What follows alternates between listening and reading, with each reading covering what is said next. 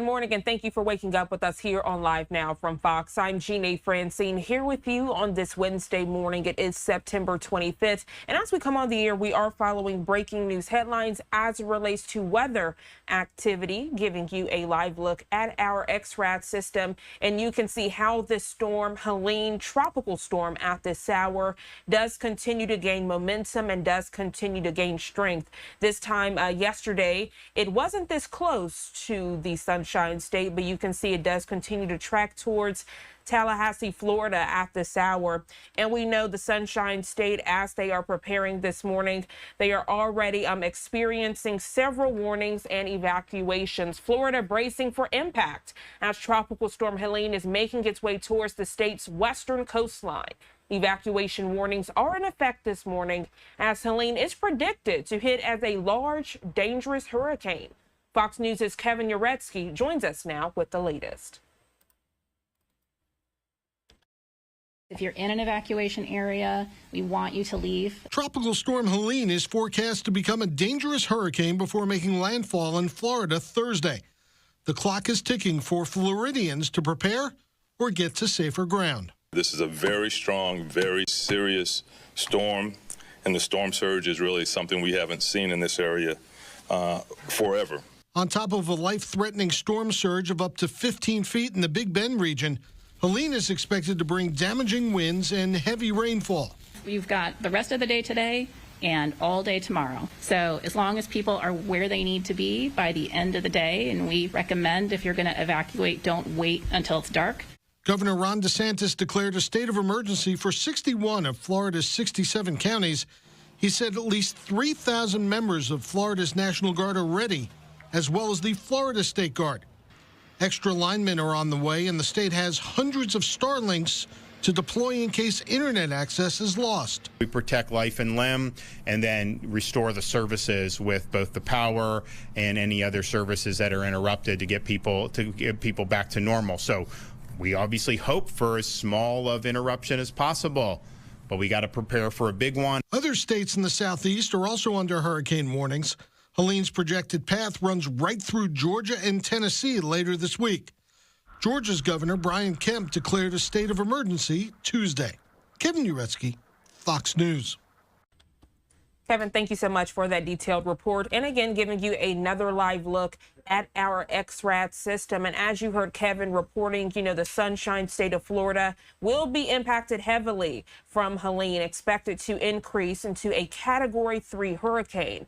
One of those areas of the Sunshine State is Pinellas County out there in the Tampa region. And you're getting a live look right now in Tampa Bay. As we further our coverage this morning to keep you weather ready and informed, we're going to check in now with our content partners over at Fox 13 Tampa.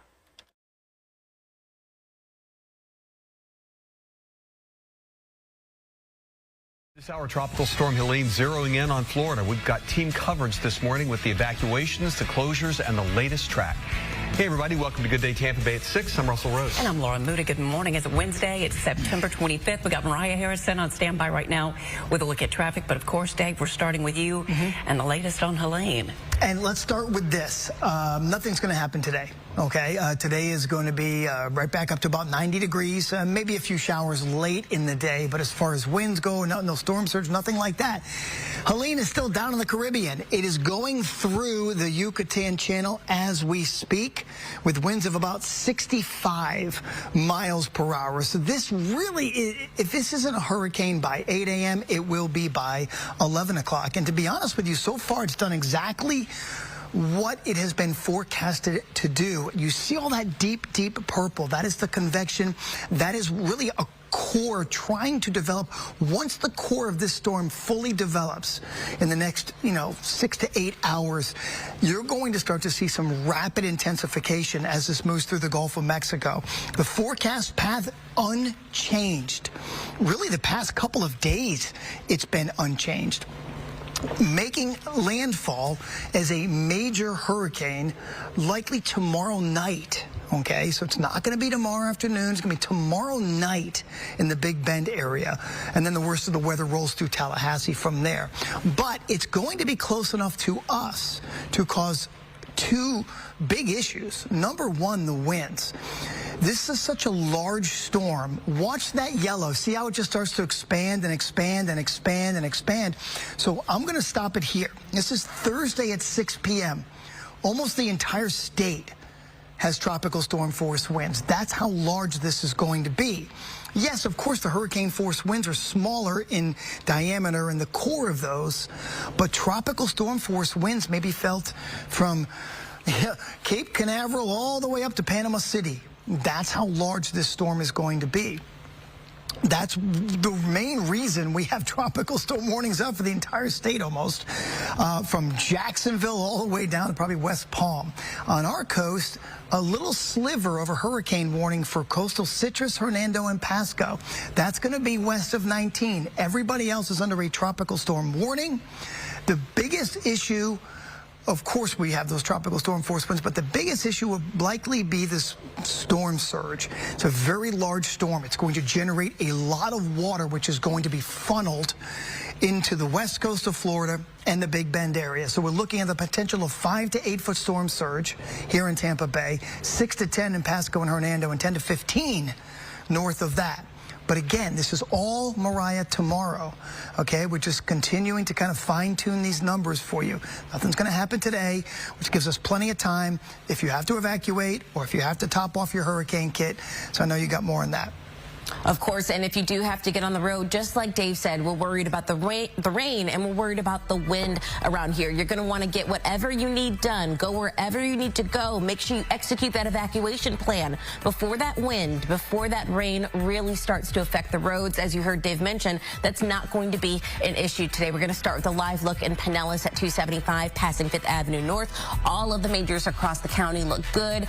Again, 275, no issues from the Howard Franklin to the Skyway. Here is a live look at those top speeds across the bay. No issues on the Gandy, the Courtney Campbell, or the Howard Franklin, but people will start to evacuate away from the coast. So all of those eastbound lanes that are heading inland, those will start to slow down again as people wake up, get their plans in place, make their calls, and start to make their way out of those evacuation zones. Really nice and clear all across the area, except for one spot on I-4. I know you see that southbound delay on 275 going into eastern I-4, and then there is that backup all the way near Davenport at US 27 and I-4. Here's a live look at that. It's manageable. I'll let you know when things really start to slow down. All right, Mariah, thank you. A quick check at the Helene headlines this morning. Mandatory evacuations begin this morning in many of the coastal low-lying areas of our viewing area. We're going to have a live update on that coming up in just a minute. Local state of emergencies have been issued for coastal counties, along with many local cities to include Tampa and St. Petersburg. That frees up resources to open shelters now. The White House has accepted our statewide emergency declaration. That now frees up federal resources ahead of the storm. And if you have kids, you probably already know this. A lot of school districts are closed today, including colleges. We're going to have an updated list on that coming up in just a few minutes. But we begin with more on these evacuations. They're getting underway this morning in several counties, especially in Hernando, which could see some serious impacts from this storm. Let's get to Matt McClellan. He's live in Brooksville with the latest on things. Hey, Matt, good morning. Hey, good morning, Russell. We are at West Hernando Middle School, where classes are closed here and across the county today and tomorrow. But this campus, less than 2 hours from now, will be opening as an emergency shelter. 8 a.m. is also when mandatory evacuation orders take effect for all areas in Hernando west of US 19. And then at 10 a.m., we will get an update from Hernando County emergency officials on their efforts ahead of this storm. In the meantime, this area under several severe weather alerts right now, including a flood watch beginning tonight at 8 p.m.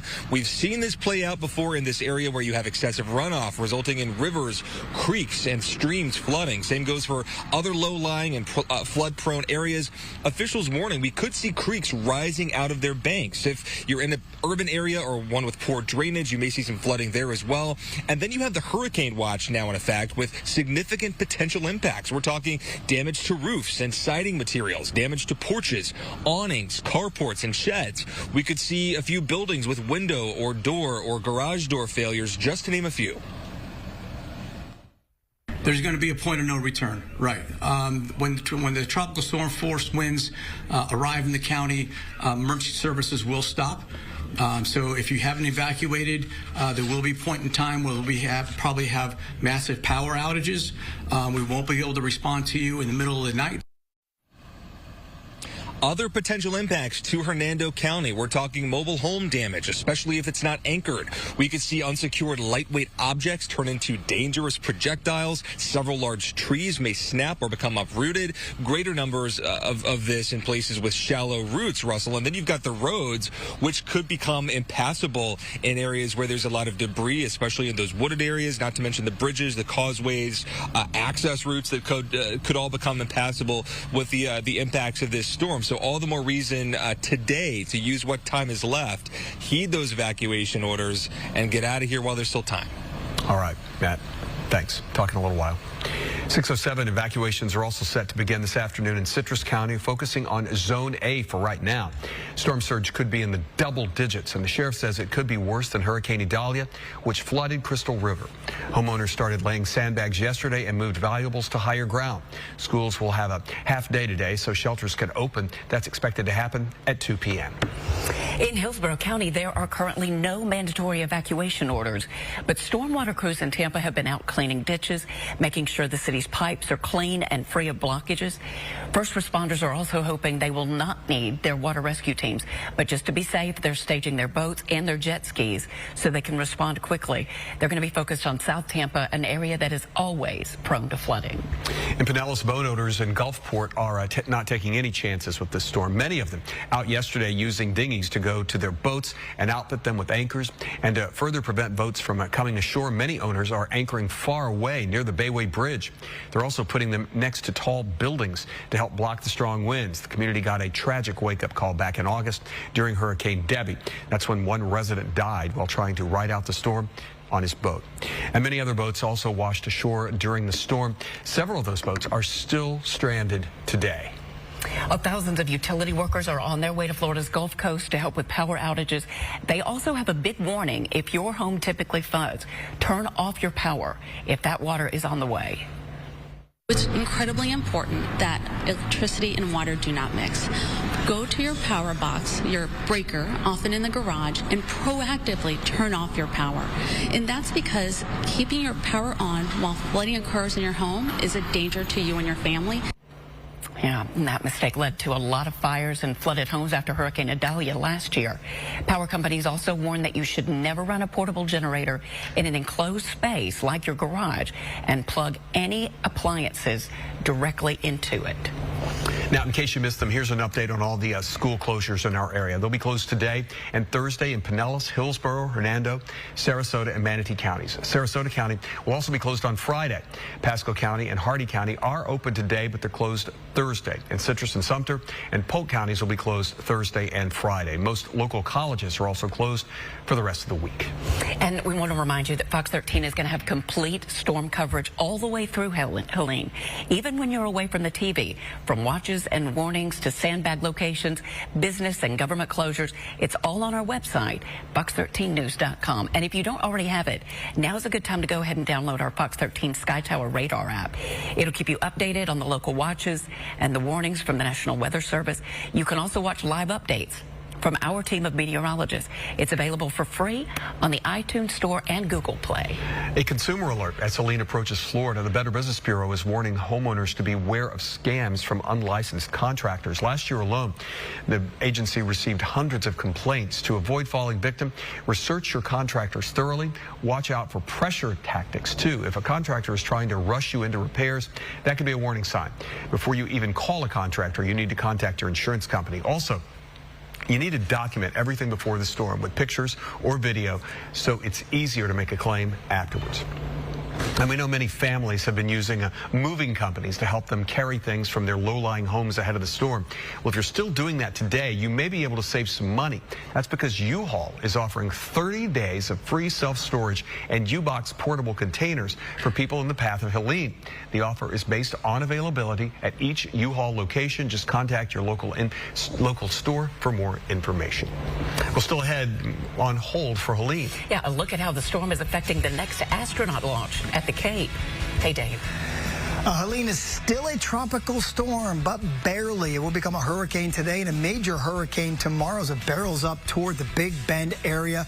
Storm surge warnings are out. Tropical storm warnings are out. Even a sliver of a hurricane warning in parts of our viewing area. We're going to unravel all of this for you in just a couple of minutes.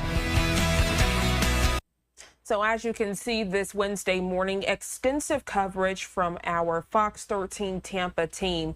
And you heard the meteorologists at the beginning of their coverage saying that, you know, they are preparing and they are bracing for the worst. Helene expected to increase in strength into a Category 3 hurricane. But they said today will pretty much be normal. 6:13 here on the East Coast, and you're getting a live look out there in Tampa Bay. And you can see the Tampa Bay Buccaneers football flag there waving in the distance. So, you know, the wind already increasing in that area. But for the most part, they said conditions will be pretty good today and very hot. We're going to go ahead and go to our first 2-minute commercial break of the hour. But when we come back, giving you another live look out in the Sunshine State. This is in St. Pete. When we come back, we'll be checking in with officials in the city of St. Pete as they have an update for the public on hurricane preparations. We'll be right back.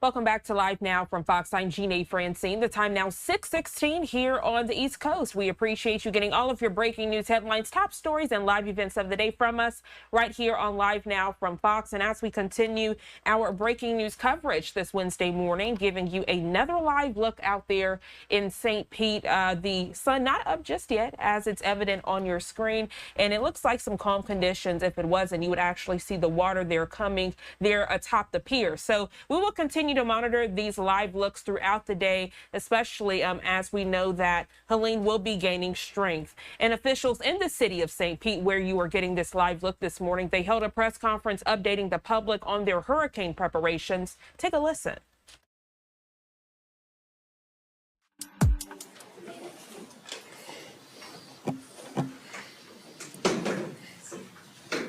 We good, Yolanda?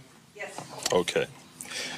Good evening, and thank you all for joining us for this update on Tropical Storm Helene. I want to thank our chair of the City Council, Deborah Figgs Sanders, our council members, state legislators, our partners at Duke Energy for joining us today, as well as our city staff. The city of St. Petersburg is continuing to monitor and prepare for Tropical Storm Helene. This is a powerful storm, and the time to prepare is now. We are under a state of local emergency, and we are anticipating impacts from this storm to start late Wednesday night, with the major impacts on Thursday. The current forecast calls for a higher storm surge than Tampa Bay has experienced in recent history, with higher storm surge impacting the county for a longer time period than during Hurricane Idalia. We are expecting between 5 to 8 feet of storm surge. The The city will be closed on Wednesday, September 25th and Thursday, September 26th. Pinellas County schools are closed on those same days. The city continues to offer sandbags at several sites around the city and will offer them tomorrow from 7 a.m. until as long as weather permits. And those full-service locations are Lake McGorry Park, Northeast Park, East Baseball Field Parking Lot, Northwest Swimming Pool, and self-service locations at Dell Holmes Park, Fossil Park, and Walter Fuller Soccer Field. Now, in terms of evacuations, please heed all evacuation orders if and when they are issued. It's for your own safety. Pinellas County has issued a mandatory evacuation for all residential health care facilities in Zone A. Now, you don't have to wait for a mandatory evacuation to leave, and there are resources available to you. We are in constant contact with the county, and when and if evacuation orders are issued, pet-friendly and special needs shelters will be opened in addition to general population shelters. The County Information Center line is open at 727-464-4333.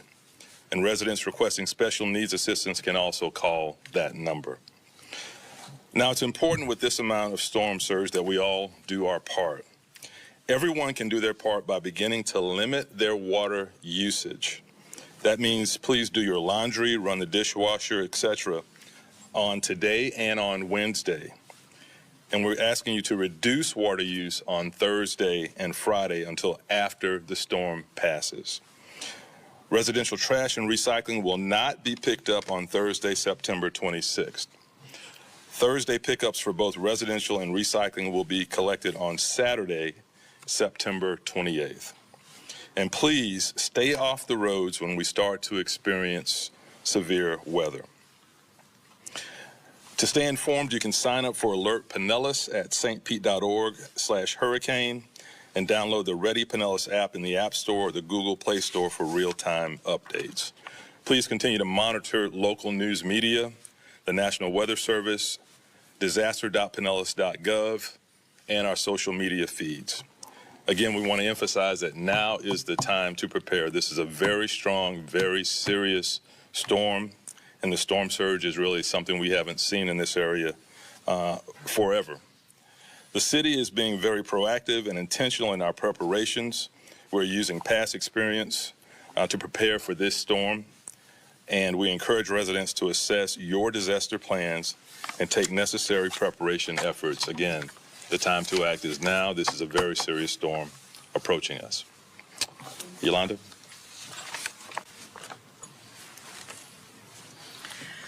Yo voy ahora a repetir el mensaje del alcalde en español. La ciudad de St. Petersburg sigue preparándose para la tormenta tropical Helene. El Centro de Operaciones de Emergencia de la ciudad está activado y el alcalde... If you're just now tuning into Live Now from Fox on the left side of your screen, getting the latest comments from the city of St. Pete. This as St. Pete, they are bracing this morning as Helene will be gaining strength over the next few hours. So much so it is forecasted to hit that area of the Sunshine State as a Category 3 hurricane on the right side of your screen. Putting some boxes into perspective of the storm. That top right box, a live look out at the port of St. Pete. And that bottom box, you're getting a live look at our XRAD system. Right now, they are switching to Spanish translation. As you know, the Sunshine State does have a large Hispanic population, and they want to make sure that everyone, regardless of the language they speak, make sure everyone is prepared. And as you heard, since we've come on the air, the entire Sunshine State is pretty much bracing at this point. I want to give you a live look at our XRAD system just so you can see how the storm is turning and shifting at this hour. And again, Tampa and Pinellas County, not the only areas bracing. We also know Orlando, they continue to have hurricane preparations underway. I know yesterday we checked in with Fox 35 and saw that sandbag operations were underway, giving you a live look at downtown Orlando here at 622 on the East Coast. As we further our coverage, we're going to check in now with the Fox 35 Orlando Storm team as they do have team coverage.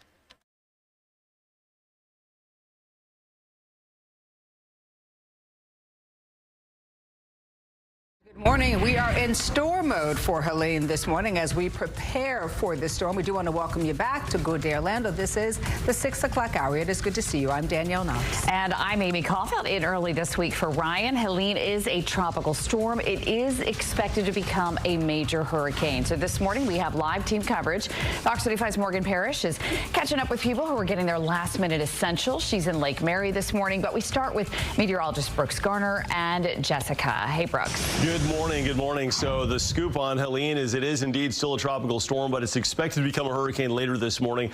And it's starting to get that look of a strengthening system, which is soon going to become a powerful hurricane. This is about to enter the Gulf of Mexico, where waters are warmer than they've ever been observed. And the atmospheric conditions are quite favorable for the development and strengthening of a hurricane. So Helene is expected to become a major hurricane by this time tomorrow before making landfall tomorrow evening near Tallahassee. But it's got a wind field that extends outward from its center over 300 miles, which means that we here in Orlando and around Central Florida all the way to the East Coast will experience tropical storm force winds. So don't focus so much on the center, although obviously the worst of the weather will be near the center circulation, though we're going to have influences all the way east into the open Atlantic waters with tropical storm force winds. The timing, landfall is likely about 8 o'clock tomorrow evening, right in the Big Bend, Appalachia Bay. This is St. George Island. This is Apalachicola, and most importantly Tallahassee as far as population center goes, and obviously the density of trees, and we've got the FSU campus there. There's just so much going on in our state's capital, and unlike previous hurricanes, as this one approaches it will do so with speed. It will not have time to weaken, and so it'll likely hit Tallahassee with the full force of a major hurricane, winds gusting there in the city over 110 miles per hour. Okay, so here's Orlando outside of the cone. What about the impacts here? Well, we're going to start to see things deteriorating as we get into tonight. After Helene becomes a hurricane this morning, that's the timing, we'll start to feel the winds of 40+ miles per hour regularly come tomorrow morning. So tomorrow morning is going to be a much different day than today. You're going to see the trees blowing around. There could be sporadic power outages throughout the day. We'll start seeing the rain and the tornado threat as soon as late tonight, though, but that will peak during the day tomorrow with various waves of rain in the form of scattered downpours and a couple of tornadoes associated with those. Overall, though, the worst weather in Orlando and around Central Florida will be tomorrow afternoon as Helene makes its closest pass.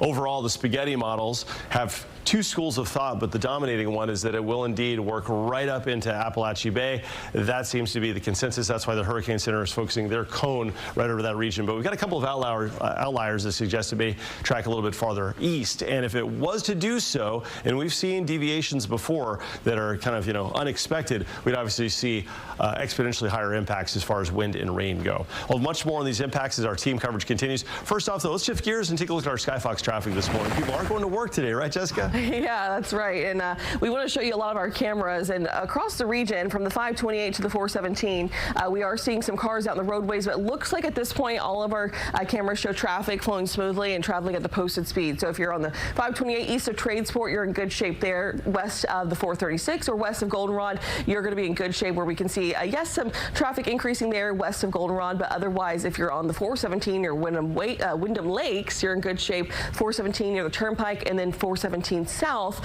of Lake Nona. All spots are showing traffic flowing smoothly, not seeing much in the way of congestion just yet. So that's some good news there.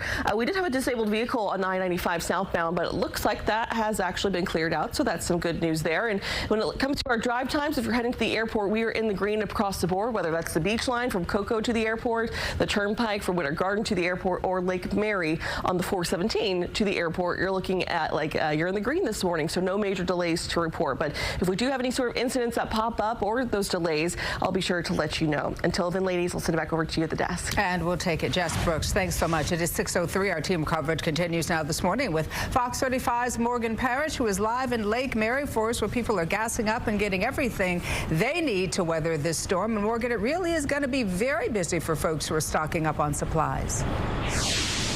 Danielle, good morning. Yeah, so it's not too packed right now at the gas station, but we have seen people flock to gas stations in the last few days, filling up their tanks and getting those groceries. Also, just down the street is a Home Depot. We know a lot of people are also, stopping in and out, getting those last-minute preps in before Thursday. So people are filling up their tanks, their spare gas cans, and others are stocking up on cases of water, groceries, non-perishable items, eggs, snacks, and some people that we talked to also say they're getting their sandbags ready. If you remember yesterday, we were out in Edgewater where people were flocking to different sand pile locations, packing up their bags. Also, volunteers were out there, city officials also helping out.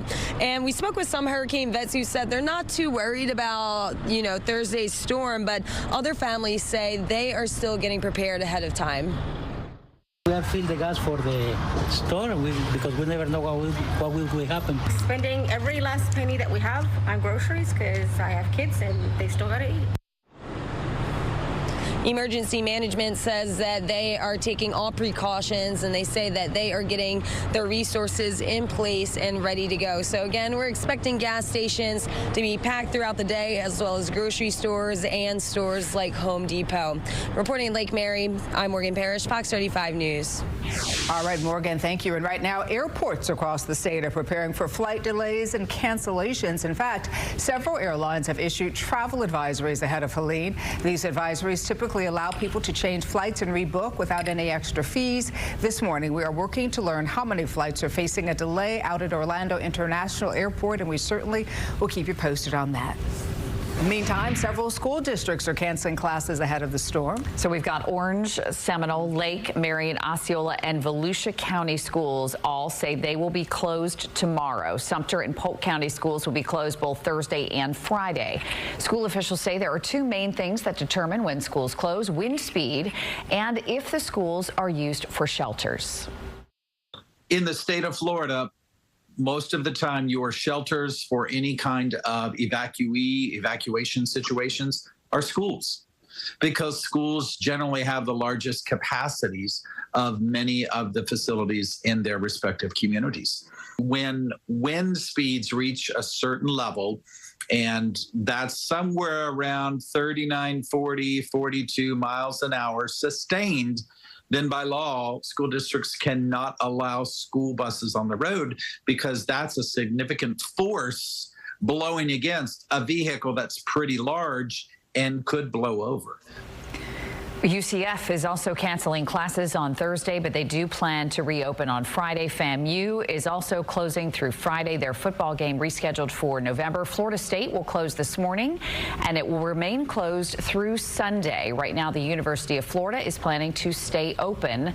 An announcement about campus operations and class schedules will be made by noon today. And both Walt Disney World and Universal Orlando tell us that they will be operating as normal today. A spokesperson for each park tells us they will continue to monitor the weather. Any changes to park hours will be announced on social media. Legoland will also remain open through today.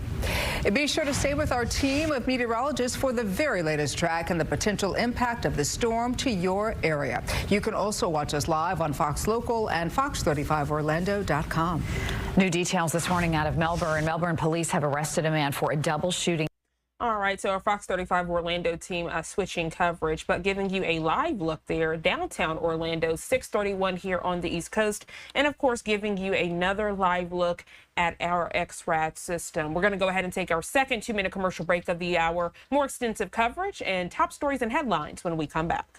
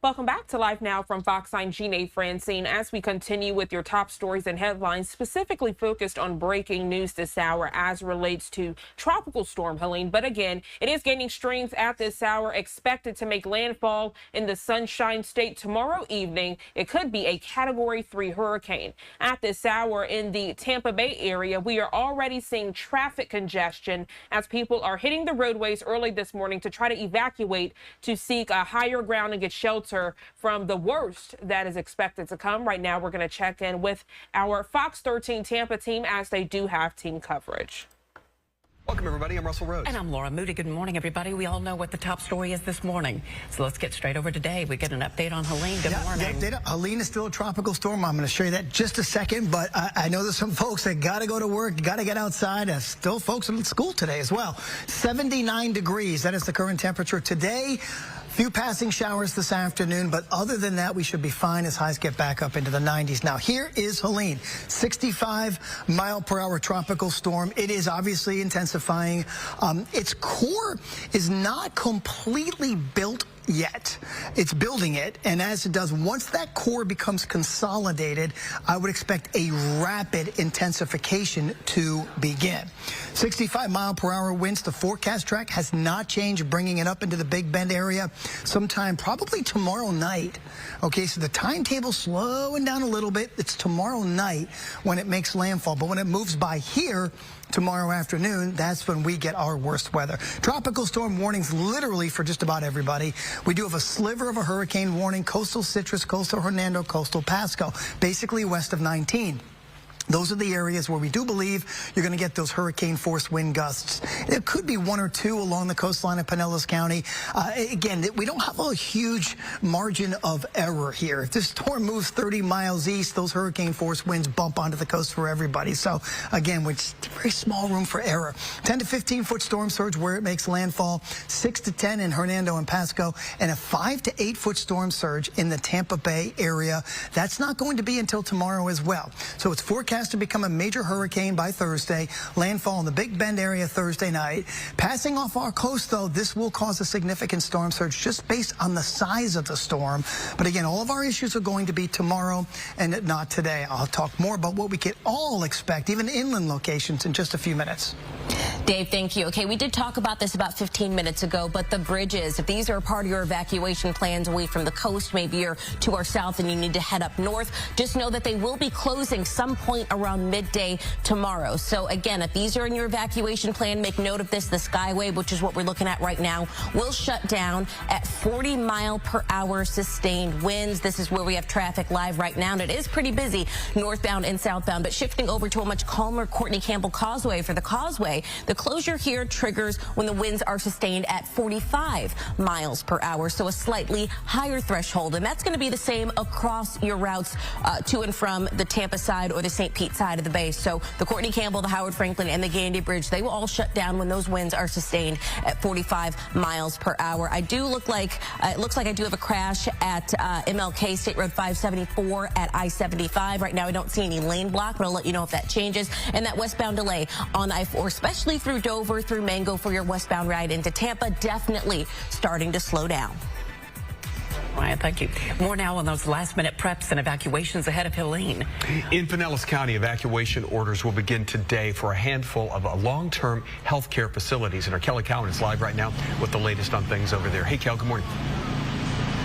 Good morning to you. Yeah, this Sandbags location getting to open up very soon. So locations across Pinellas County, many of them opening at 7 this morning and staying open throughout the day so that they can help people make their last minute preparations. But as you mentioned, we do have some evacuation orders already in place. And what Pinellas officials are saying is that they're going to be monitoring the weather reports very closely to determine whether or not they need to make more evacuation orders, whether they be voluntary or mandatory. So far, they have not issued anything like that, but we do have an update we know coming from Pinellas County officials and emergency management at 9 this morning. Now, the mandatory evacuations that we mentioned, they were issued yesterday, and they're for long-term health care facilities that are in Zone A. So that includes hospitals, nursing homes, and assisted living facilities located in Zone A. It's 26 facilities in total, and emergency officials will be helping to evacuate those residents and those patients locations today. County leaders also say that they, again, are still assessing the situation. So they're going to make a call based on the latest guidance on whether or not to open up shelters. Their main concern is flooding that'll be brought on by potentially high storm surge. Officials saying that if you flooded during Idalia or Ada, you are probably going to flood again, and that the water could be very slow to drain because of how saturated our groundwater is, thanks to a very soggy August and September. So it could take a day or more for that water to start to really drain away. Pinellas County Emergency Manager Kathy Perkins also recommends taking a look at the storm drains near your home to make sure that they're clear of debris, and that any concerns should be reported to your local public works department as soon as possible. Our public works crews have been very active with going out and clearing out storm drains, and I would recommend if you live in an area and you've got a storm drain near you and you can go out, just make sure there's not a bunch of leaves or debris on it. Just help make sure that we're keeping that stormwater system to be able to flow out. The challenge is going to be if we do see those higher tides for 24 to 36 hours, that water's not going to be able to drain out. So we've got to do everything we can. Now, the biggest message from leaders is that this storm is much larger than Idalia, where more than 1,500 homes flooded in Pinellas County. So definitely take the warning seriously and make sure you are checking for updates, because we know that things can change rapidly. So don't just take the morning forecast and run with it. Now, sandbag locations, again, they're going to be open up from 7 to 7 today, weather permitting. Guys. All right, Kel. Talking a little while. Thank you. And Sarasota and Manatee counties are preparing for the potential of high storm surge. Both counties are calling on residents in Zone A to evacuate today. County officials say you only use the shelter as a last resort. Sandbag locations will reopen this morning in both counties. You can find sandbag information for all counties at fox13news.com. Our northern counties are preparing for major impacts from this storm, including Pasco County. Evacuation orders begin in just a few hours for some residents. Our Regina Gonzalez is live in Pasco with what residents need to know. Morning, Gina. Russell, Laura, good morning to you. Well, first off, we can tell you and we can actually show you that sandbag locations across Pasco County are basically open for the rest of the day. We're here at Veterans Memorial Park, which technically will close to residents at sunset, but 2 other locations are open 24/7. You can see people early taking advantage, trying to prep their homes as soon as they can. We'll get to that all in just a second, but right now I do want to focus on evacuation orders. So mandatory evacuations will be implemented at 9 o'clock this morning for Zone A. This is people who live in mobile homes, RVs, manufactured homes, or low-lying areas that could be prone to flooding. At the same time, you've got voluntary evacuation orders for Zone B and C. Now, this is any registered special needs resident or anybody that could be vulnerable if the power goes out. Now, emergency management officials are encouraging people to go stay with family or friends first, or maybe a hotel, but they are also opening a number of pet-friendly shelters today as well. Those include some of the ones you see on your screens, lots of local middle schools, high schools. I do want to note that the Fasano shelter is going to be special needs only. That opens today at 9 a.m. The other shelters will open at 4 p.m. 2 sandbag stations at Magnolia Valley Golf Course in Newport Richey and Pasco County Public Works in San Antonio. Those are the ones that I mentioned available 24/7. Veterans Memorial Park and Pasco Fire Rescue Station 29 are sunrise to sunset until further notice. As you can see, they're the place to be now. They were the place to be yesterday. The emergency management director said, keep in mind those sandbags can only keep so much water out of your homes. Storm surge and flooding are the county's biggest concerns. They're expecting as much as 10 feet of surge, which is double what they saw during Hurricane Idalia last year. What this means is you're going to have water in your house. You're going to have water probably about waist deep in some of the areas. We preach to people, you know, when these evacuation orders come out, leave. Go tens of miles, not hundreds of miles.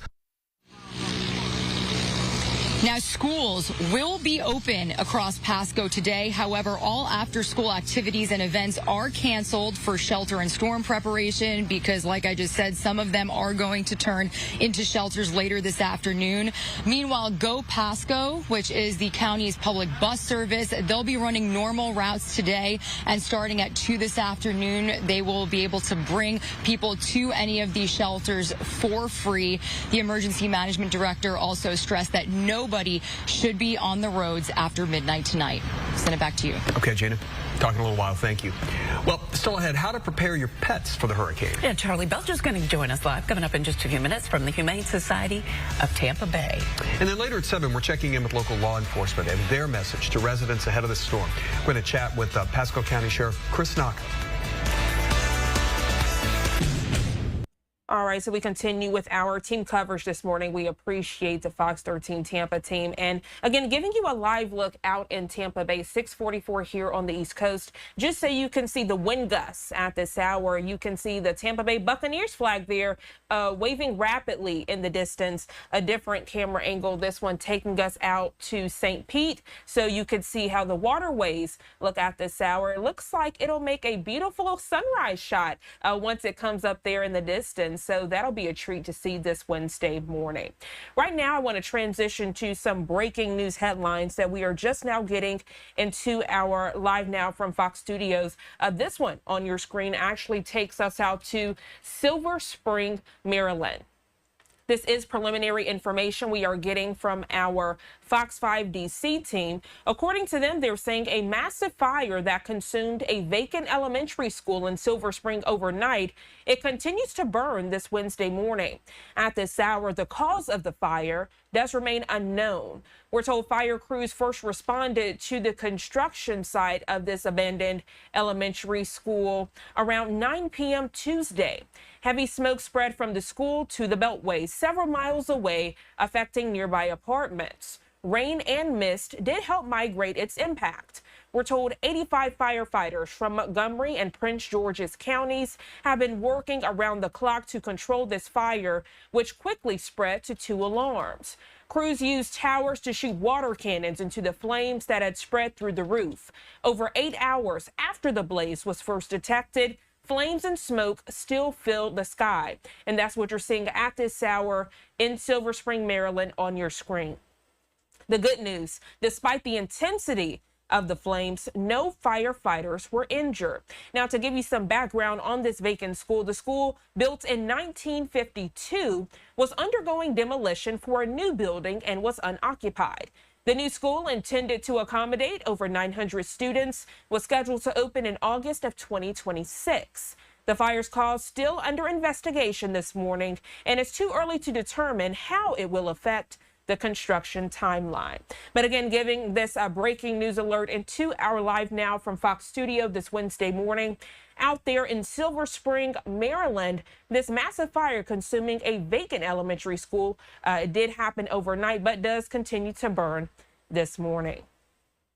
Getting another breaking news headline, and this one takes us out to downtown Los Angeles. The breaking news alerts continue to come in this Wednesday morning. My producer sharing some information. We are learning a public bus was hijacked early this morning in downtown Los Angeles, and you actually see that public transportation bus on your screen right now. We're learning the suspect was on board and held the bus driver at gunpoint after an argument. We're told people did begin to exit the bus. While holding the driver at gunpoint, we're told the suspect made him drive at some points in the wrong direction. You can only imagine being on this bus while all of this is happening. Truly a scary situation. From there, as the bus was driving in the wrong direction with the alleged gunman pointing a gun at the driver, we're told that it then turned into a police pursuit. LAPD deploying spike strips, slowing the bus down, and it eventually came to a stop safely to the end of the pursuit. We're told there were hostages on board, but again, people have begun to get off the bus. The suspect barricading himself inside of the bus with hostages. We're told since then, though, the hostages have been rescued and the suspect is now in custody. Definitely not something you would expect as you were waking up early this Wednesday morning to get on a bus to head to work or to see family members or whatever reason you are using the bus for this morning. But thankfully, no one was hurt. And those people who were held hostage on this bus there in downtown Los Angeles have been released and are safe. So a lot of breaking news headlines this Wednesday morning, and we will continue to discuss them with you right here on Live Now from Fox. 6:48 here on the East Coast. I'm Jeanne Francine. We're going to go to our third 2-minute commercial break of the hour. We'll be right back.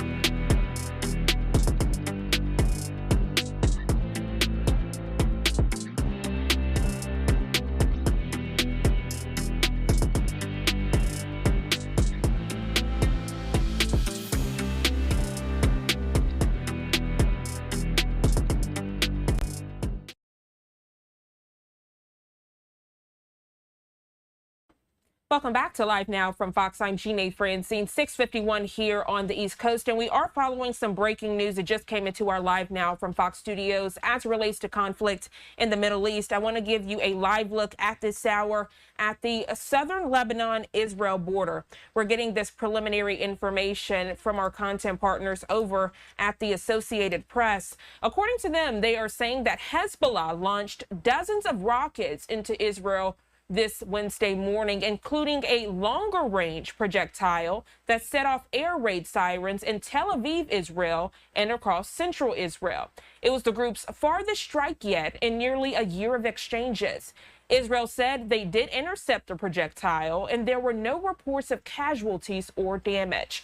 Joining us live this morning to further discuss the latest in this breaking news situation is Alireza Jafarzadeh, the Deputy Director of National Council of Resistance of Iran U.S.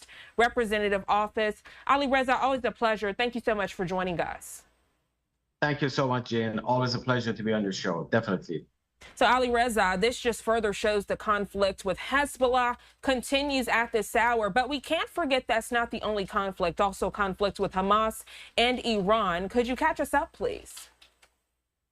Well, definitely, I think the issue is not what's been happening today or yesterday or the past few days.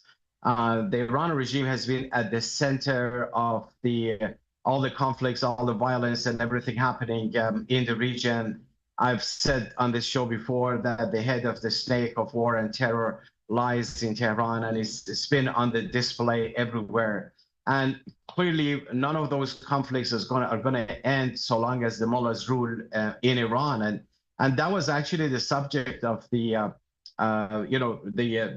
talk at the UN just yesterday. The Iran regime's president, Masoud Pezeshkian, addressed the UN, lashing out the rest of the world, accusing everyone around the world of terrorism, of violence, and all of that. But the record of the regime itself is on display. There was a huge rally across from the United Nations that engulfed several thousand Iranian Americans who come from all over the United States, with a message that was very clear. It was a three-pronged message. First, they said that Pezeshkian does not represent the people of Iran. He only represents the supreme leader Khamenei and the regime that that he's ruling, and he has presided over 178 executions of prisoners since just last month that he took office. Second, they said that the demand of the people of Iran is to bring down the Iranian regime, as if we have seen in various demonstrations and uprising in all 31 provinces of Iran since 2018, that this regime must be brought down by the people of Iran. And third, they said there is an alternative to this regime. The world doesn't have to deal with the Ayatollahs. The alternative is very powerful, is engage in protests and destabilizing the regime inside the country. They have a very clear platform known as the 10-point plan of Mrs. Mariam Rajavi that speakers after speakers came to support it, because it's diametrically opposite to the extremist mentality of the regime. It favors the ballot box as being the sole criteria for legitimacy. It calls for peace in the Middle East. It calls for the separation of religion and state, gender equality, human rights, free market economy, and a non-nuclear republic, Iran. And that's the kind of agenda I think the rest of the world should look at. We shouldn't accept that the violence in the region has been there and is going to continue to be there. No, there is a way to end it, and the people of Iran are up in accomplishing that, ending the violence in the whole region. That starts really by ending the rule of the Ayatollahs by the people of Iran. That reality must be recognized. Well, Ali Reza, we always appreciate your candidness and expertise on the topic. And as you mentioned, this UN meeting, since we did transition to it, it comes at a time of conflict in the Middle East. And I know you did submit some video that we were able to see. We aren't able to show it now for clearance purposes, but, the protests that are underway and people across America just shows how conflicts in the Middle East has trickled over here, as we saw across college campuses and universities during the last education year. So we will continue to monitor this. You also raised a good point about the threat of Iran. And as we are discussing Hezbollah and the strikes that are happening, against Israel, there's also the concern of potential strikes from Iran as relates to nuclear capabilities. If you could provide that context, please. Well, the Iranian regime has been the epicenter of terrorism and violence and the repression, the whole region, including inside Iran.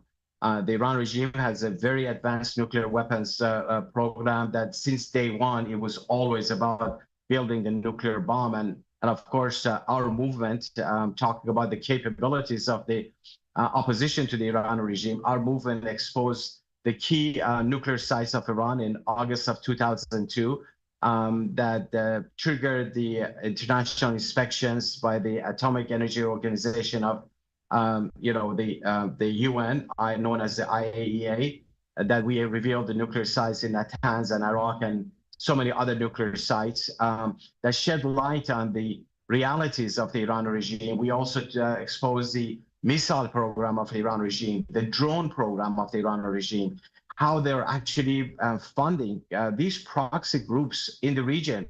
It's not a coincidence that the new president of the regime, Masoud Pezeshkian, before he even came to the United Nations and shortly after he was handpicked by the supreme leader to be the new president of the regime, his first foreign trip was to Iraq and meeting with the leaders of the Shia militias, expressing support for all of the proxies there, and praised the terror master Qasem Soleimani, who was the head of the Quds force that engaged in terrorism in the whole region.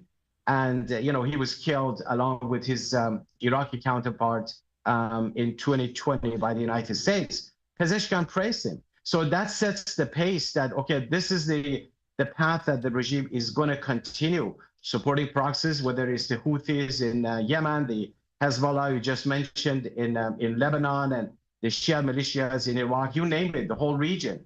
And that's why any way you look at things, the Iranian regime is at the center of it.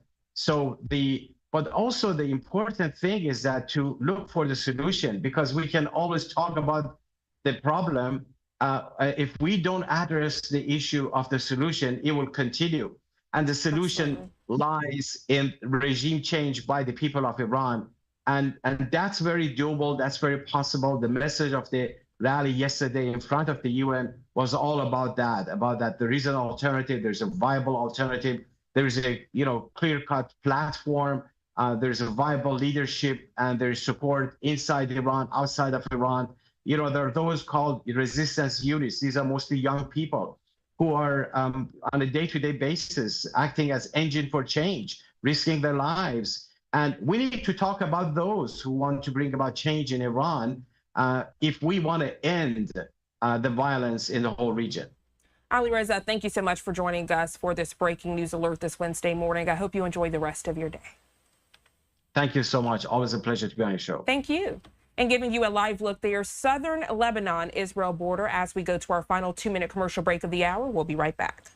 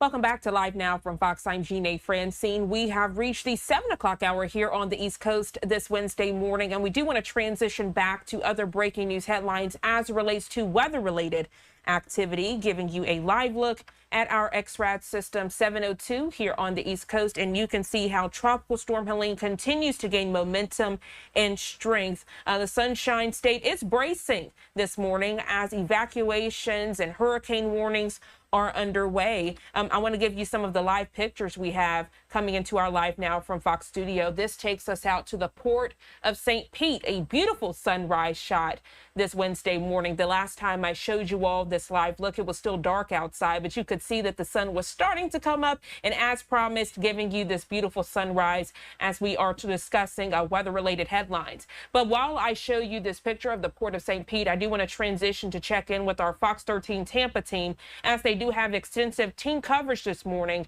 as Helene is expected to grow into a Category 3 hurricane. Let's listen in.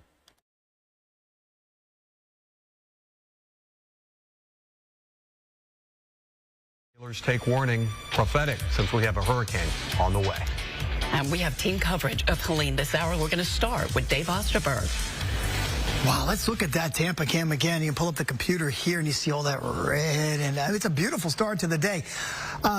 If you're just waking up for the first time, I got to tell you that today, nothing is going to happen today. So whatever you've got to get done, whether it's a doctor's appointment, whether it's some kids are still going to school at least half a day today, maybe some more sandbags, top off the hurricane kit, you're going to be fine. It's 79 degrees. What an ominous looking sky, though, here first thing. A couple of showers are beginning to roll into parts of South Florida. We'll see some of that later today, but I don't think there'll be anything significant today as temperatures get back to about that 90 degrees. 65-mile-per-hour winds around Tropical Storm Helene. It continues to strengthen. The pressure continues to drop. So it's only a matter of time before this becomes a hurricane, whether it be at 8 o'clock or at 11 o'clock, and then eventually becoming a major hurricane. Moving northwest at around 9 miles per hour. That pressure at 985 continues to drop. And when the pressure drops, it's an indication that the storm is getting stronger. Earlier this morning, it did lack sort of a concentrated center, a concentrated core, but it's continuing to get its core better developed. And once that process is complete, then you're likely to start to begin to see that rapid intensification. For instance, by 2 o'clock this afternoon, we're anticipating an 80-mile-per-hour hurricane moving through that Yucatan Channel. And then by tomorrow morning, 105. Wow, that's the idea, or that is the definition of rapid intensification. Hurricane Center bringing us to a Category 3 storm. It would not surprise me if it got larger than that. Really focused in on the track really has not changed into the Big Bend area, but because this is such a large storm, it has wide-ranging impacts throughout our entire state. We have tropical storm warnings out for the I-95 area because once this storm gets up to about our latitude tomorrow afternoon, tropical storm force winds are going to go out 200, 250 miles, which would cover the East Coast. We do have a little sliver of a hurricane warning. Pasco, Hernando, Citrus, west of 19. That's the hurricane warning for you. We think there'll be hurricane force wind gusts there. Again, not till tomorrow afternoon. What I'm showing you now is not for today.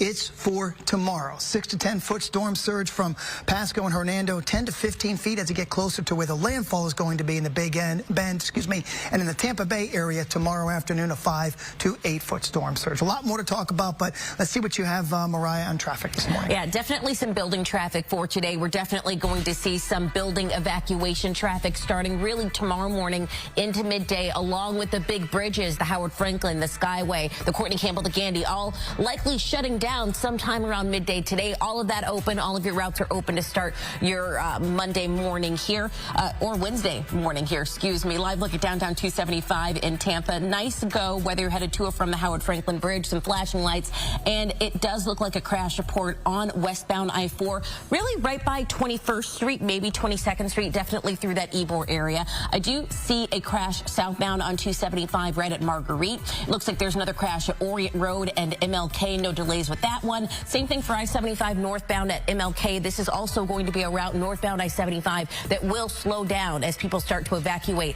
out of the areas where they need to be evacuating. Right now, 16 minutes on 275 southbound from North Apex down to I-4. Okay, thank you. Well, Hernando County telling residents in zones A, B, and C to evacuate ahead of the storm. And that starts at 8 o'clock. Fox 13's Matt McClellan is live in Brooksville to tell us more about that. Matt, good morning. Hey, good morning, Laura and Russell. We're going to be hearing from emergency management officials here in Hernando County just a few short hours from now, 10 a.m. at the Emergency Operations Center here in Brooksville. That is when we're expecting to get an update on any further evacuation orders, also sandbagging sites, and the measures that officials have been taking ahead of this storm. In the meantime, we will see those mandatory evacuation orders taking effect at 8 a.m. That is for all areas west of US 19 in Hernando County, which includes evacuation zones A, B, and C, as you all just laid out. That's the red, the orange, and the yellow on the map. Anybody living in coastal and low-lying areas, if you live in a manufactured home anywhere in the county, this applies to you as well. If you can, try and take shelter with family or friends who live in a safe structure, likely inland.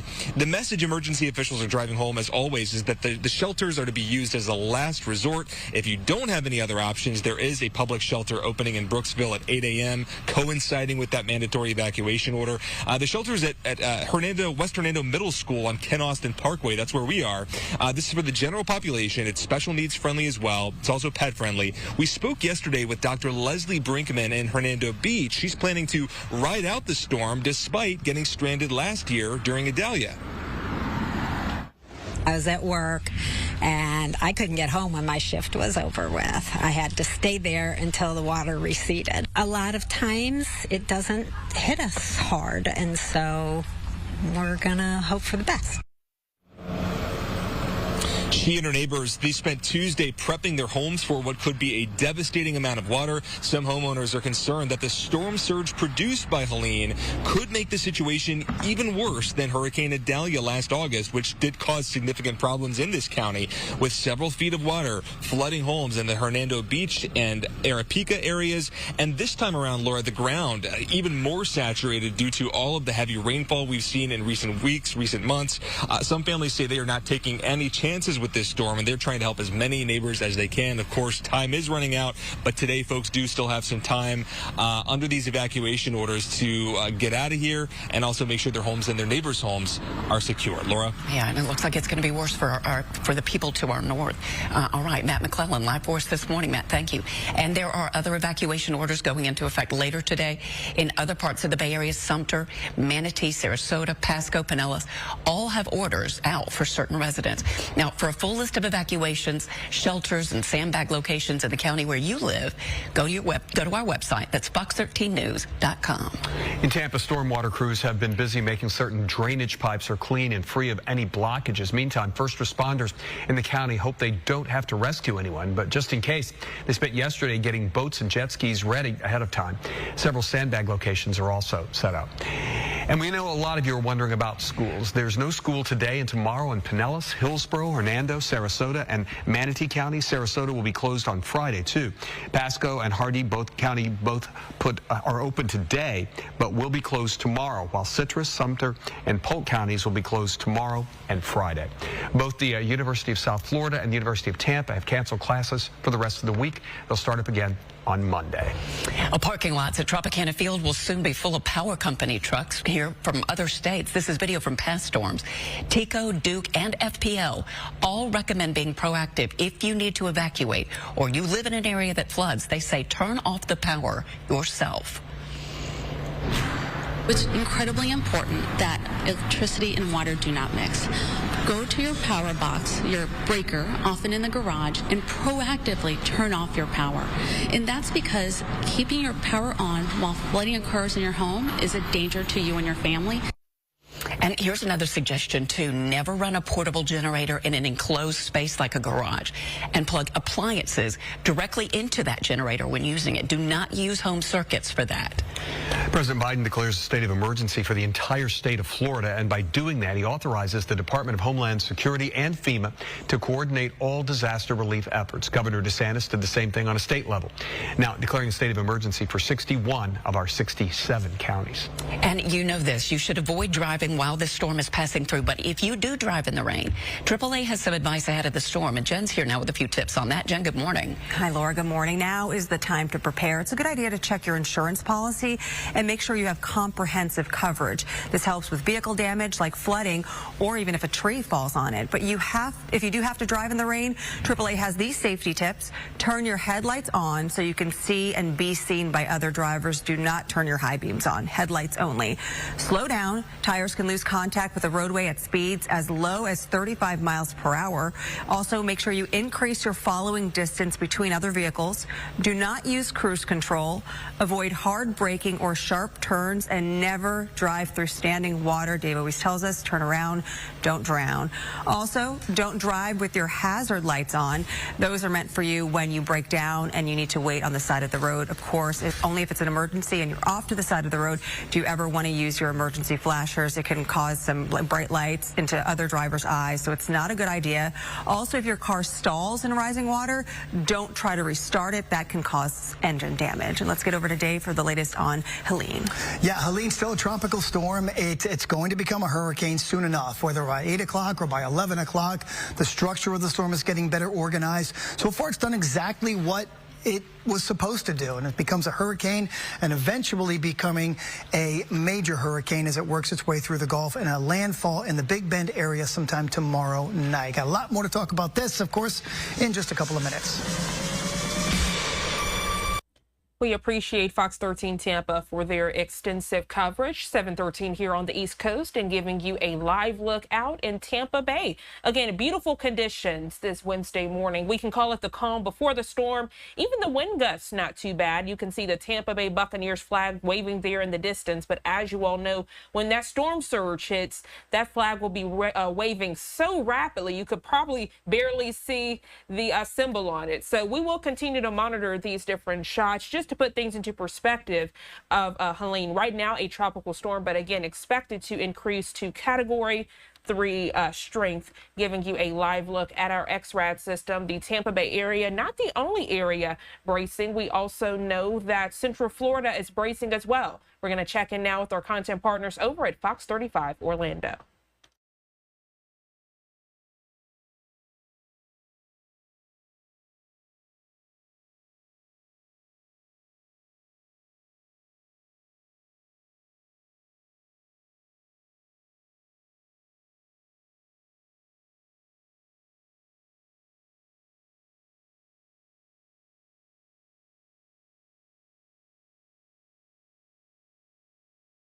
Levy and Dixie counties. So coming up, we're going to talk about impacts. We'll time it out for you so you can plan accordingly.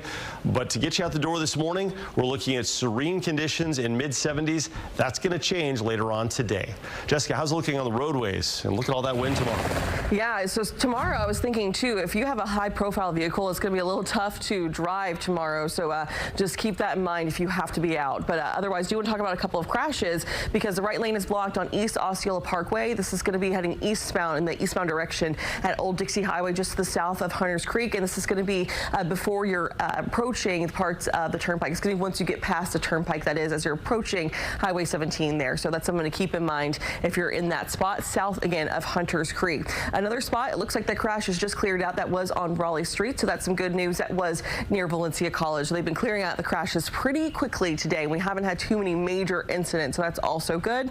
But if you're traveling from US Highway 27 to downtown Orlando, we are certainly seeing some stop and go traffic really slowing down there. We can see that from our camera close to mile marker 54.6, 54-minute drive time for you this morning. So be sure to give yourself lots of time as you're getting out the door this morning. I would certainly give yourself about an hour if you're heading into downtown from that area. All right, 7:04. I'll send it back over to you ladies at the desk.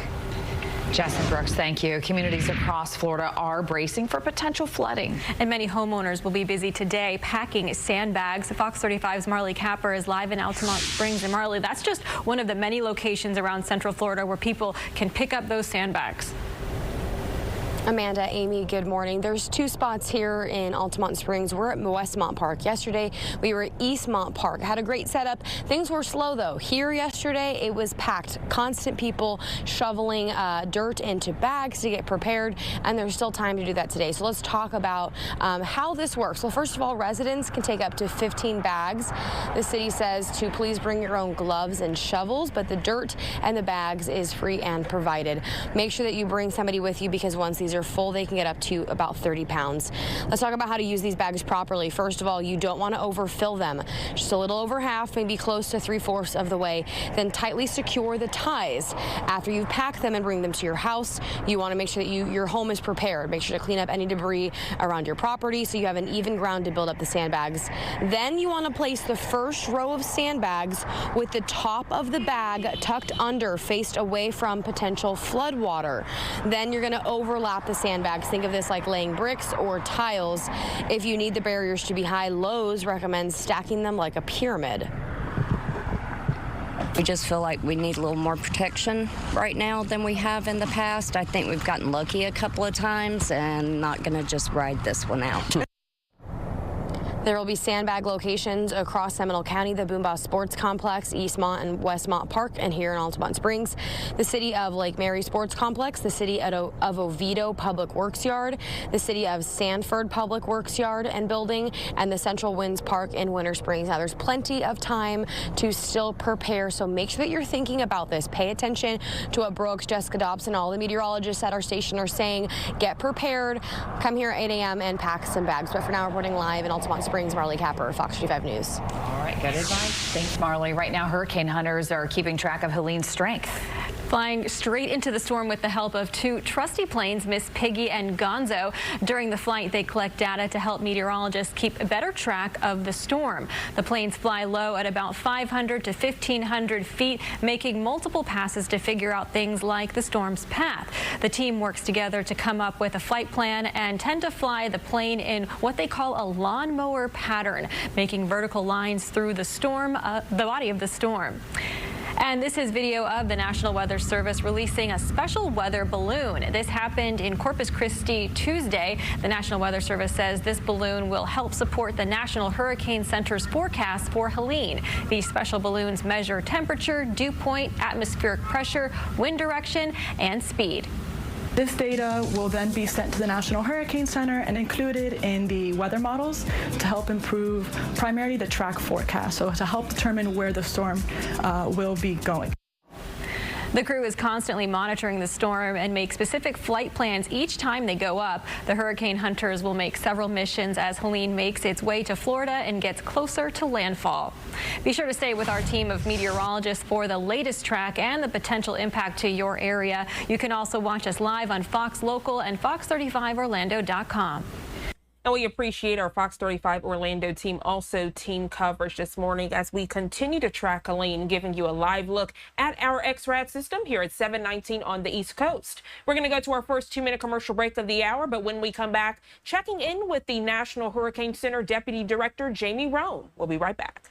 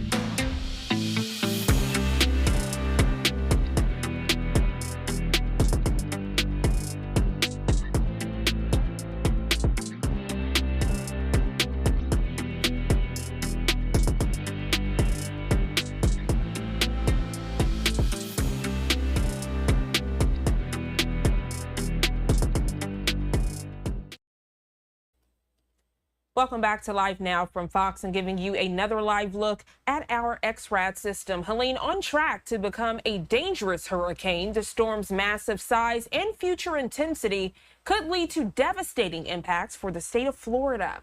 It is forecast to become a Category 3 hurricane before slamming into Florida's Big Bend area on Thursday evening.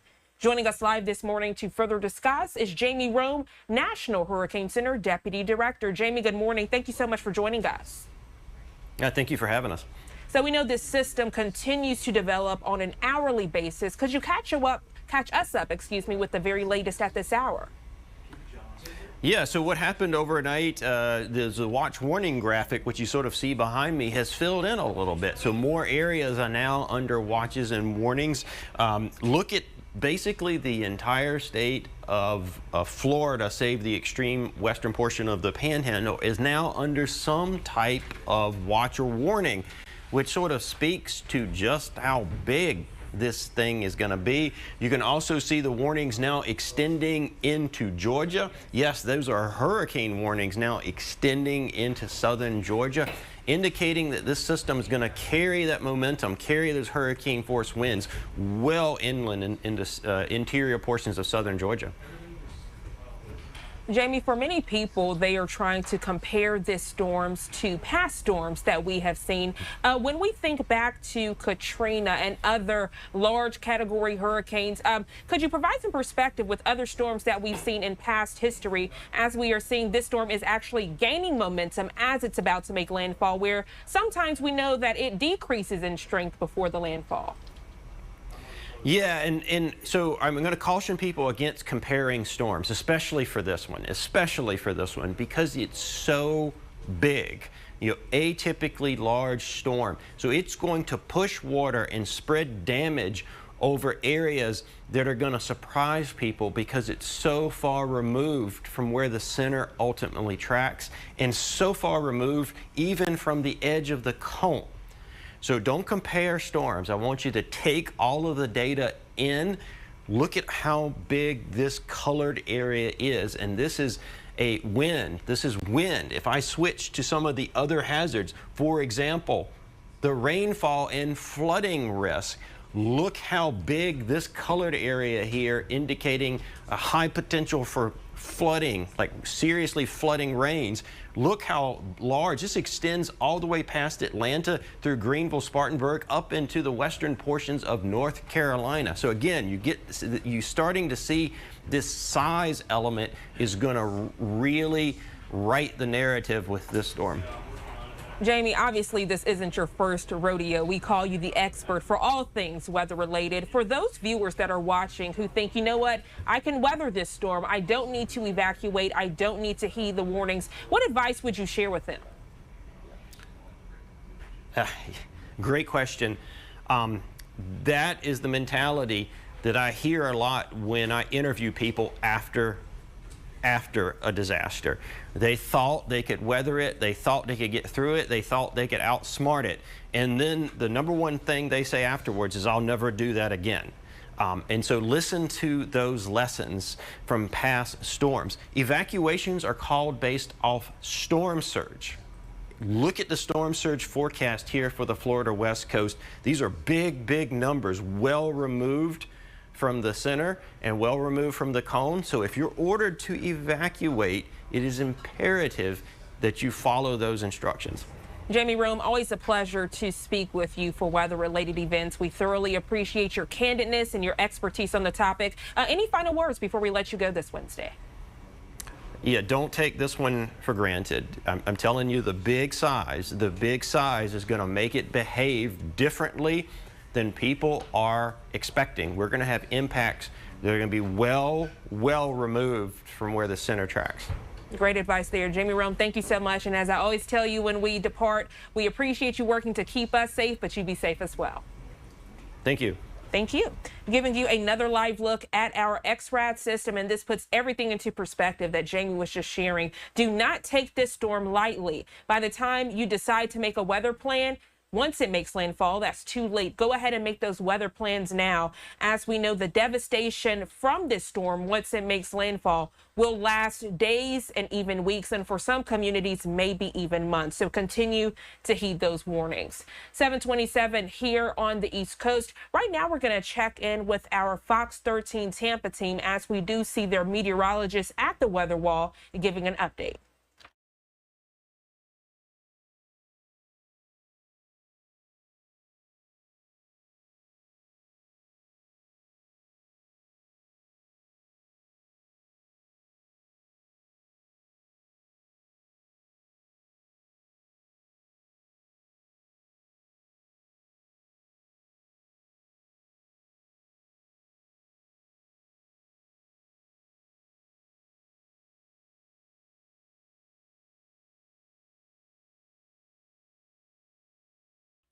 So a quick update as we were about to check in with Fox 13 Tampa, as we saw the meteorologist at the weather wall. He just exited to follow some new developments as it relates to the storm, but that's okay. Seeing that our Fox 35 Orlando team, they're actually about to do an interview about how the school systems are being impacted and some of the closures underway. We're going to check in with them now.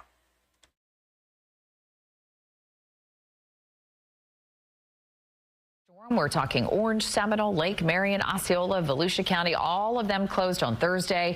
Sumter and Polk County schools will be closed both Thursday and Friday. And of course, most major college campuses are closed as well. Joining us this morning to talk more about that is Kevin Christian from the Marion County School District. Good to see you, Kevin. How are you? Good morning. Doing well, Amy. Good. So let's talk first about, the impacts. Obviously, Marion County is expected to feel the impact from this storm. So how do you guys go about deciding whether or not to stay open or not? Really, it's a multi-pronged approach. First of all, student safety, student and staff safety. We have to look at that. We're obviously concerned with high winds and buses on the road. If it reaches a certain threshold in the mid 35, 36, 37 miles an hour, state law prevents us from having buses on the road. Obviously, it's a big danger. So that's the first prong. The second prong is actually opening our schools as shelters.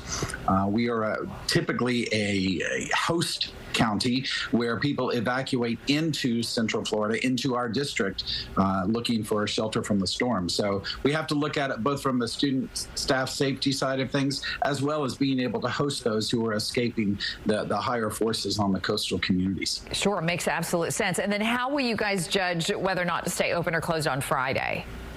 We'll make that decision midday today. We are consulting with Marion County Emergency Management. We regularly attend briefings with the National Weather Service. So all of that data, all of that information goes into making the decision with the information that we have at the time. Gotcha. And we know the kids are not complaining, although when you schedule the makeup days, they might grumble a little bit. But we understand that. Kevin Christian, so great to talk to you. Thank you so much for taking the time to be with us this morning. We know you're busy. Sure thing. Stay safe. You too. Take care. All right, 7:15 right now. Let's talk about what's happening weather-wise. We've got Brooks and Jess over there. Tag team forecast for us this morning. Hi, guys. Hi, guys. Hi, guys. Hi, ladies. Good morning. Yeah, here we are. We've been looking at the weather all morning long. It's been very busy, and we want to bring you the latest information because it's changing minute by minute. So let's get right to it. Helene right now is still a tropical storm. It's forecast to become a hurricane later this morning, and it's showing signs that in its strengthening, it may be a particularly large hurricane as far as its geographical footprint, which will put a lot of wind to the east of the center, more so than maybe you might typically associate, which means that even though the track is going to likely miss Orlando and unfortunately slam Tallahassee, it's unfortunate wherever this goes. That's why I said unfortunately, and I really do mean slam. While we may miss the worst of it, thankfully, from our perspective here in Orlando, we're not going to miss all the wind. There's a huge wind field associated with this, and we could see a very large and powerful eye wall developing east of Cancun. But I want to get you out the door first this morning. We'll talk about that track. But, a lot of kids are going to school today, so we got to do the weather forecast for school this morning. 76 at the bus stop this morning, 86 at recess, and 90 on the way home. Gusty late-day storms likely by commute time. On radar right now, things are, for most of us, quiet on Fox 35 Storm Tracker radar, but we've got some bands coming in from Port St. John, working northwestward, set to enter the Lake Harney area and eastern Seminole County over the next hour. So a couple of hit-or-miss showers on the coastline. All right, back to the future hurricane. This is Helene, the 5 a.m. advisory. Our next advisory is at 8, and then another major advisory with a new track at 11 a.m. So during either the 8 or the 11, it may be upgraded to a hurricane, but it is forecast to make a landfall between 6 p.m. and 9 p.m. as a major hurricane tomorrow evening near Tallahassee, likely near Alligator Point and Appalachia Bay, maybe Apalachicola, or potentially as far east as Dixie County, around Horseshoe Beach. Now, if it did take that farther east track, we'd see higher impacts in Gainesville and Ocala. Currently, there are hurricane warnings in effect for western Alachua County and Marion County once you get west of I-75. Storm surge warnings up and down the coast where up to 15 feet of storm surge could occur. And in red, including Orlando and all the way out to the waters off of the Atlantic, tropical storm warnings. We're going to see winds gusting well over 50 miles per hour tomorrow in this large hurricane. Oh, I also want to say that it is going to travel very fast as it makes its way inland, it'll be doing about 25 miles per hour, which in hurricane speak is very, very fast for this low latitude in which we reside. Usually you see that up in New England or something like that. But what that means is it's not going to lose strength as it barrels into Tallahassee. In fact, on the east side of the core, we could see winds, if, like, let's say it has wind sustained at 115, if it's going forward at 20 miles an hour, it would be essentially sustained winds at 135 miles per hour.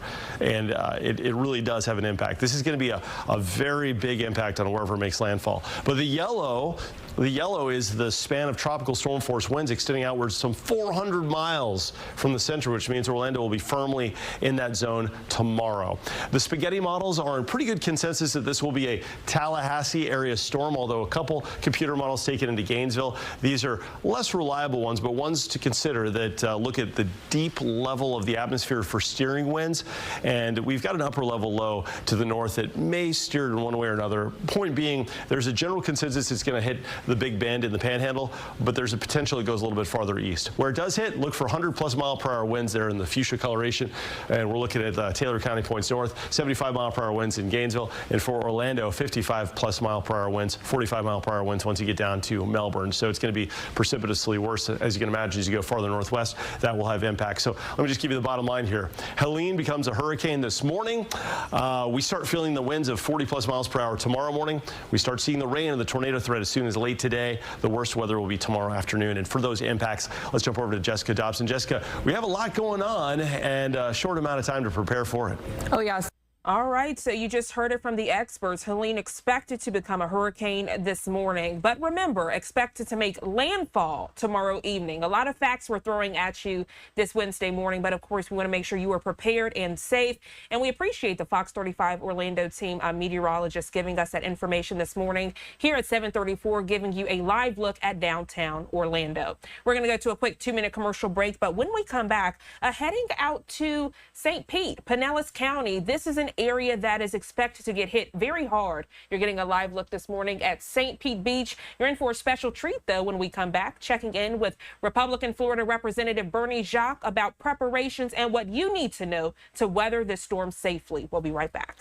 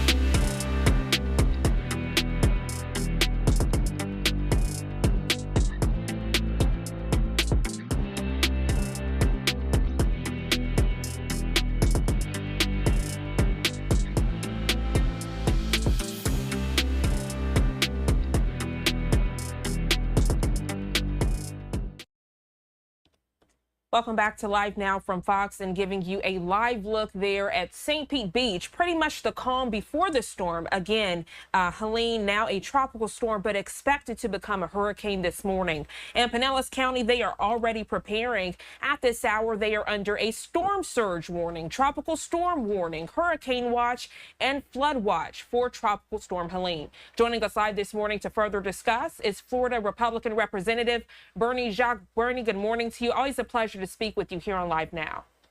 Good morning, Janae. Thanks for having me on. So, to say the least, with all of those warnings and watches I just mentioned, you all are on high alert. And as you always say, proactive approaches are the best during times of severe weather. Absolutely. And that's the case right now as well, because look, we've seen different models where it may be shifting a little bit more west, or it might shift a little bit more east, towards us. Either way, we are in that zone where we need to take extreme precaution and take heed and prepare accordingly. The fact of the matter is, our area has seen a lot of flooding just this summer. Just a few weeks ago, different rain events where we've seen some severe flooding that has not been seen before in certain areas. And so when you have a situation with storm surge, certainly that can be even worse. And so now is the time to prepare. We're going to start feeling it more this evening, and tomorrow be seeing the worst of it according to the forecast. And so now is the time to prepare. Get all those things lined up. Get your affairs in order. Use this day as preparation. The schools are out, so it's going to give parents an opportunity to make those preparations as well, as the worst of it is around the corner. Bernie, you mentioned the model, so I made sure to pop it up on the screen so the viewers can see it in real time. And unfortunately, I know you'll keep it real with us. During these times, while many are focused on the storm and keeping their families safe, you're also focused on price gouging, on making sure people are taking pictures of their home for insurance companies. Talk about the other aspects and things that the viewers need to keep in mind besides the hectic weather. Absolutely. Look, consumer protection is key during a storm. We have some very unsavory individuals who will take advantage of folks in a storm. So definitely observe different prices for gasoline, at the fuel at the pump, groceries, etc. If there is price gouging that you're suspecting, definitely reach out to the Attorney General's office, and you can reach out to them on social media, on their website. And also, for insurance purposes, this is another part of consumer protection. Take pictures and video of your home before the storm lands. This will help expedite any kind of insurance claims that you may have based on storm and flooding damage. And so not just the interior, but the exterior of the home as well. So outside and inside, take detailed pictures. And I would also go a step further to say, take a video. Take a slow little video just around every corner and document it, timestamp it to show this is the condition of the home prior to the storm. So that way you can do a compare and contrast if there is any type of damage to your home. So definitely take those measures seriously. It will help you post-storm. Great advice this morning, Bernie. Thank you so much. Another thing I want to look at, I know you and Florida Governor Ron DeSantis work very closely across all things politics, if we're being honest, right? You all really good friends. I want to ask you when it comes to these toll roads. So I know if we look back in time to Idalia, you and the Florida governor decided to make it to where traveling on those toll roads, there was no cost because of the high rate of evacuations. At this time, since evacuation orders are in place, what can people expect? If we're being honest, the price of gas already is high, so some people might be cautious on traveling and leaving the state because of the cost of those tolls if we're looking at the hectic traffic. Right. You can expect to see something on that. And I certainly welcome folks to also follow the Florida Division of Emergency Management's social media channels as well. I am in constant contact with those folks working directly for the governor.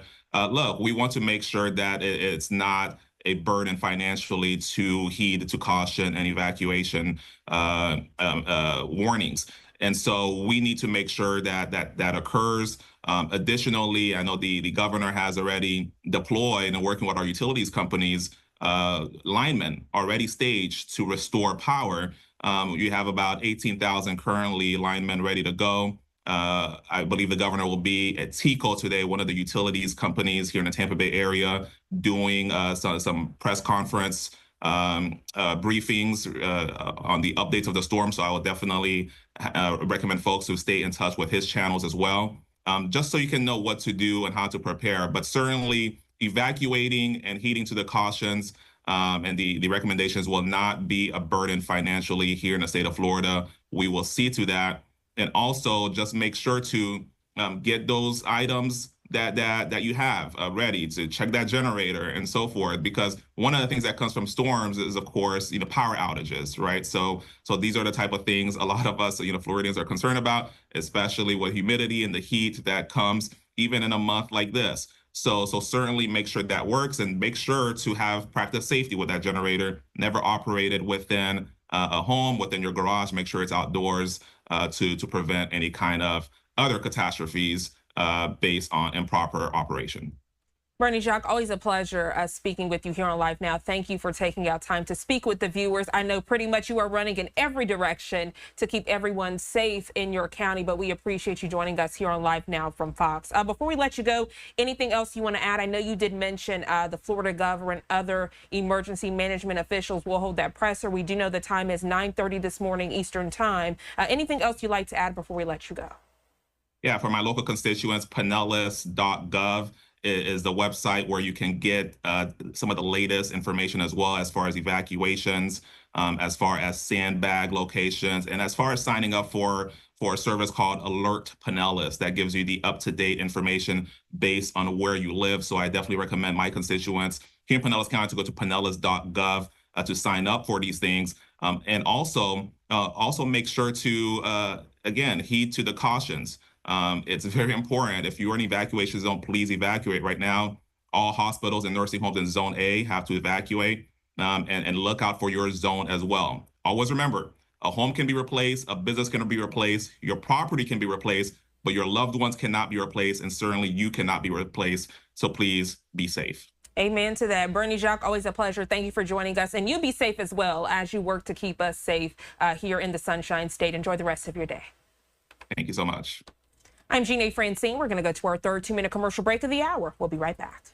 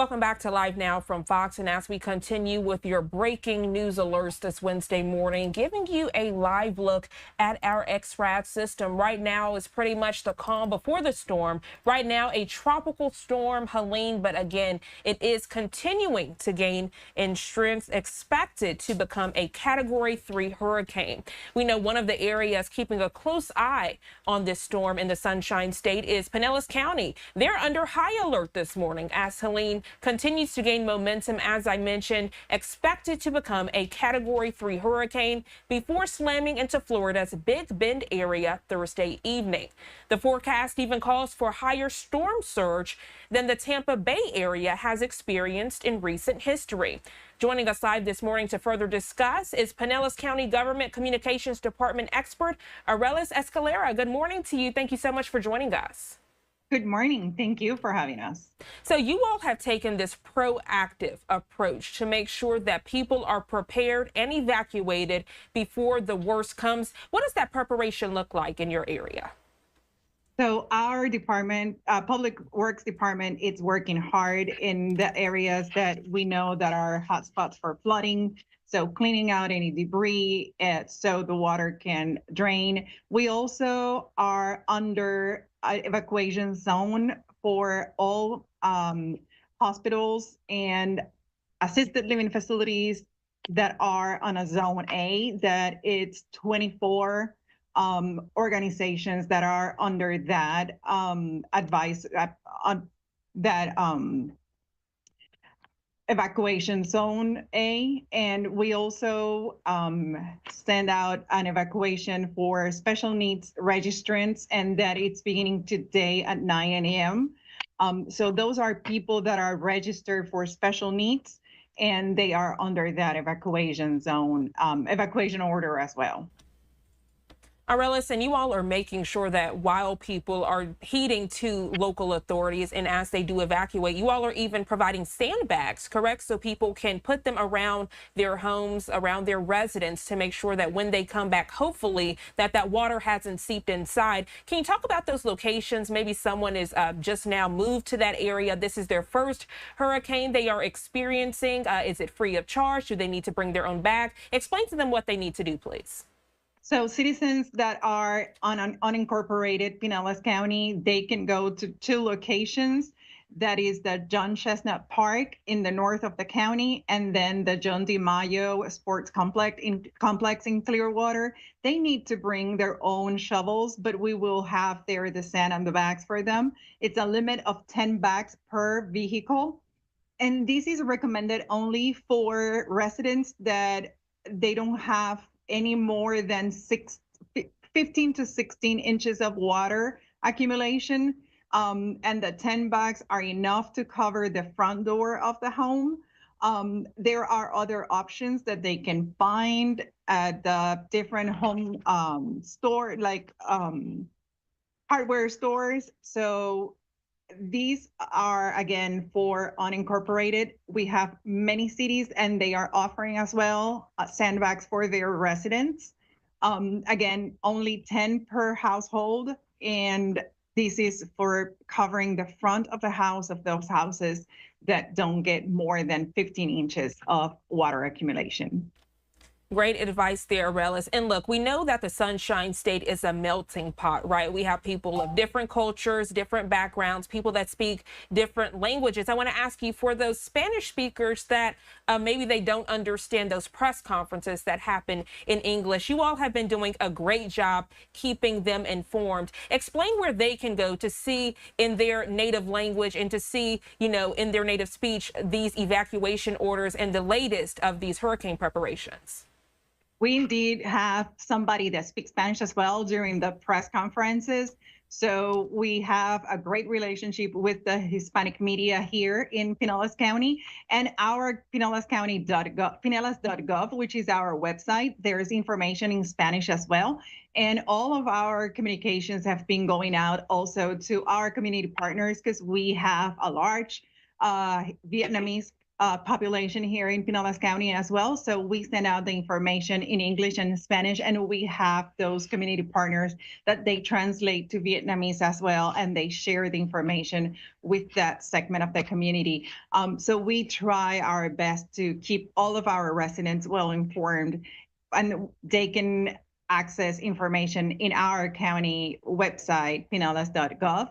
And our hurricane guide, for example, is available English, Spanish, and Vietnamese. So there's no excuse not to know. You all are being very proactive. Arelis Escalera, truly a pleasure speaking with you. Thank you so much. I know you're busy making sure those residents in your county are safe. For those real-time updates, in case the power goes out and people are wanting to know how they can continue to stay informed and when they can actually return if they are heeding those evacuation orders, where can they get that information? We're asking people to please stay aware and informed, follow social media for Pinellas County, National Weather Service, and local and media. That way they can be informed. And Pinellas.gov, there's all the information with all that it's going on, and it's updated immediately when we get any information out. So Pinellas.gov, local and media, and also follow social media, Pinellas County. Arelis Escalera, thank you so much again for joining us, praying that you and your family stay safe while you work to keep us informed. And then we also have to keep in mind those first responders. You know, we don't want to put their life at risk for someone that isn't heeding this warning, that wants to call 911 once they realize the floodwaters have hit their door. So keeping all of these people in mind and in our prayers as you all are working around the clock to keep us safe. Thank you so much for joining us. You enjoy the rest of your day. And I want to give you another live look at our XRAD system so you can see just how much this storm has grown since I last showed it to you. We did hear from Fox 35 Orlando's morning meteorologist, and he says that Tropical Storm Helene will become a hurricane this morning, and then it is expected to grow even further into a Category 3 hurricane by the time it makes landfall tomorrow evening. So a lot of moving parts, and right here on Live Now from Fox, we want to keep you safe and informed. 7:54 here on the East Coast. We're going to take our final 2-minute commercial break of the hour. We'll be right back.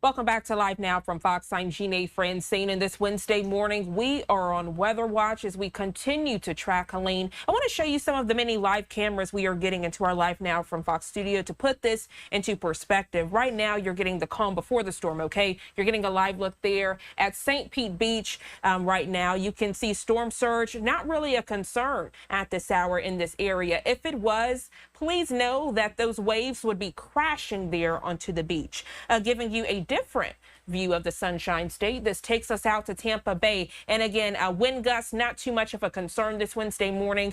You can see the flag not really waving as rapidly as you would think with Helene about to make landfall just in a matter of hours, which will happen tomorrow evening. But don't forget, Helene, now a tropical storm, will become a hurricane this morning.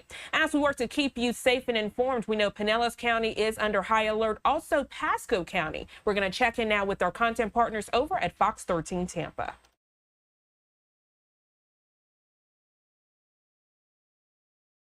Low-lying areas should be planning ahead, especially in places that are prone to flooding like Pasco. Sheriff Chris Nacco joins us now to talk about the preps that are going on there. Sheriff, good morning. Hey, morning. I've got Dave here because he wanted me to ask you a question, but I'm just going to let him ask you the question. Sheriff, quick question for you, because I know in the past we've had many systems, and the Anclo River is prone to that storm surge flooding. And what are you thinking about the Anclo River and those folks living around it this morning? That's one thing we're worried about. We have teams in place. We've already asked the National Guard to bring in some 5 tons of high water vehicles to come in. We're working side by side with Pasco Fire Rescue. But it's not just like Dave, you talked about before in the past. It's not just about the storm and it occurs on Thursday. For us, with the Anclo and some of the other contributories, it's what happens 2 to 3 days afterwards. And so that water continuously flows down. Whether the storm hits in Hernando, Citrus County, all that rain has to go out somewhere. And for us in Pasco County, it circulates through the county, through the center part of the county, comes out through the Anclo. So especially those in Elfers, those low-lying areas along the river right there, we tell people, hey, look, here's the opportunity. Like you said, prepare today. If you have the opportunity to go somewhere, go somewhere. And the one message we want to make sure we share with everybody is tell your loved ones where you are. Keep in contact with your loved ones, especially those out of state, because they're nervous. They're watching what's going on in the news. One of the biggest issues for us is the sheriff's office is the welfare checks, where continuously we get calls from people out of state saying, I can't get in touch with my loved one. And so our deputies are getting piled up on welfare checks. So you have the opportunity today. Keep watching news, keep watching you, Dave, and the rest of the team over there at Fox 13. And as we go through this, if it's the time to evacuate, please find a safe place to go to. Sure. Is that the message at this point today? Is that what you want to get out? Are there other things you want to tell folks? Yeah, a couple of things. One is to make sure everybody prepares, have a plan in place, tell your loved ones where you're going, keep in constant communication with them. The other one, too, is normal basic things. Be nice to each other. I know this can be very stressful. I know people go through these situations. Whether you're going to the supermarket, gas station, we're all in this together. Remember that. The other one, too, is, as these storms are coming through, I understand there's people that will go out and go get some alcohol and have their own little parties. What we're asking people is to be adults, be responsible adults. Unfortunately, what we find out a lot of times during these storms is domestic violence calls. And I'll tell you this, us as a sheriff's office, we're prepared for this. We have teams prepared on the north end of the county, on the west side, south end of the county on the west side, and we actually are preparing on the east side to make sure everything's going to be okay. But the big message out there is just prepare today, like your same message you all have. Prepare today, put the plans in place. If you're in a low-lying area and you have the opportunity, please go somewhere. But at the same time, is be nice to one another. Tell your loved ones where you're going to be. Keep in constant communication with them. And the one thing is be responsible adults. We don't want deputies having to go to domestics calls because, at the same time, we may be out there trying to rescue people. Can you stress one more time, if you want folks out, if you have said evacuate, that they go? Because in the height of the storm, Sheriff, we know that you folks are not going to be able to get in there, and they're going to be stuck. And I don't think people realize that every time a storm comes by, people don't evacuate when they're told to, and they get stuck. No, Dave, that's a great point. We had it 2 years ago when a storm came through. We told people, just please leave your homes. And I'll tell you this, I'll be the first to admit, in the state of Florida, they say mandatory evacuations. In Pasco County, we are not going to force people out of their houses. We still believe in freedoms here. And so if you have that choice, it's your choice. But you also understand that choice comes with responsibility. and at the height of the storm, your house is getting flooded, but deputies can't get in there because either flooding issue, wind issues, we may not be coming to get you at that point. Now, when things get safe and we can come out to the rescue, we will. So that's a great point. And I was out in that water. It was up to my waist. We were pulling people out. So I beg of people. One is, if you can go and you live in a low-lying area and you've had flooding in the past, it's a good opportunity to leave this afternoon, go somewhere. The second point is, if you do stay, you have 30 seconds by the time we get to your door with fire rescue to get you out of there. So have all your medication packed up, have your dog in a travel box ready to go, because if God forbid you stay, we're getting you out of there and we don't have time to wait because there's other people we have to rescue. But great point, Dave. If you can leave today, you're a low-lying area, you've had flooding in the past, leave today, go to a hotel, enjoy yourself, be able to stay out of that area. Hey, Sheriff, we got to run. Always good to talk to you. I wish it was under better circumstances, but great to talk to you. And if you need us for anything, let us know, okay? You guys take care up there. God bless you guys. You too. And we will, of course, be checking in with our Fox 13 Tampa team, as well as our Fox 35 Orlando team and Fox Weather all throughout the morning and the next 24 to 48 hours as we see the storm make landfall over in Florida. Now, I do want to talk a little bit more about the current situation here. Take a live look at our XRAD radar system as Tropical Storm Helene expected to rapidly intensify, strengthening into a major Category 3 hurricane before making landfall late tomorrow over in the Big Bend region of Florida. Now, you may remember just about 24 hours ago, the storm was still a potential tropical cyclone, but it was already showing signs of becoming that full-fledged tropical system that led Florida Governor Ron DeSantis to declare a state of emergency for 41 of the state's 67 counties. Evacuations have started along the Gulf Coast of Florida as the storm does approach, with some voluntary but also some mandatory evacuations. Again, do want to talk a little bit more about all of this here, so let's bring in Bryce Tyner, the lead meteorologist at the National Weather Service over in Key West, to talk more about all of this. Thank you so much for taking the time to be here with us this morning.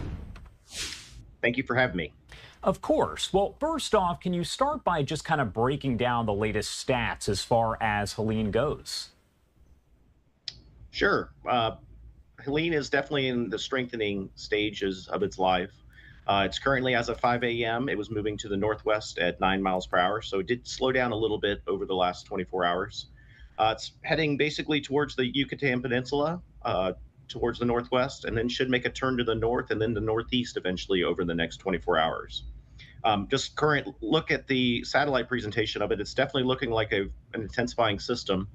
And we do notice in the last 6 hours, the pressure has dropped, even though the winds have not responded necessarily as fast. So we do expect the storm to continue strengthening over the next 24 hours.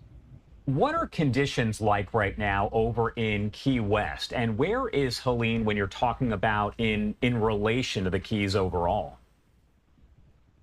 Yeah, that's kind of the remarkable thing about Helene at this stage is it's still 390 miles southwest of Key West as of 5 a.m. So it's, almost 400 miles away, and yet we've already been seeing some of the outer bands pushing through the Florida Keys. We had 2 bands push through overnight that led areas in the upper Keys received over 2 inches of rain in certain locations, and even in Key West, we received close to 1.5 inches of rainfall. So it's, once again, one of the more remarkable aspects of the storm is the sheer size of it. And can you tell me a little bit about the concept of rapid intensification? Because we have heard that term a lot, especially over the past, I would say, 24 hours, as we've been told this storm is going to undergo rapid intensification. But what, for folks out there, does that really mean? Yeah, rapid intensification by definition is a 35 mile per hour wind increase for the maximum sustained winds over a 24-hour period. Over the last several years, we've gotten much better at predicting rapid intensification, as well as some of our model output has done much better jobs with it. And there's a really high confidence forecast that Helene indeed will go through one of these rapid intensification phases over the next 24 hours and will likely be a major hurricane sometime tomorrow. And how powerful do we expect Helene is going to get? I know there's a lot of estimates that say it could become a major hurricane, which would be Category 3 or higher. Do we expect that it could actually get even more powerful? Are we looking at the potential for a Category 4 or even Category 5 before it does make landfall? That's a good question. I think that's certainly in the realm of possibilities, probably not the most likely scenario, but Helene is about to go through not just warm sea surface temperatures. We hear about that all the time, and low vertical wind shear or change of wind with height. All a very favorable environment for rapid intensification, but it's also going through an area with very deep warm water. So as that, basically the water gets sucked out of the storm, you've got more warm water to pull from under it. So I would not be surprised if this is an overachiever in terms of sustained winds. Of course, we'd like to emphasize that focusing on the category of the storm is certainly not the most important thing, as the effects of this will be pretty devastating no matter how ultimately strong the maximum sustained winds are for the system. And that was actually going to be my next question. I ask this every time we have a powerful storm like this, because folks will say, oh, it's a tropical storm. It's maybe a Category 1 or 2 hurricane, so not that bad. But the category itself is not really an indicator necessarily of how strong this is going to be, considering it's not factoring in, you know, the flooding, the storm surge, all of that, right? Absolutely. Our colleagues at the National Hurricane Center had a discussion with us yesterday about that, where, you know, the central pressure right now for the storm is what a normal Category 1, Category 2 hurricane would be, which certainly is not representative of the maximum sustained winds of the system. But the sheer size of this, I think what's ultimately going to be the two main, I guess, takeaways after the system's over, or the storm surge, which we're expecting pretty devastating storm surge for the entire west coast of Florida, which is very rare for these strong systems. And then the flooding rains all over Florida and into the southeast will be things to remember, regardless of the intensity of the system. We do talk about the size of the storm overall, and it is important to note that folks do pay attention to that cone. They want to know exactly where the center of it is going to go, but we are talking about a huge storm. It is massive in size, expected to grow as well. So what advice do you have for folks who maybe are just paying attention to the cone itself rather than maybe the size of the storm and who could be impacted? Certainly. You know, we encourage you, certainly don't focus on the cone itself. The cone is only representing where the center of the storm will fall 2/3 statistically of the time. So even, you know, areas outside the cone may actually ultimately get the direct impacts of the system. But more importantly, as we mentioned, the size of the system is what's remarkable about it. And the forecast calls for the tropical storm force winds to extend something like 350 to 400 miles to the east of the center. So all of the Florida peninsula can expect to see impacts from the system, regardless of where the ultimate center of the storm ends up going. And before I let you go, one question we get a lot is we say dirty side of the storm a lot when we're talking about a hurricane, especially obviously during hurricane season. But can you explain for folks out there what the dirty side of the storm really is? Sure. So the dirty side of the storm refers to the right side of the storm relative to its storm motion. So in this case, the storm is moving towards the north, so it would be on the right side of the storm, kind of the Florida side of the storm. We call it the dirty side mainly for two reasons. One, as the winds go counterclockwise around the center of low pressure or the hurricane, they're going to push the water northward on that right side, which will directly push the water onshore for any perpendicular land masses. The other reason is that tends to be the side where there's the most instability, and we get the more aspects of possible tornadoes that are associated with any landfalling system. So certainly the right side, and in this case, the Florida side, unfortunately, are in the gun for that dirty side. All right. Bryce Tyner there, lead meteorologist at the National Weather Service over in Key West. Thank you so much for taking the time to be here with us and break it all down for us. Anything else you want to add about really any of this before I let you go? Just emphasizing, don't focusing on the cone, and all of Florida will see impacts. And, you know, we hear all the time, just a tropical storm, but tropical storms can be very devastating, as we've seen over the years. And you know, that's only a measure of the actual maximum sustained winds at the core of the center. And we expect much stronger impacts throughout the state of Florida. And don't just pay attention to tropical storm status, the category, pay attention to all of it as a whole. Thank you again for taking the time to be here with us today. We appreciate it. Thank you, Josh, for having me. And I do want to take you back out to our X-RAD radar system as we go over some of the latest details here. We know that Tropical Storm Helene expected to rapidly intensify and strengthen into that major Category 3 hurricane before making landfall tomorrow in the Big Bend region of Florida. That's expected to happen late tomorrow night. Just about 24 hours ago, the storm, still a potential tropical cyclone known as number 9, but it was already showing signs of becoming that full-fledged tropical system that led Florida Governor Ron DeSantis to declare a state of emergency for dozens of the counties in the state. Evacuations have started along the Gulf Coast of Florida as the storm does approach, with some voluntary but also some mandatory evacuations as well. As of the latest update here from the National Hurricane Center, Helene does have maximum sustained winds of 65 miles per hour, so still a good 10 miles or so shy of hurricane status. The storm moving northwest at about 9 miles per hour. We'll keep an eye on the system as we do here at Live Now from Fox and keep you updated on the latest details. Again, we are going to continue this coverage with the help of our Fox 35 Orlando, Fox 13 Tampa, and Fox weather teams. Do want to head to a quick 2-minute commercial break, but a lot more news to get to in just a matter of minutes. You're watching Live Now from Fox.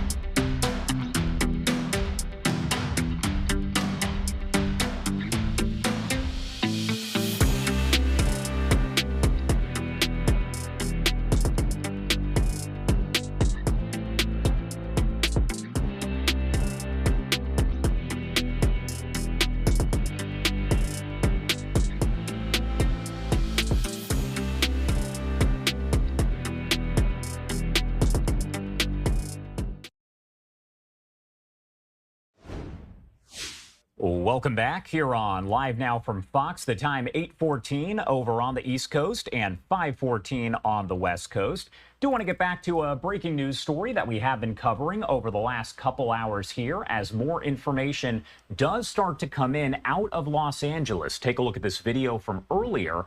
A bus hijacked this morning and gunshots reportedly fired.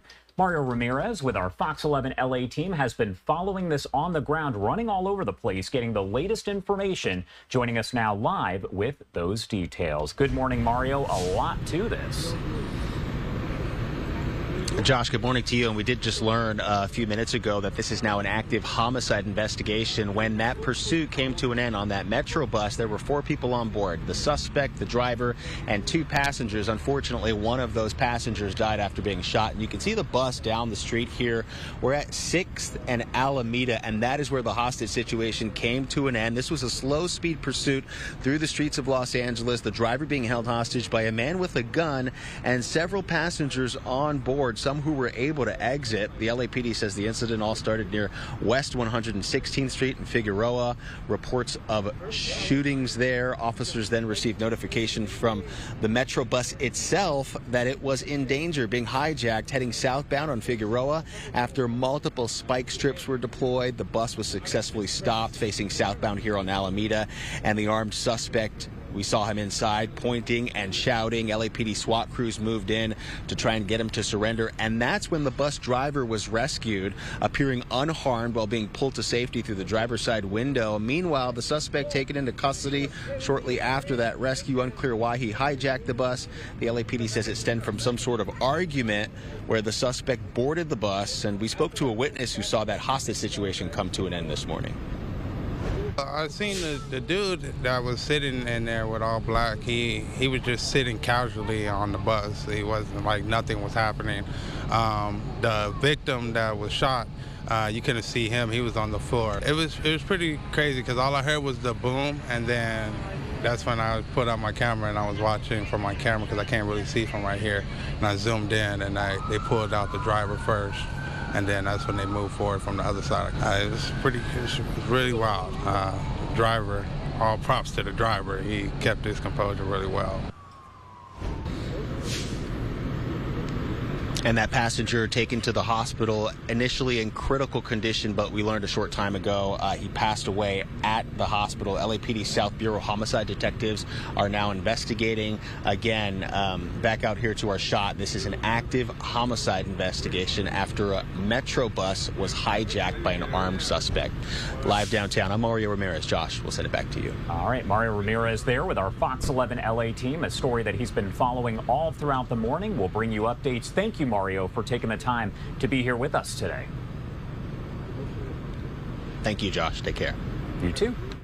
And the time now, 8:17 over on the East Coast and 5:17 on the West Coast. My name is Josh Breslow, and I'm here for the next couple hours to bring you all of your top stories, live events, and breaking news. Of course, the big story that we are going to be covering all throughout the day and really over the next 24 to 48 hours is going to be what will eventually become Hurricane Helene. Now, we do know that we are going to be joined, I would say in a couple minutes here, by Michael Estime, a meteorologist with Fox Weather, to break down the latest details, what we know so far about the storm as it does continue to approach the state of Florida. You can see the bands are getting close, and it is going to be a lot of rain hitting that area. And we also know those powerful hurricane force winds will impact a lot of folks, not just there along the cone, but also along the coast of Florida itself. We'll keep you updated on all of this as it does develop. In the meantime, we are going to head to a quick 2-minute commercial break, but a lot more coverage to get to in just a few minutes. You're watching Live Now from Fox.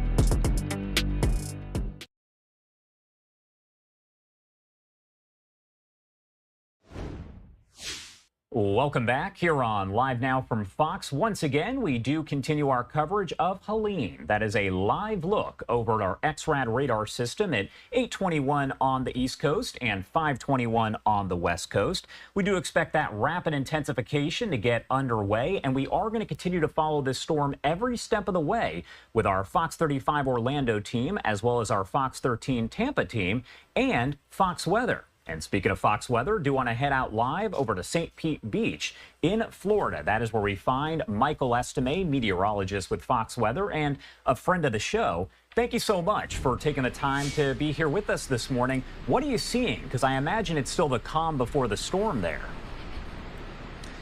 Yeah, Josh, good morning to you. Always happy to join you. And you got that right. You look over to the beach. This is on my right. And as you mentioned, it is the calm before the storm. People taking nice gingerly walks along the beach. But let me tell you something. In less than 24 hours, this is going to be a completely and totally different scene. We were watching earlier this morning as beach crews were actually removing not just the beach umbrellas, but the beach chairs, the garbage cans, all that.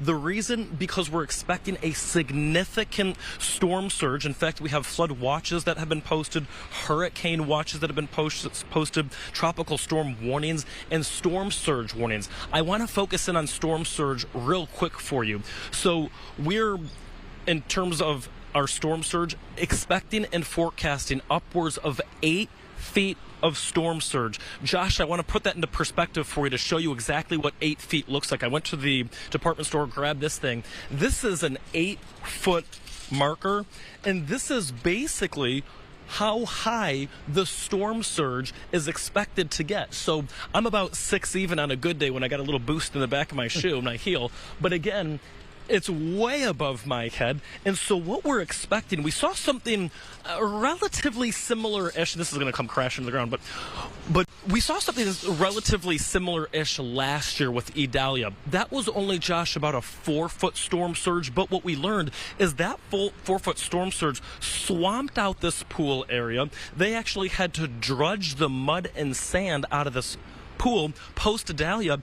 And then they were telling me that the parking garage, and I'm going to take you back here real quick. It might get a little bit dark, so apologize about that ahead of time. But the parking garage completely inundated with water. Here's what the parking garage looks like right now. There's a ton of vehicles in here.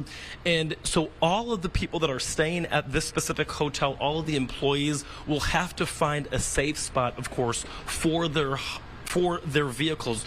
With Idalia, by the way, it was over $3.5 billion worth of damage. And again, we're expecting, Josh, for tomorrow at the height of the storm here in St. Pete Beach, right around the Thursday afternoon time frame. And you can see folks here, again, some of the beach crews picking up those trash cans and receptacles so that they don't get swept into the ocean.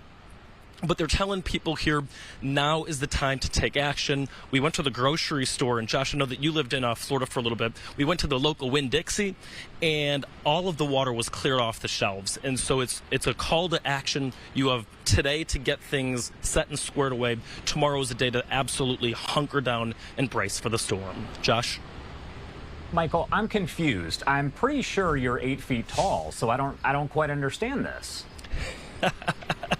Well, I appreciate the confidence boost there. Yeah, I wish I was a little taller, but you know what, though? It'll be really interesting, though, Josh, just because if they see an 8-foot storm surge, again, that would be worst case scenario. On average, we're going with about 5 to 8 feet. But with an 8-foot storm surge, it would be the largest storm surge that they have experienced in recent memory. And so, if you're joining us here from parts of, especially the west coast of Florida, along the beachfront area, hunker down, because that 8-foot storm surge is going to mean business by the time we get to tomorrow, before this thing makes landfall Thursday evening, perhaps into the wee early morning hours of Friday. All right. Meteorologist Michael Estime there over at Fox Weather. As always, thank you so much for taking the time to join us, and I'm sure we'll be checking back in. Absolutely. Take care, Josh. You too. And don't forget to stream Fox Weather everywhere that you stream Live Now from Fox. They are always on, always free at foxweather.tv. Also, you can download the Fox Weather app. It does have a pretty nifty radar system where you can track storms just like this one. And it'll also send alerts right to your phone if there is, let's say, a storm warning, a storm watch, or in this case, a hurricane warning for folks in that area. Once again, taking a live look over at our XRAD radar system, that is Helene, expected to intensify and get much larger in size as it gets closer to making landfall over in the state of Florida. Now, that landfall expected to take place over in the Big Bend region of Florida late tomorrow. So we're still a little more than 24 hours away from that landfall. But you will remember that just about 24 hours ago, the storm was still potential tropical cyclone 9, but it was already showing those signs of becoming that full-fledged tropical system. And that led Florida Governor Ron DeSantis to declare an initial state of emergency for 41 of the state's 67 counties. We know that evacuations have started along the Gulf Coast of Florida as the storm does approach, with some voluntary, but there are some mandatory evacuations as well. Now, we are going to be checking in with the National Weather Service all throughout the day to get the latest information here. But as I mentioned, we're also checking in with our Fox 35 Orlando team and Fox 13 Tampa team. We do have Kelly Cowan, who is live for us over in Pinellas County, Florida, with the latest. Pinellas County officials are saying that they are bracing for what could be unprecedented storm surge, and they'll be following closely with the latest guidance to make a determination on whether or not they need to issue more evacuation orders. Currently, evacuations are issued for long-term health care facilities in Zone A, so that includes hospitals, nursing homes, and assisted living facilities. It's about 26 facilities total. County leaders also saying that they are still assessing the situation. It'll make a call later on today on whether or not to open up shelters. Thus far, they have not issued those orders. Now, their main concern is flooding, primarily brought on by high storm surge. Officials saying that if folks flooded during Idalia or Ada, they are very likely going to flood again, and the water could be very slow to drain because of how saturated our ground is right now, thanks to a very soggy August and September.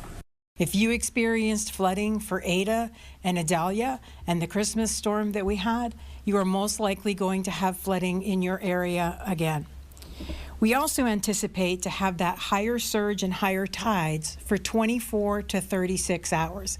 So the winds aren't going to last long because this is a fast-moving storm, but we do think that the waters are going to be elevated for a longer period of time. The biggest message from leaders is that this storm is much larger than Idalia, where we had more than 1,500 homes flood in Pinellas County. So they definitely want to make sure everybody is taking the warning seriously and staying up to date with the latest forecasts. Make sure you are checking frequently on the weather in the next 24 to 48 hours for those updates, because things can change rapidly. Another tip from officials: if someone is in a zone where they are concerned about storm surge and they do evacuate, make sure to turn off the power to your home, because what they see often after storms is that when the power is switched back on, those homes that did have saltwater intrusion end up also having house fires. So they want to make sure that everybody is protecting themselves and their belongings. In Pinellas County, Kelly Cowan reporting. And that was Kelly Cowan there with our Fox 13 Tampa team. We're going to be joined by, in just about 15 minutes or so, Regina Gonzalez, who used to be a DJ here at Live Now from Fox. She's going to be live for us over in Pasco County, Florida. So we'll check in with her in just about 15 minutes. What you're looking at right now is a live look over St. Pete Beach. This is where Michael Estime with Fox Weather joined us just moments ago here. Now, if you head just a little bit, few miles away, I would say, the Tampa area bracing for the effects of Helene as those final preps are underway. Chad Chronister is the sheriff in Hillsborough County, Florida. That is, of course, where Tampa is located. And he joins us live now with more on what he's seeing. Thank you so much for taking the time to be here with us this morning. Good morning. Thank you for keeping everyone so informed. Of course. Well, Sheriff, quick question. What are you seeing as far as conditions right now over in Hillsborough County? Because we've seen the cameras that are showing over in St. Pete Beach, and it looks like it's a fairly normal sunny day. It's beautiful. It's a beautiful Florida day here in Tampa. And I think sometimes that's what can be so misleading when you're trying to get your community to be prepared. 24 hours from now, it's going to look a lot different. It's going to become really nasty here. And as the sheriff of one of the largest counties in Florida, what kind of goes through your mind when you see a storm like this start to form and you do realize that it's going to impact your area? Even though it's not technically a direct hit, it's still going to have a heavy impact. It is, and it will. You know, that cone of uncertainty, we have to be prepared. If you're asking me what's most important, it's the safety of this community, to make sure that they're not putting themselves in that dangerous position. If they're in an evacuation zone, to make sure they heed the warning, so they're not making it even more dangerous for the 4,000 men and women here who are concentrating on keeping everybody safe, responding to emergency calls for service. And then we'll transition after the storm into search and rescue, using our cut teams, open up roadways to help the utility companies get that power back, restored back into the communities as quickly as we can. So you're exactly right. When you're talking about this cone of uncertainty, 2 years ago, Hurricane Ian was coming to direct hit to Tampa and ended up going to between this cone of uncertainty, the Fort Myers, where it made landfall, is one of the most dangerous hurricanes we've ever seen. So we must remain vigilant and stay prepared. How far in advance does your county kind of prepare for these storms? I imagine it's kind of a year-round preparation, because we know that the Atlantic hurricane season is about 6 months in length. That's a great question, and you're exactly right. We plan all year round, from conducting tabletop exercises to make sure we're prepared, see whatever tweaks we need to make, to purchasing equipment, if it's additional chainsaws. This year, we purchased 2 amphibious vehicles that can go in any type of water, any type of condition, again, to respond for that emergency call for service, do a rescue. It's all about having the right equipment to keep our employees safe, but to make sure that we can conduct whatever emergency call for service that we need to respond to. And how often does Hillsborough County really see the effects of these storms? You kind of talked a little bit about this when, we were talking about in the past some that have moved through, but I imagine you do get the effects of these storms a lot just based on where you're located. Yeah, we've been lucky, very fortunate, blessed that we haven't had a direct hit where it's made landfall here. But again, this storm, if it stays on its current track, will stay about 90 to 100 miles offshore.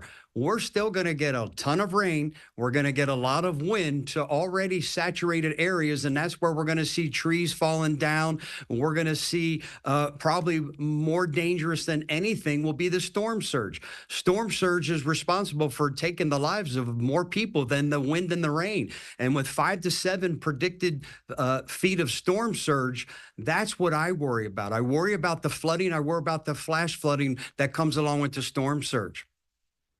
How has this hurricane season been overall? Because I know it was predicted to be a fairly active season. It appears that we haven't seen as many storms as were likely, but how has the hurricane season been overall compared to, let's say, previous ones? It's been quiet. It's been extremely quiet, but it's been an extremely busy rainy season. I'm concerned the fact that our sewage system in some areas is already at capacity. A lot of the ground is heavily saturated. So now when you end up dumping a ton of rain in a short amount of time, that's where you're going to see a lot of this damage come from. There's nowhere for the water to go. What advice do you have for people who are there in Hillsborough County, in your county right now, as the storm does get closer and closer and is expected to not only intensify, but get larger as well? That it's not a time to panic. It's a time to be prepared. Listen to your local officials, and if you follow these orders that are given, their advice that's given, make sure that you have a plan in place. Again, there's nothing more important than keeping your family safe. You focus on that, we'll keep your belongings safe. All right, Sheriff Chad Chronister there in Hillsborough County, Florida, the Tampa area. Thank you so much for taking the time to join us here. I know you have a busy couple days ahead of you, possibly longer than that. Anything else you want to add before I let you go? No, I think you covered again. I think if everyone keeps listening to the current track and listen to officials, they give a ton of great advice. Other than that, there's still time to get those essential items that you may need. And if you're dependent on electricity, knowing that you may lose it, The last thing you want to do is be connected to an oxygen tank or something that you need electricity and it goes out, and now you have a larger problem because you simply didn't evacuate. All right, Chad Cronster there, sheriff over in Hillsborough County, Florida. Thank you so much for taking the time to join us, and please stay safe. You too. Stay safe, everyone. All right, time now 8:36 over on the East Coast and 5:36 on the West Coast. My name is Josh Breslow, and I'm here for the next several hours to bring you all of your top stories, live events, and breaking news. We're going to head to a quick 2-minute commercial break, but a lot more live coverage to get to in just a matter of minutes. You're watching Live Now from Fox.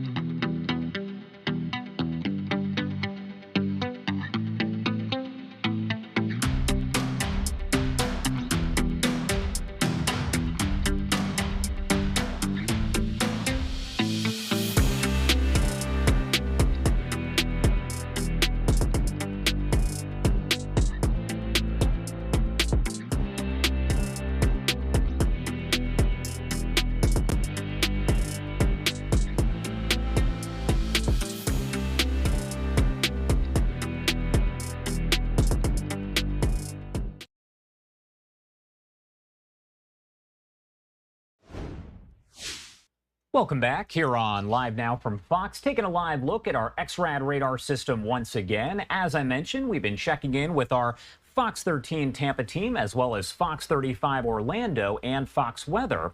I do want to head over to Fox 35 Orlando for some of their coverage right now, as we know that that area, even though a little further inland, will still be impacted as the storm is going to pack a punch as it does head in that direction.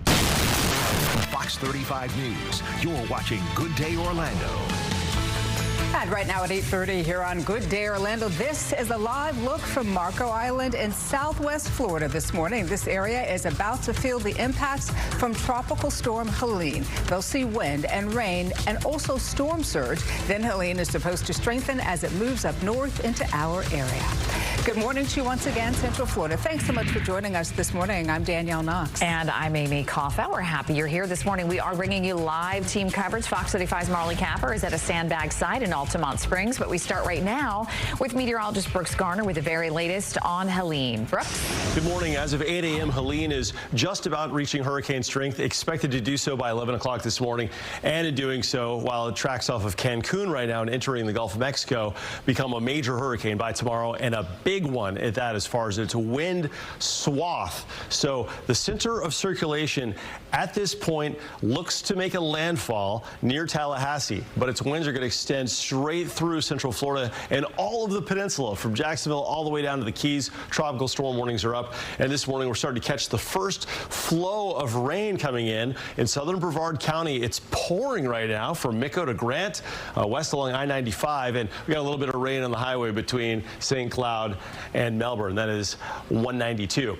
All right, the hurricane hunters are inside the storm right now. We've got the U.S. Air Force and the NOAA hurricane hunters. They're profiling the storm. They found winds that are just sub of hurricane strength, and they're also dropping in various instrumentation to make for a better forecast. But we heard from the National Hurricane Center in the last half hour directly, spoke to Jamie Rome, one of the deputy directors there, and he said that there is a high confidence at this point on its track, a track setting a landfall between 6 and 9 p.m. in Appalachia Bay, just south of Tallahassee. But the difference between this hurricane and others for this region is that it will be moving forward very quickly, doing it about 20 to 25 miles per hour. It will not weaken as it comes ashore, and it will be a very impactful system for Tallahassee of the likes they haven't seen since before 1950. And there's been so much tree growth. They've had a lot of close calls, but they've never been directly impacted by a major hurricane in recent history. And this could lead to power outages in this region with wind gusts over 130 to 140 miles per hour, which extend beyond a week, maybe up to 2 weeks. And that'll then work into Georgia with major impacts there all the way north toward Albany. Meanwhile, for us in red, this is a tropical storm warning, and that encompasses much of the state. Tomorrow's going to be a windy day. The impacts beginning this evening with rain and wind and peaking tomorrow. Tallahassee had a close call with Michael. That made landfall to the west, but they only saw winds of about 45 miles per hour. They also saw Idalia in 2023, but they're on the west side of that, so it wasn't terrible. There was a lot of tree falls, but wasn't as bad. But this is going to be something they haven't seen since before 1950. This is a look at all the major hurricanes who have made landfall in Florida since that time period. So this will be a big impact for our state's capital. A lot of interruptions there. Of course, FSU is there in Tallahassee. And as far as the wind swath goes, this yellow indicating tropical storm force winds extending out some 400 miles east of the center. So in this case specifically, don't pay close attention to where it's tracking to judge whether or not you're going to have impacts tomorrow. Across Central Florida, we'll have scattered power outages. Most of the models say, yeah, Tallahassee is where this thing is going. One or two try and take it up into Gainesville. Not likely. So the farther west it goes, the more we benefit. But of course, Tallahassee is going to be under the gun from this thing with wind gusts routinely over 100 miles an hour. Peak winds there arriving during the afternoon, continuing into the late night. For us, the peak wind will develop tomorrow afternoon and continue into the evening. So we're going to start to see those winds developing tomorrow, 55 plus after lunchtime. Now today there will be a chance for a couple of storms developing this afternoon. Any of those could have winds over 40 miles an hour. Folks are still heading off to work and school, so got to give you that forecast. The bus stop, they're en route right now, mid-70s, 86 by midday, and heading home at 90 degrees. It's early release for a lot of schools today, this Wednesday, and I'm tracking gusty late day storms. Let's go get a look at our roads. You know, Jessica, we've been tracking the tropics and the traffic. There's been a lot going on today. Yeah, certainly. And when it comes to our roadways, we do want to bring you the latest because we do have a couple of crashes. This is going to be a crash with the shoulder blocked off. This is going to be on West New Haven Avenue. This will be in the eastbound direction, so very close to the ramp to get onto I-95. So if you're trying to head in that direction. And we are checking in with our Fox 35 Orlando team for their live coverage of what will be a very powerful Hurricane Helene. Right now, they are taking a live look at some of the traffic, but they will have some live reporters out as well. We're going to be checking in with Regina Gonzalez with our Fox 13 Tampa team in just a matter of minutes to break down what's going on the Gulf Coast portion of the state. But I do want to pop the audio back up here so we can listen back in. Again, a lot of different issues that will be caused by the storm, not just along the Gulf Coast, but also over on the other coast, as the storm is still going to pack a punch when it does head in that direction. Let's pop up the audio here and continue to listen in. Mary, just a 14-minute drive for you this morning. All right, it's 8:35. I will send it back over to you ladies at the desk. Jess and Brooks, thank you. Communities all across Florida are bracing for the potential of flooding. And so many homeowners will be very busy today packing sandbags. And Fox 35's Marley Capper is live in Altamont Springs. Marley, good morning to you. That's just one of the many locations right all around Central Florida where people can pick up their sandbags. Good morning, ladies. There's dozens of places that you can go. We'll have that on your screen in a few minutes, but let me just kind of walk you guys through. I know a lot of people move to Florida every single year and they've never had to do this before. So when you come to one of the locations here at Westmont Park, they'll give you bags. All of the locations across Central Florida, especially here in Seminole County, do that. You get a bag that has a tie on it. A lot of the stations have these. Some people like to put it underneath the cone. I kind of like to put it in the cone because then it kind of gets it like propped up and set up really nicely. Then you're going to want to grab one of the shovels. You want to make sure that you're filling it up not too full, maybe about 3/4 of the way, halfway full, and then that way you can actually be able to lift it up still. This one is kind of just going down to the bottom, which is totally fine. So once it's done, you're going to tie it up. I'm going to show you guys on one that's already tied up just for the sake of time. And then what you want to do is make sure that when it's full, you guys can lay it flat. So imagine you guys are trying to kind of lay bricks down or you're laying tile down. Think of it as like that. So you want it to be really flat. Let's say this is where your porch starts and this is where the water would come. You're going to actually want to have it tucked away from the water and put this underneath. That way you have a solid foundation, so when the water does come, it helps kind of protect the bags. And then you can, like I said, lay them like brick and then stack them like a pyramid is what Lowe's recommends. And then let's kind of show you guys the setup here because somebody just finally came this morning and it looks like they are going to be taking the pre-made bags. So here at Westmont and Eastmont Park, they have several pallets. Earlier this morning, there was only a few left, but you can see here there's 1, 2, 3, 4, 5, 6, 7, 8, 9 pallets. I talked to some of the gentlemen who are helping, and they said they've given out 2,000 bags today and yesterday so far. So this is one of the first person that I've seen this morning come through here, but it's really been steady at some of the locations across Central Florida. So make sure to come and go to one of these locations. We'll pop that up on your screen. You can see the Boom Boss Sports location in Lake Mary. There's a few public works departments and then parks that are scattered across. But come get them. You can get them for free, 15 bags. Bring someone to help you or use the ones that are already made. So there's still lots of time to prepare. But for now, we'll send things back to you, ladies. A big thank you there to our Fox 35 Orlando team. Now, I do want to head out over to Pasco County, Florida. That is over on the Gulf Coast side of the state as we check in with former LiveNOW from Fox DJ, current Fox 13 Tampa team reporter, Regina Gonzalez, joining us live. Good morning, Regina. Thank you so much for being here. Conditions out there right now, I imagine, are still pretty nice, but the preps are underway. Josh, yeah, good morning to you. Beautiful day out right now. Our meteorologist Dave this morning has been stressing to our viewers that nobody in this area is going to see conditions tonight. We're expecting the worst of it kind of late tomorrow morning into tomorrow afternoon. Here in Pasco County, where I am right now, starting at the top of the hour, so 9 o'clock this morning, you're going to have mandatory evacuations for Zone A.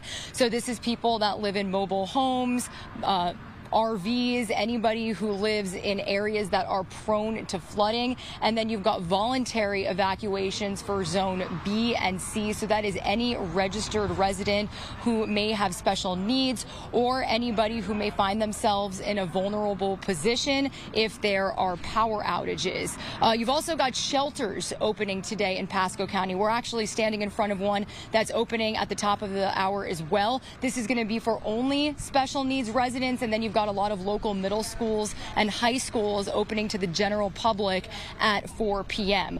Because it's a nice day out, because we're not expecting anything today, we know local schools are still in session as we speak. After school activities are canceled, so that way they can turn into shelters come the 4 o'clock hour. So we were at a sandbag site before we came here. You had people there at 5 o'clock this morning filling up their trunks, just trying to get any last minute preparations underway. A lot of people said that in previous storms, they had seen a couple of inches of water in their homes. We're expecting a couple of feet of storm surge, specifically in Pasco County alone. So better safe than sorry. That's really the message out here right now. Everyone's just trying to get those last minute preps going. Yeah, for sure. And Regina, just because a lot of people don't know the makeup of Florida, can you explain where Pasco County is in relation to Tampa? It's just north of there, right? Yeah, it's just north, and you've still got a lot of coastal communities in Pasco County. So you've got people that live along rivers, some beaches across the area. So, you know, you got just people, again, that I said are expecting water at least up to their lawns, praying that it's not going to get into their homes. That's why sandbags were so important. A lot of people said that they've experienced flooding before, so they're hoping that they don't have to go through that again. But yeah, they are expecting some storm surge here, definitely. All right, Regina Gonzalez there with our Fox 13 Tampa team. Thank you so much, as always, for taking the time to join us and breaking it all down. We appreciate it. Of course. Take care. You too. And do want to take you back out to our live XRAD radar system right here as we go over the latest on the storm. We are expecting an update from the National Hurricane Center in the coming hours as they break down a little bit more about the details. The storm getting very close to that hurricane status. Tropical storm Helene expected to rapidly intensify and become a major Category 3 hurricane before making landfall late tomorrow. That's going to be in the Big Bend region of Florida.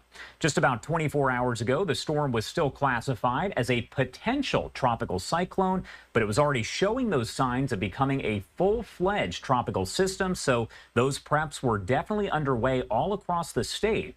And we know that Florida Governor Ron DeSantis initially declared a state of emergency for dozens of the state's counties there. And for the most part, we do expect that we are going to be getting daily updates from Governor DeSantis, at least today at 9:30 a.m. Eastern Time, tomorrow, and then likely the following day as the storm does move on through. Now, as of the latest update from the National Hurricane Center, Helene does have maximum winds of about 65 miles per hour, so still a good 10 miles per hour shy of that hurricane status. And at last check, it is moving northwest at about 9 miles per hour. Over the next several hours, we know that Helene will be near hurricane status as it passes near the northeastern coast of the Yucatan Peninsula. A hurricane warning in effect for that area as the storm does move over the Gulf. It's expected to even grow in size, become larger, and then undergo that rapid intensification. We know that life-threatening storm surge is possible along the entire west coast of the Florida Peninsula and Florida's Big Bend region. That is where the storm will likely make landfall if you take a look there at the cone that is on your screen.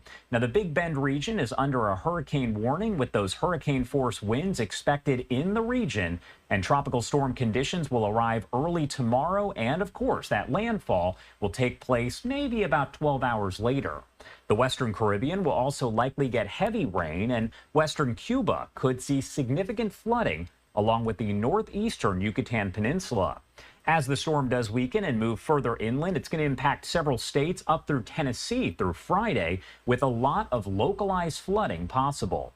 We also know that power outages do happen quite a bit with these storms, so utility crews are preparing for those outages, as it is likely that some people could be without power for hours, days, or even weeks. We will continue our coverage here on Live Now from Fox in the coming hours. Do want to head to a quick 2-minute commercial break now at 8:53 on the East Coast and 5:53 on the West Coast. Again, important to note that at 9:30 a.m. Eastern Time, we expect to hear from Florida Governor Ron DeSantis. We will bring that to you in full right here on Live Now from Fox. Let's head to that quick break, but we'll be right back with more live coverage.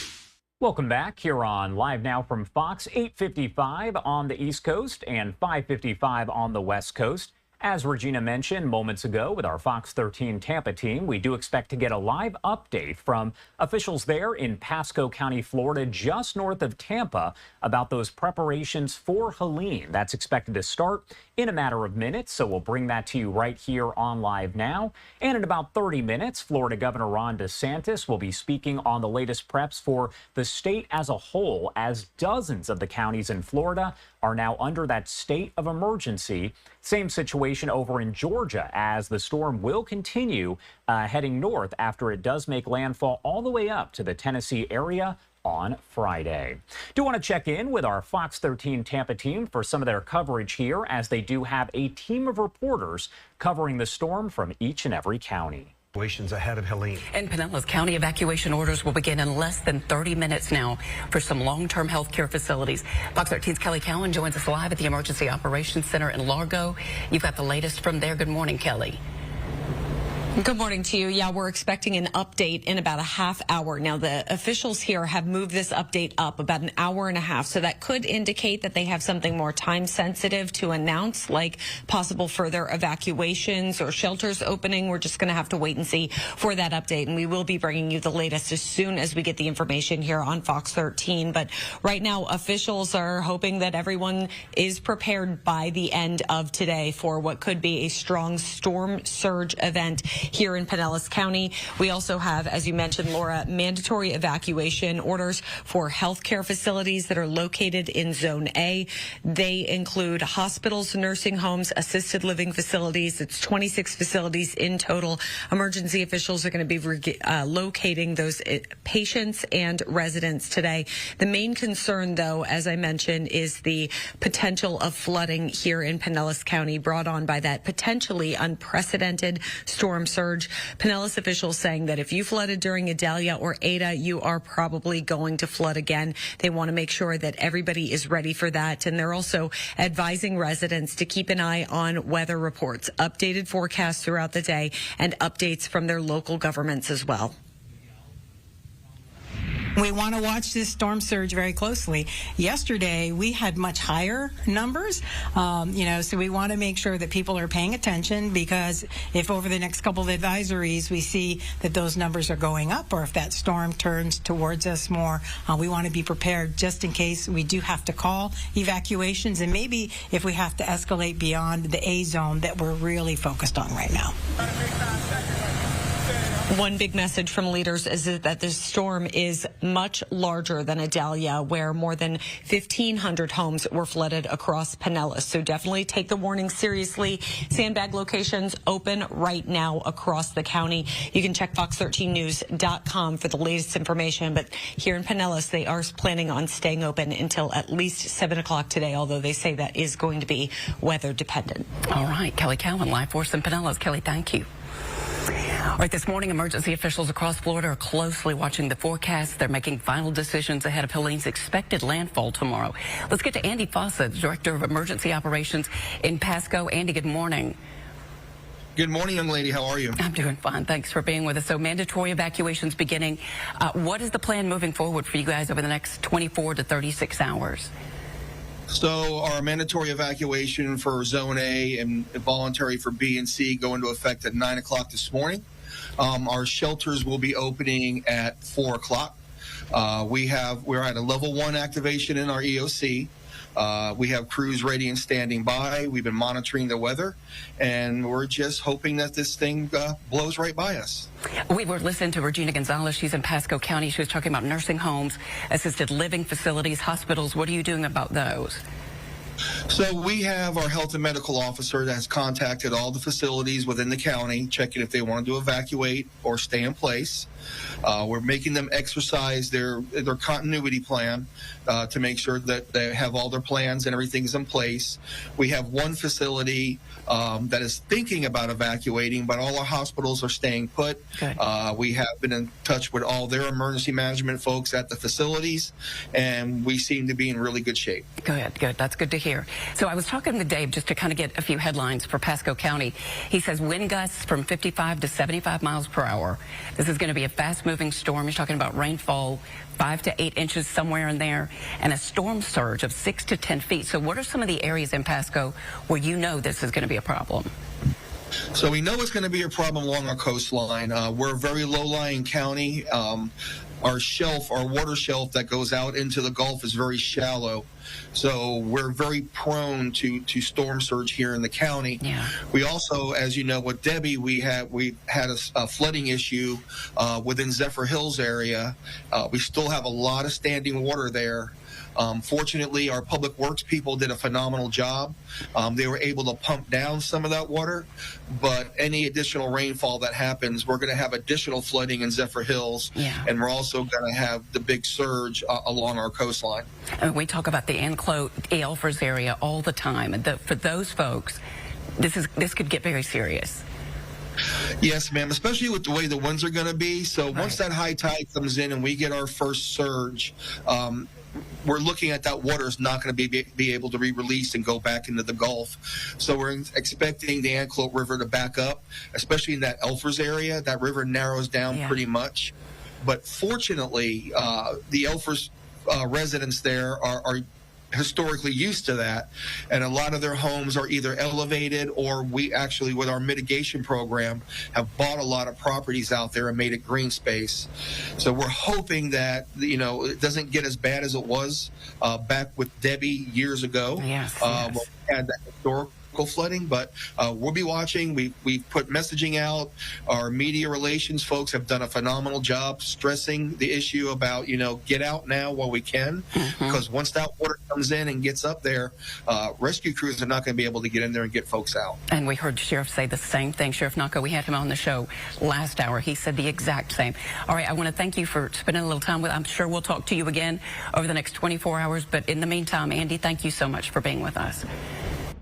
And again, Pasco County is where we did have Regina Gonzalez with our Fox 13 Tampa team. Again, you are taking a live look here at the top of the hour, as we do have our live XRAD radar system. Tropical Storm Helene expected to undergo that rapid intensification, and we do know that landfall is expected just about 36 hours or so. So a lot of folks in Florida are making those final preparations. I do want to bring in Captain Gina Deason with the Sheriff's Office in Taylor County, Florida, joining us live to talk more about the preparations there. Thank you so much for being here with us this morning. Good morning. All right, so first off, the big question I have to ask you here, for folks who are not familiar with the makeup of Florida, can you explain where Taylor County is in relation to the Gulf and places like Tampa, Jacksonville, Tallahassee, all of that? Okay, so we are about 50 miles south of Tallahassee. We have about 70 miles of coastline. So we have a section, Keaton Beach, Steenhatchee is one of our fishing communities that many people are familiar with. Those areas that are, those are main points of interest. As far as preps go, how far in advance do you prepare for something like this? Do you see a lot of these storms and prepare well in advance? Historically, we have not seen a lot of these storms, but we did have last year Idalia that came through. So we're comparing this a lot to Idalia, which was about a year ago. Then we had Debbie that also made landfall through here. So in the past year or so, we've had quite a bit of hurricane activity. What goes through your mind when you hear that a storm of this magnitude is likely to not only become a major Category 3, possibly a larger hurricane there, but could have the impacts on your area specifically? Honestly, it's quite fearful. We have a large amount of our community that live in mobile homes.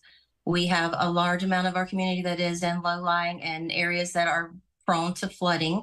If we're getting the wind speeds that they're talking about, then that could be devastating for our community. And as far as advice for folks who live there over in Taylor County, maybe say, we're used to these tropical storms, hurricanes, not a big deal. What do you say to those folks? The message that we're trying to get out is that this may be something to the magnitude that we have not seen in a very, very long time. Some people not in their lifetimes. So what we're asking people to do is secure homes as best as possible and then get out to a place where you will be secure and where you will be safe. All right, Captain Gina Deason there with the Taylor County, Florida Sheriff's Office. Thank you so much for taking the time to join us this morning. Is there anything else that you want to add before I let you go? No, sir. I think that's it. Thank you so much for having me on. Thank you. Have a good rest of your day, and please stay safe. Thank you. You too. All right, and I do want to take you out now, as we do have officials in Pinellas County, Florida, that is just outside of Tampa, of course, providing an update here. Let's pop up the audio and listen in. Impacts of Tropical Storm Helene and how our county is responding. You will hear from Emergency Management Director Kathy Perkins, as well as our County Administrator Barry Burton. After our updates, we will take questions from media in the room and then on the Zoom call. If you have questions on the Zoom call, please raise your hand and we will unmute you so you can ask your question. Now, let's hear from Kathy Perkins, Emergency Management Director.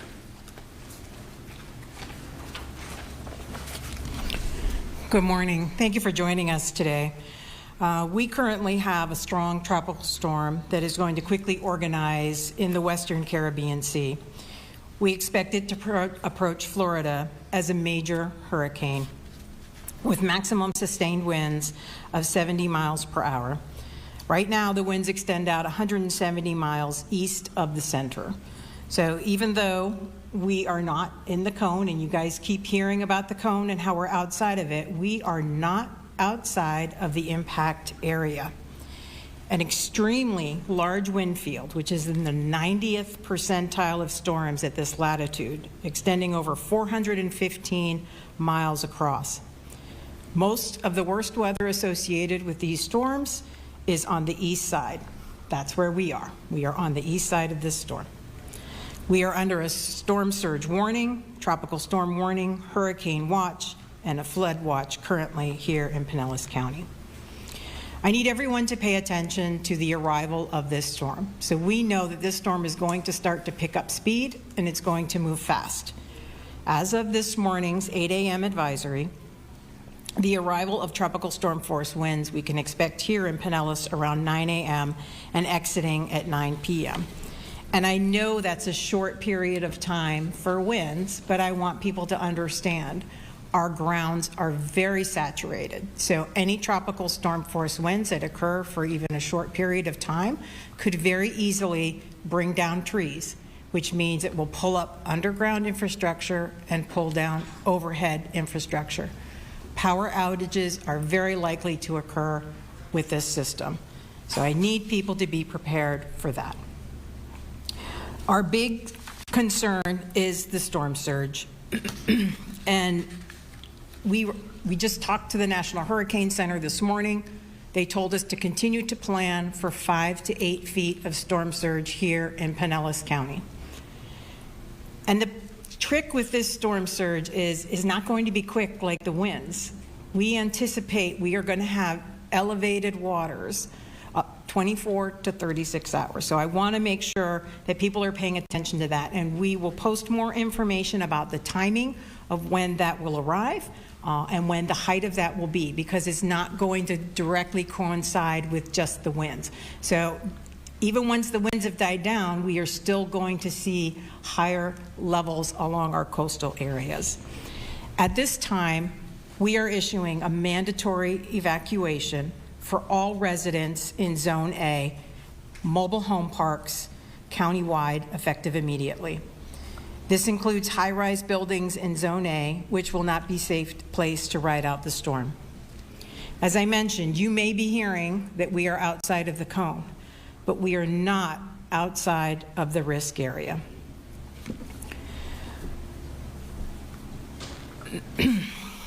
If you are in a zone A and we've asked you to evacuate, we want you to stay outside of that zone for the duration of the storm. Please plan to stay with family or friends in a hotel or a motel, or if needed, in one of our 6 shelters, which are now open. We have opened Dunedin Highland Middle as a special needs shelter, Gibbs High School as a pet-friendly and general population shelter, John Hopkins Middle as a special needs shelter, Largo High as a pet-friendly and general population shelter. Lealman Innovation Academy as a general population shelter. And Palm Harbor University High as a special needs, pet-friendly, and general population shelter. If you have special needs and you are not already registered, you can still call the County Information Center for assistance at 727-464-4333. If you are on our special needs registry and have requested transportation assistance, you need to get on the bus when it arrives at your home. We are running those buses now. If you refuse transportation when we get there and later change your mind, you will have to make your own arrangements to get to the shelters. So if the transportation is coming for you and gets there, please get on that bus today. I want to make sure that people know that PSTA will be running free rides to all of our shelter locations. So that is available if people need transportation assistance. And if you have any issues, please call our County Information Center. Traffic is always a concern for people when it comes to hurricane. And we heard from people in the last hurricane that over 40% of Pinellas County residents decided to stay at home because they were worried about traffic. I want to emphasize to people, this is not a huge storm. We are only evacuating Zone A. So there's lots of areas in the county where people can go. You don't have to evacuate hundreds of miles. You can only go tens of miles. So again, look for family or friends, look for hotel, motel, or you can stay at one of our shelters. You can find the hotel accommodations on our website at disaster.pinellas.gov.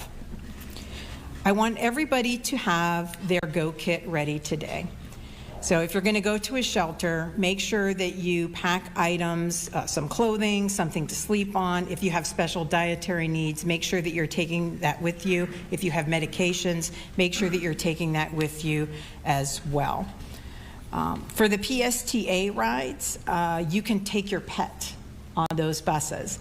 So you'll have to have cats and small dogs in crates and a muzzle for your large dog. So I don't want anybody to stay at home because they don't feel they don't have a place to go or they don't have a way to get there, right? So we have those shelters open. You can find those locations at disaster.pinellas.gov, and you can get a PSTA ride as well. If you're going to be staying at home because you're outside of the evacuation zone, you should consider what supplies you need. You'll have time to go out today to get those things. Stores are still open. You'll want to have backup battery packs for your phone. Make sure you're charging all your phones today. Great advice to freeze bottles of water and containers of water in your freezer so if the power goes out, you can keep your fridge colder longer. Extremely important that people with electric vehicles or golf carts or even those electric bikes that have lithium-ion batteries, you need to move those out of the surge area. We saw after Hurricane Ian a lot of vehicles that caught on fire. So I want to make sure that if you're in the area where the storm surge is, move those vehicles outside of the storm surge zone. Make sure that you know your zone. You can get this information today at disaster.pinellas.gov. And we've updated our site with the active evacuation zone and all of the shelter locations that are open. For all of our boaters out there, boat owners or people that may live aboard a boat, today is the day to secure your boat. Haul it out of the water and secure it in areas outside where it could float. No matter how valuable your boat is to you, it's not worth your life. Please do not ride out this storm on your boat. The marine conditions are going to be worse than they were for Debbie and for a much longer duration. Find a shelter or stay with a friend on land near you. You can find more boat preparation information at disaster.pinellas.gov. With that, I'll turn it over to our County Administrator, Barry Burton.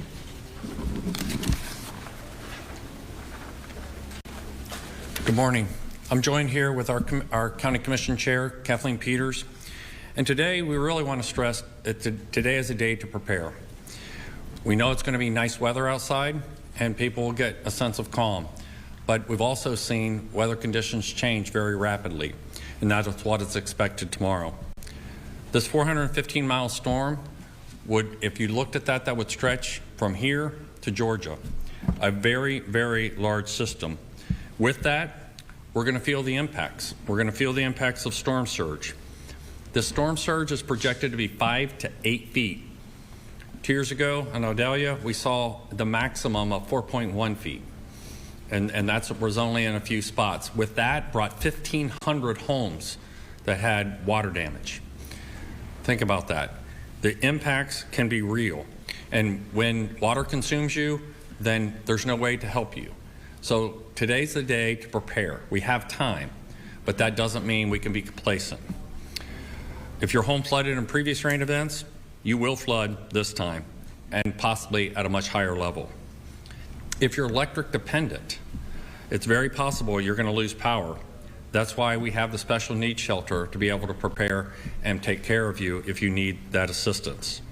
Remember, if you're in Zone A, we're issuing a mandatory evacuation order because we know that that is most likely susceptible to this storm surge that will inundate your home and you.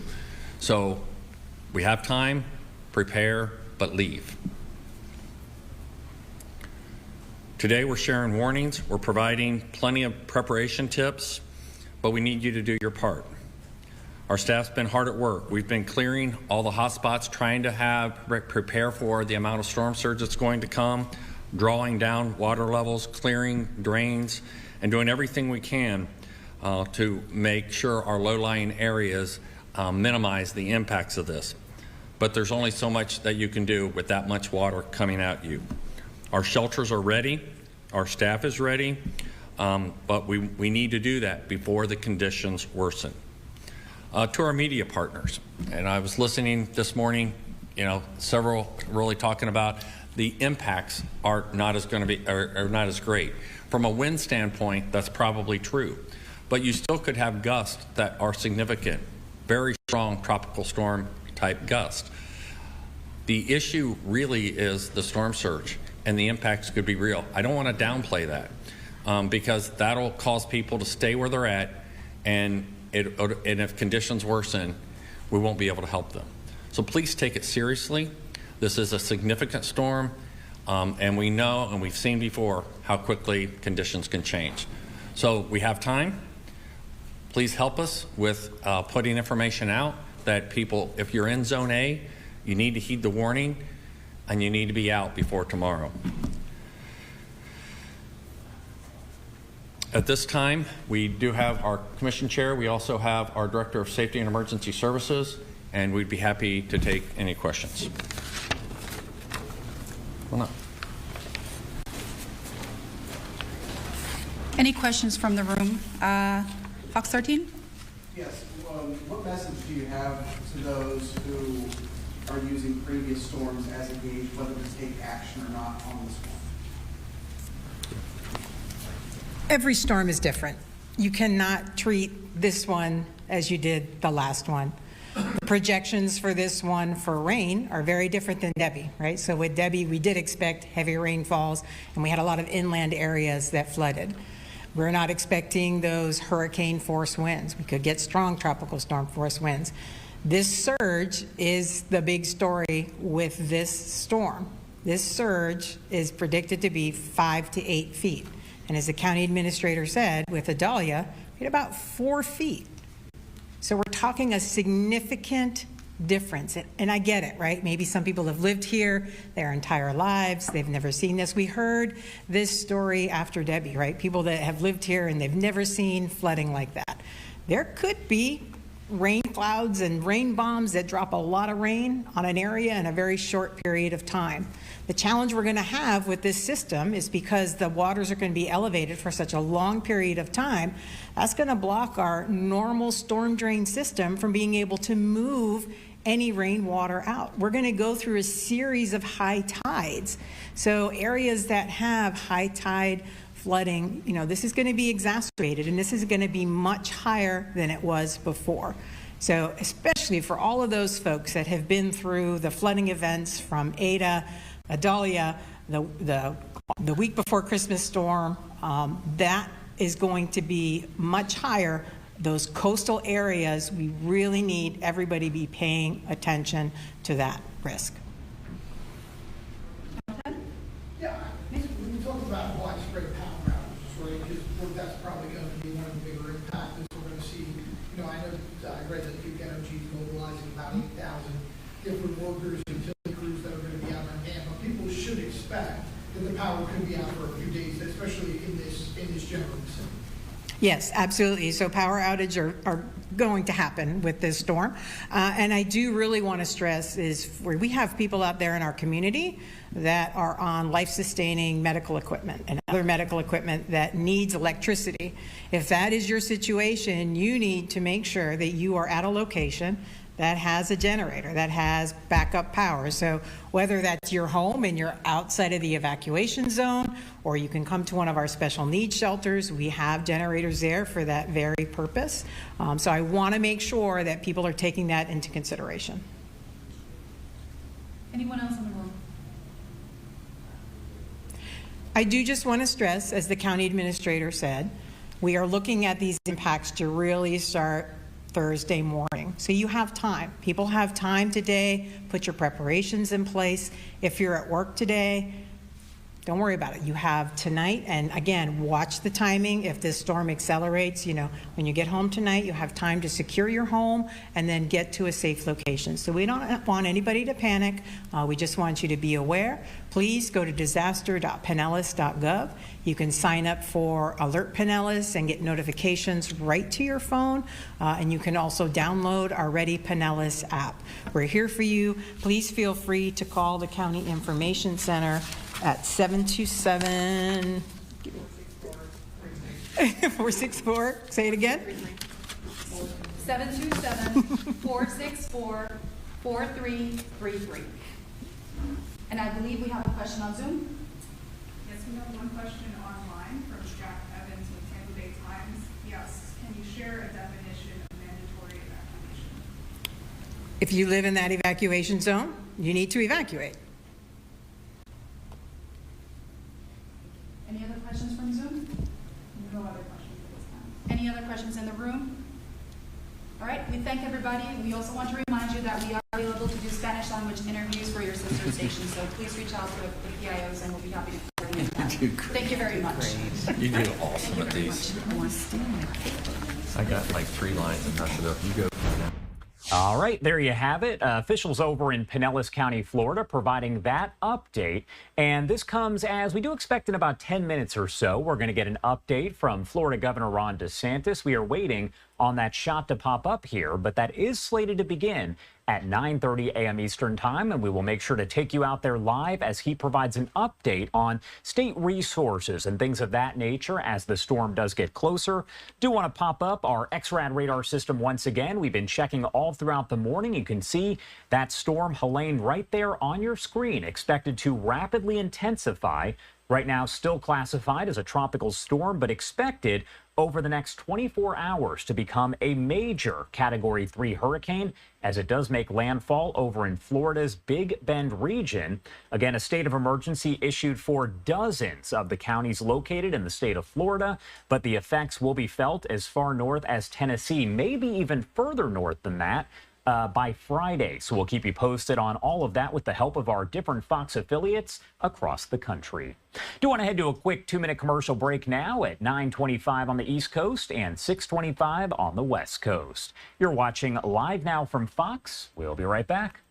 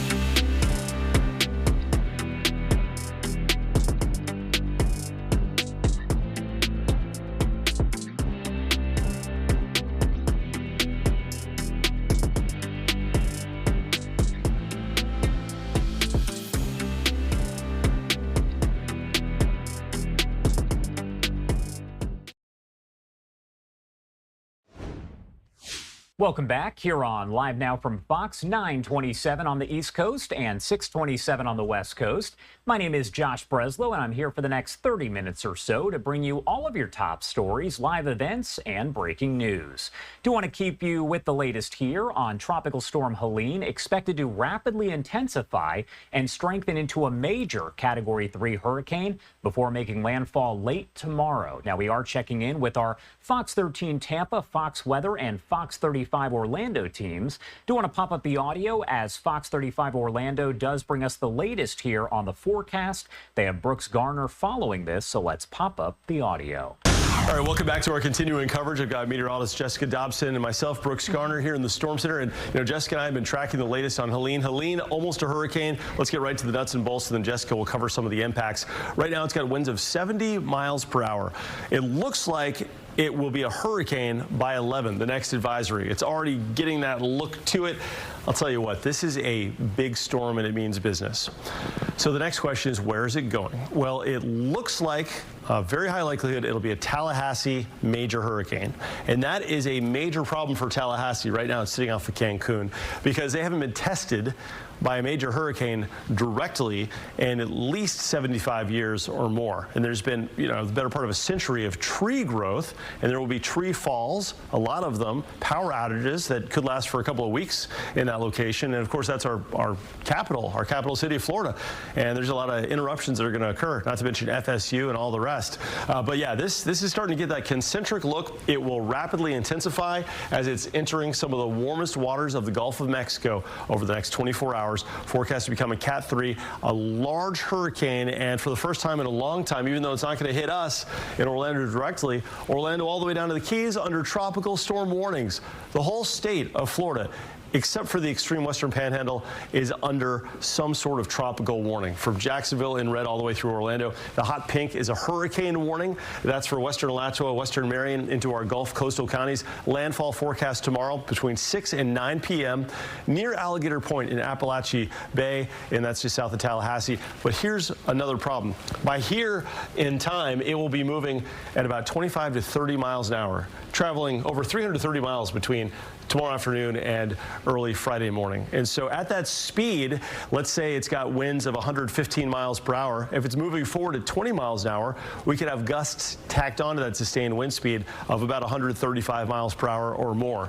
And as it looks like that may hit Tallahassee right on the chin, and with such a forward speed, it won't have time to weaken. And so some of those intense hurricane winds will in fact make the 20-mile journey from the open Gulf inland to the I-10 corridor. And 400 miles is the extent of the tropical storm force winds. We also, even though we're not going to be in the center of the worst of the hurricane, will have winds that could easily gust over 55 to 60 miles per hour tomorrow. 100+ mile per hour winds in a wide swath around Tallahassee.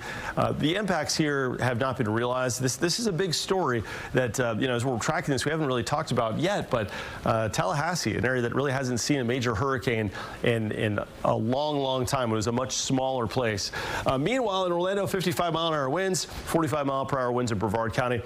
Just a brief hurricane history. Here's Tallahassee. There was Hurricane Michael, the big Cat 5 that hit Mexico Beach, but Tallahassee only had winds of about 50 or 60 miles per hour from that. Then last year we had Idalia just east of there near Steinhatchee, and same story, just lighter winds. But with this one, we're looking at least since 1950, the first major hurricane landfall in that region. Apalachicola, Alligator Point, there's so many areas in there that just have not been tested and will experience really significant damage. Now for us, we're going to have it come in waves. The first impacts from this will be heavy rain by 5 o'clock. So today's a Fox 35 weather impact day, mainly for the west side and the south side of Orlando. But that's going to make for a gusty and stormy evening commute and dinner time hour.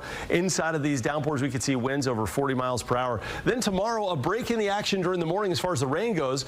But we'll see these little discrete cells from noon until maybe 4 or 5 o'clock. And inside of those cells tomorrow, we'll not only have extremely heavy rain, but a real tornado threat. So tomorrow's the Fox 35 storm alert day. Not to mention throughout the day, we're going to have winds gusting routinely over 50 and 60 miles per hour, leading to power outages here. Here's Jessica Dobson with the latest on those impacts around Central Florida and the region. Hey, Jess. Hi, yeah, we are going to be expecting strong winds, as you've been mentioning, and also the risk of heavy rainfall. Those are going to be two of our higher risks that we have. But tornadoes, again, they're going to be in the medium category, almost to the high category, and same with power outages. So these, again, are going to all be major or serious impacts that we do feel when it comes to us here in Central Florida. So breaking down our power outages, it does look likely that our Fox 51 viewers, that does include Dixie, Alachua, Gilchrist, and Levy counties, widespread outages are going to be possible and honestly likely at this point, and we'll expect likely outages as well in Marion County, also I would say even into Sumter counties, and then in Lake County, Orange, really the rest of Central Florida. That does include Flagler, Volusia, Brevard counties as well. In Seminole, that's where we have scattered outages that will be likely as well. So just keep that in mind. Charge your devices now. Don't wait until later. And also keep in mind too, make sure you're kind of tethering down and tying down any sort of outdoor loose objects, lawn furniture, any sort of decorations. I know a lot of people have already put out their fall and Halloween decorations, so just make sure those are tied down and secured, or otherwise bring them inside until the storm passes. So let's talk about the worst of the weather, taking kind of county by county. So this is going to be for Dixie, Gilchrist, Levy, and Alachua, our Fox 51 viewers. Worst weather arrives tomorrow around midday. So starting at around 1 o'clock, lasting through about 7 o'clock Friday morning. Peak winds are looking as high as around 75 plus miles per hour. Storm surge is also going to be a possibility for parts of Dixie and Levy counties. So Horseshoe Beach and Cedar Key could experience some storm surge there, along with flooding and the risk of some of those tornadoes. All right, welcome back to our continuing. All right, so that was our Fox 35 Orlando team. They did have their crews who have been covering this around the clock. Also storm team coverage there as they break down not just what to expect really as far as the entire state, but also locally in that area. What you're looking at on the top right-hand side of your screen, that is one of the many live cameras that we have. That is over in Tampa Bay, Florida, where the clouds have definitely moved in, but you can still see a bit of sunshine there, and the Bucks flag is kind of blowing all over the place, but the winds are expected to reach those hurricane force winds about 24 to 36 hours from now, with landfall expected over in the Big Bend region of Florida late tomorrow.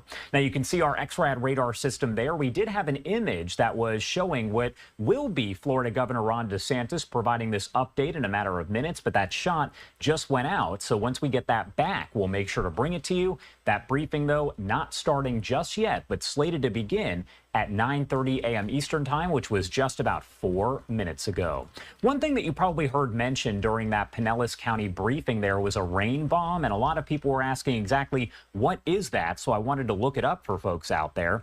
It's associated with that weather phenomenon that is known as a wet microburst. You've probably heard more about microbursts there in the past than a rain bomb, but it's a wet column of sinking air or downdraft that is associated with thunderstorms that have the serious potential for doing damage. So that is why Pinellas County was mentioning them, because they could potentially cause extensive damage there. We're not talking about necessarily hurricane force winds causing just the damage, but those rain bombs as well. Do want to head to a quick 2-minute commercial break, but a lot more live coverage to get to in just a matter of minutes. You're watching Live Now from Fox.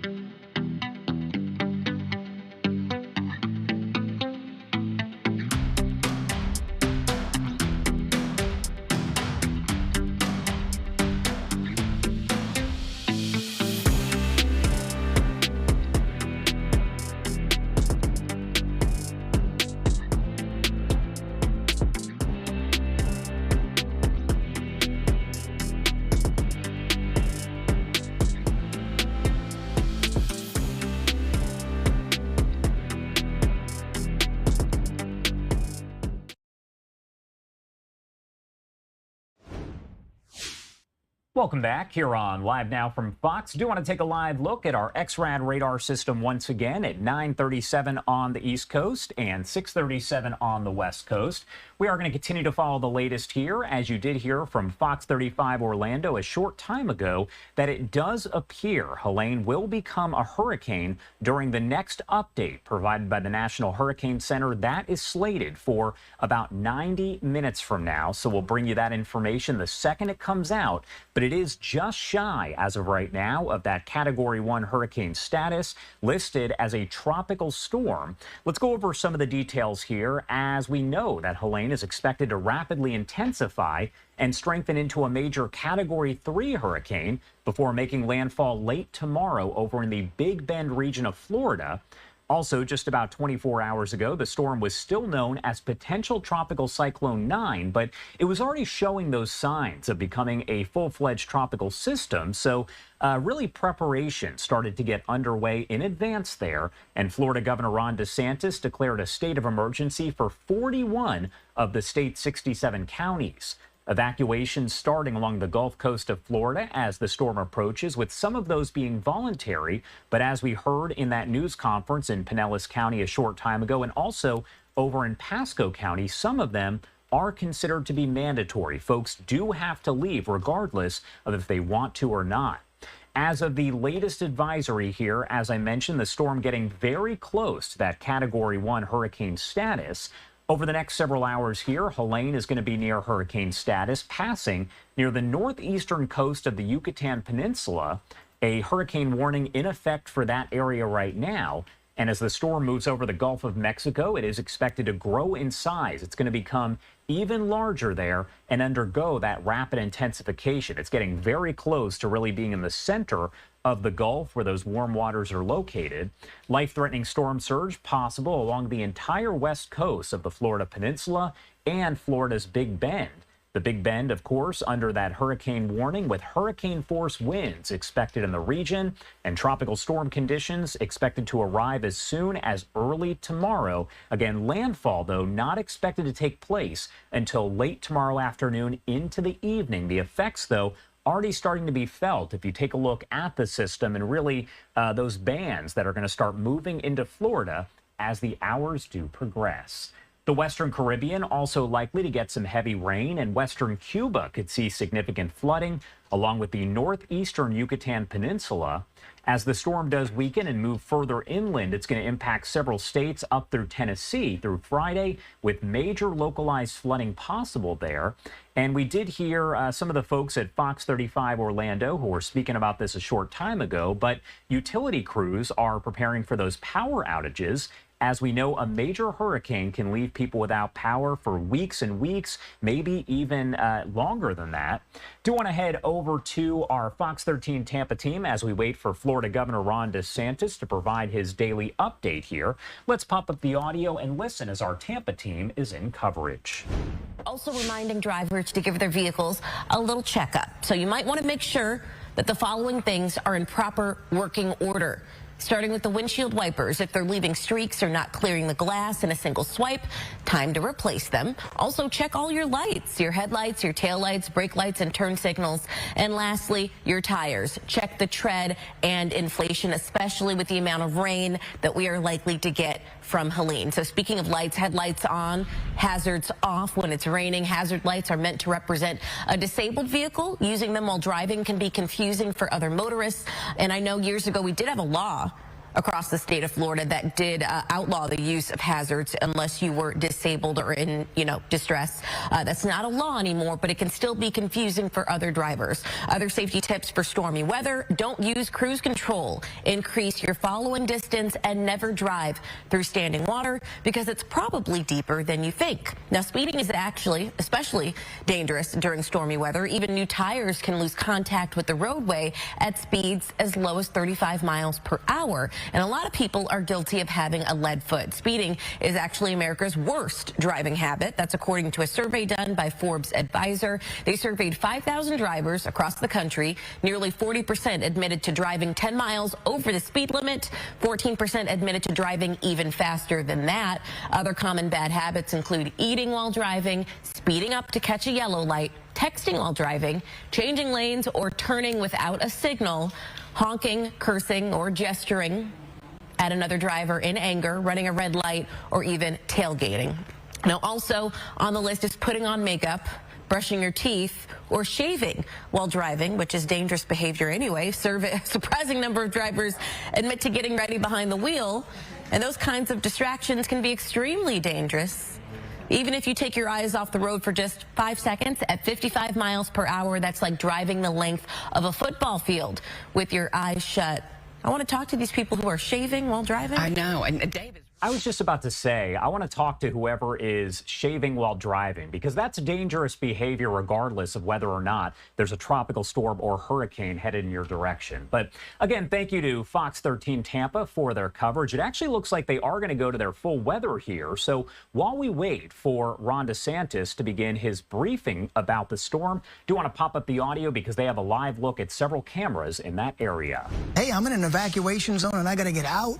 Maybe you got some last minute doctor's appointments you got to get to. You got to get things done for your pet. You got plenty of time today. Nothing significant is going to happen today. We will have some showers, maybe some bands of rain very late today or this evening, but nothing real significant until tomorrow. And really the main activity tomorrow is going to be afternoon and evening. I pulled out this satellite because I was just looking at the sheer size of this particular storm. We've got clouds in central Florida from Helene. Look at the cloud cover going all the way down to South America. You've got clouds in South America up to central Florida from this storm. That's how large it is. And we have known and figured this out in the past 20 years. These larger storms produce a much bigger storm surge. And it makes sense. They produce a lot more energy. Now, with that said, you've also got a storm system that is working its way into the very warm, very deep waters that we have here in the Western Caribbean and into the Gulf, right through the loop current. Water temperatures are 88 degrees, give or take a degree. Go 100 feet down into the Gulf. The water temperatures are still above 80. Basically, this storm has unlimited fuel to work with. No significant wind shear in the Gulf as well. No drier air is going to penetrate. The faster this can move, honestly, the better just to get it out of here, because the longer it stays over the Gulf, the stronger it's going to be. Hurricane Center has said, hey, this is going to become a major hurricane, but there are computer models that bring it up even higher than that before making landfall somewhere in the Big Bend area. Now, on a path like this, it stays 150 miles, give or take, just to the west of us. However, the tropical storm force winds are going to go 250 miles east of the storm. That's why we have tropical storm warnings out for the east coast of Florida. That's a new one, right? Typically, they stop at the west coast, but no, they're up to the east coast today. Looking ahead, some showers rolling through today. These are not going to be that big a deal. Yes, they are associated with the storm. Little band of rain or two. Now, by tomorrow, let's get into the afternoon hours. That's when the core of the storm is going to be passing to the west of us, and you can see the center of it here. Now, right around this area, you're going to be getting major hurricane force winds, but they're going to stay offshore. The hurricane force winds are going to come very close to the coast, which is why we have hurricane warnings for areas west of 19, Citrus, Hernando, and Pasco County, and tropical storm warnings for the rest of us. We just don't have a lot of wiggle room, right? If this thing was to move just 30 miles to the east, that's going to push these hurricane force winds onshore around here. So that's why once this gets into the Gulf, this is going to have to be watched really radar frame by radar frame, because a 20 or 30 mile deviation, which they always do, they kind of wobble around, could make the difference into the significant winds making their way into the Tampa Bay area. Tropical storm warnings out for just about everybody. There's that sliver of a hurricane warning west of 19, okay? And then the overall, the storm surge is what we are really concerned about, especially in our northern counties. You get north of Pinellas, you're into Pasco and Hernando County, you're looking at a 6 to 10 foot storm surge late tomorrow afternoon and tomorrow evening. And where and to the right this storm makes landfall, 10 to 15 foot storm surge. These are incredibly high storm surges. Even for Tampa Bay, a 5 to 8 foot storm surge would be near record levels for us. So even though this is not going to make landfall along the west coast of Florida as we see it now, we still are going to have some significant impacts, and they're going to mostly be tomorrow in the afternoon, tomorrow evening, tomorrow night. We've narrowed it down, okay? Not much is going to happen today. It'll get a little breezy out there. We'll be up near 90 degrees and a few showers, but not looking at anything significant from there. After this moves through, it's going to take some time to settle down. The winds will die down, but the water will stay high, I think, on Friday and Saturday, and we'll have a few tropical showers to boot as well, okay? All right, Dave, we're going to give you a little bit of a break. I'm going to handle first birthdays this morning. All right, and I do want to take you out to this live image that we do have right here on your screen out of Tampa, Florida. They're getting the camera set up because we do expect that Florida Governor Ron DeSantis will give that briefing in a matter of minutes. We're going to take you out there live when it does begin, but we do have to head to a quick 2-minute commercial break. We'll be right back with more live, raw, and unfiltered coverage.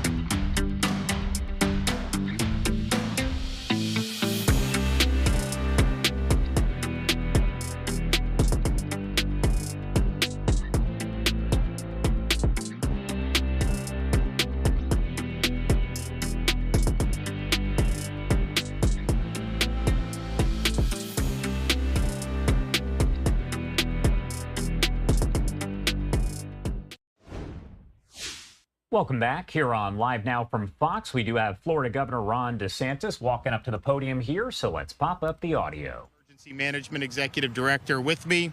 We also have the Attorney General, Ashley Moody. We're here at TECO Energy in Tampa. They're staging a lot of linemen for the upcoming storm, and we continue to have thousands of linemen pouring into the state. They're being amassed, and then obviously once the storm passes, they will go and work on power restoration. It is anticipated that there is going to be power outages, so folks have an opportunity to plan for that now. You still have time to make the preparations and put your plan in place today, but that time is running out. This storm, I think, as you know, is basically in the area of Cuba and the Yucatan Peninsula. It's moving past that, and then it's going to have pretty much a clear runway in the Gulf of Mexico. We, of course, began preparing over the weekend. On Monday, I signed an executive order. We now have 61 of Florida's 67 counties that are in a state of emergency, and it's been able to help surge resources and help with preparations there. We did get a partial approval of our pre-landfall emergency declaration from FEMA, but we didn't get approved for what we think we need to get approved for, so we're going to go back and try to get a more robust approval there. We are going to have a significant impact from this storm. It's a tropical storm now. It is going to become a hurricane. The models vary on how intense, but there's clearly a pathway for this to rapidly intensify prior to making landfall. You'll see these cones that get produced by the National Hurricane Center. You see these spaghetti models that get put out that I see online, and that's fine and you should look at that. But just understand, this is a very big storm. You're going to have impacts that are far outside of what a spaghetti model would have or what a cone would have. And so here in the Tampa Bay area, none of those spaghetti models or cones necessarily have the eye of the storm hitting Tampa Bay, but even if it's 100 or 200 miles off the coast, you are going to see impacts with storm surge. You're going to see impacts with flooding, and so just be prepared for that. There have been local communities, counties that have issued evacuation orders in a number of Florida counties.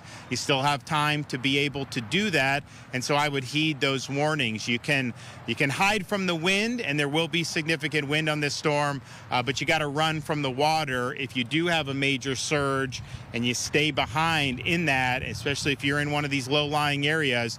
That is potentially hazardous. You do not have to evacuate so that you evacuate far enough to not have any impact of the storm.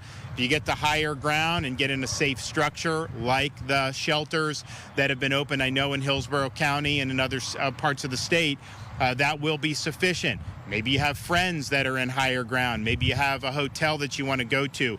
You don't have to drive hundreds of miles, but if you are told to evacuate and you're in those low-lying areas, just know that there is the potential to have some significant storm surge.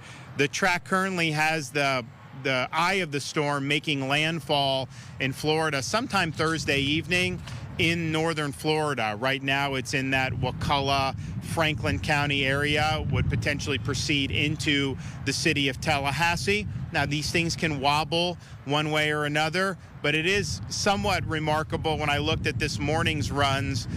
Most of those models are pretty much in agreement about the path of this storm. Doesn't mean that they're 100% right, but normally you'll have kind of an average of them. But you'll have some that may be further east, some that may be further west. Most of them are pretty close together now. So we do anticipate direct impact somewhere in the northern part of Florida, most likely in the Tallahassee region. But it could also toggle east and end up closer to the heart of the Big Bend, where we saw with Debbie and where we saw with Hurricane Idalia. But again, you're going to have impacts of this storm inland in the state of Florida, really all across the Florida peninsula. And even though southeast Florida was not in our 61 counties, the coastal southeast part of Florida, they are probably going to end up with tropical storm force winds as well. So it's a big, big storm, has the potential to have a lot of impacts. So again, you still have time to prepare. Make sure that you're executing your plan. Make sure you have the essentials that you need.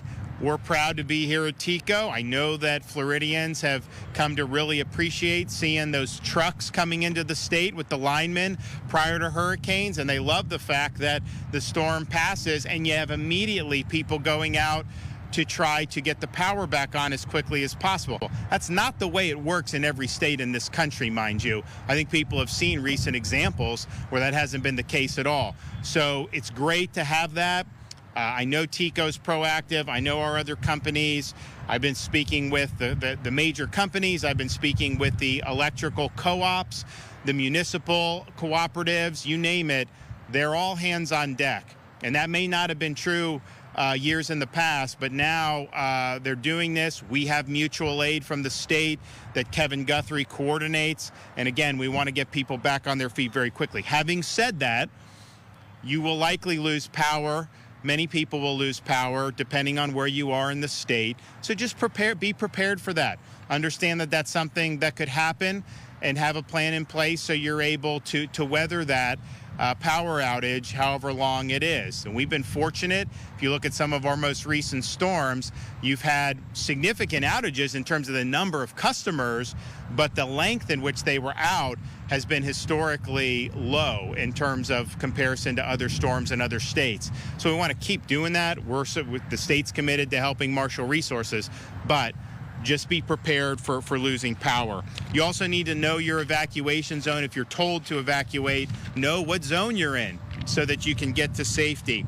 If you have an issue or a question about whether where you live is currently under an evacuation order, you can go to floridadisaster.org/evacuation orders, and that will list all the counties that have issued those orders. And so I know that you've seen evacuations in some of the barrier islands up the west coast of Florida. Some of the counties like Wakulla and Franklin have done broader evacuation orders. All of that will be on the website. And again, you don't have to get in your car and drive 350 miles away. You can evacuate safely to higher ground. There's shelters, there's hotels, friends' houses, family. All that is fine. And especially in Florida, the structures that would be used for sheltering are going to be hurricane proof. Low-lying areas, of course, can increase a community's flood risk. You can learn if the dwelling's at risk by visiting FEMA's map service at msc.fema.gov. If you have questions about shelters, you can go to floridadisaster.org/shelters so that you can see what is available in your area. Now, every county in Florida is required to have at least one pet-friendly shelter. So here in Hillsborough, maybe not everyone is pet-friendly. I don't know, maybe they are, but you will absolutely have one, at least one, that is pet-friendly. And please don't leave your pets behind, especially if you're in one of the areas that's more low-lying where you can have significant damage. You don't want to leave a dog behind, not knowing when you're going to be able to get back and be able to be there. So please bring your pets. When we're under a state of emergency, the hotels allow pets to go in to the hotels, even some hotels that are not normally pet friendly. So make sure you're taking care of your pets. Kevin and his team at my direction have marshaled a significant number of resources. They are filling requests from the counties for supplies on everything from vehicles to tarps to generators, as well as additional personnel. As I mentioned, we have thousands of additional linemen pouring into the state. I think we got up to 18,000 yesterday. That number will continue to increase throughout today. We also have Starlink internet that can be deployed as needed for areas that have internet knocked out. And we have, as I mentioned yesterday at the briefing, flood protection devices that can go and protect a number of things, but particularly a utility substation. We did do that during Debbie. It was effective. We have 150,000 linear feet of flood protection devices that are in the process of being deployed. But local communities that want that, ask Kevin, ask the Florida Division of Emergency Management. We want to be helpful with that. Army Corps has some of those as well, but we know we have them and we want to be helpful. We also have Florida National Guard standing by with our soldiers. Florida Department of Transportation has lifted weight restrictions and is allowing bypass of way stations for emergency response vehicles, including utility vehicles that are staging for rapid response. Kevin has activated our fuel contracts. So we've got many, many tankers of fuel in addition to the norm coming in. You know, people have been waiting in line for some of the gas. I know up in Tallahassee, we saw that yesterday. I don't think any of the stations ran out that we know, but we've been working to make sure that all those are topped off. So that'll continue to go, and we're going to continue to monitor and respond to the storm with all of our different state agencies.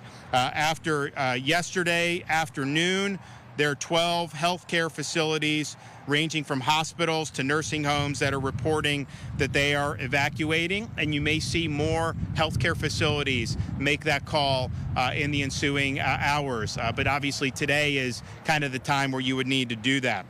So we want to make sure that everybody is safe. Just listen to the information. We try to provide information, and then folks can make the decisions that's best for them and their family. I don't believe in trying to scare everybody and trying to just say the only thing that could happen is worst case. We've said there's a range of possibilities for this storm. Some models have it as a Category 1, some has it as a Category 4. There is a runway for this to rapidly intensify. That's just a fact. You're going to have impacts far beyond the eye of the storm.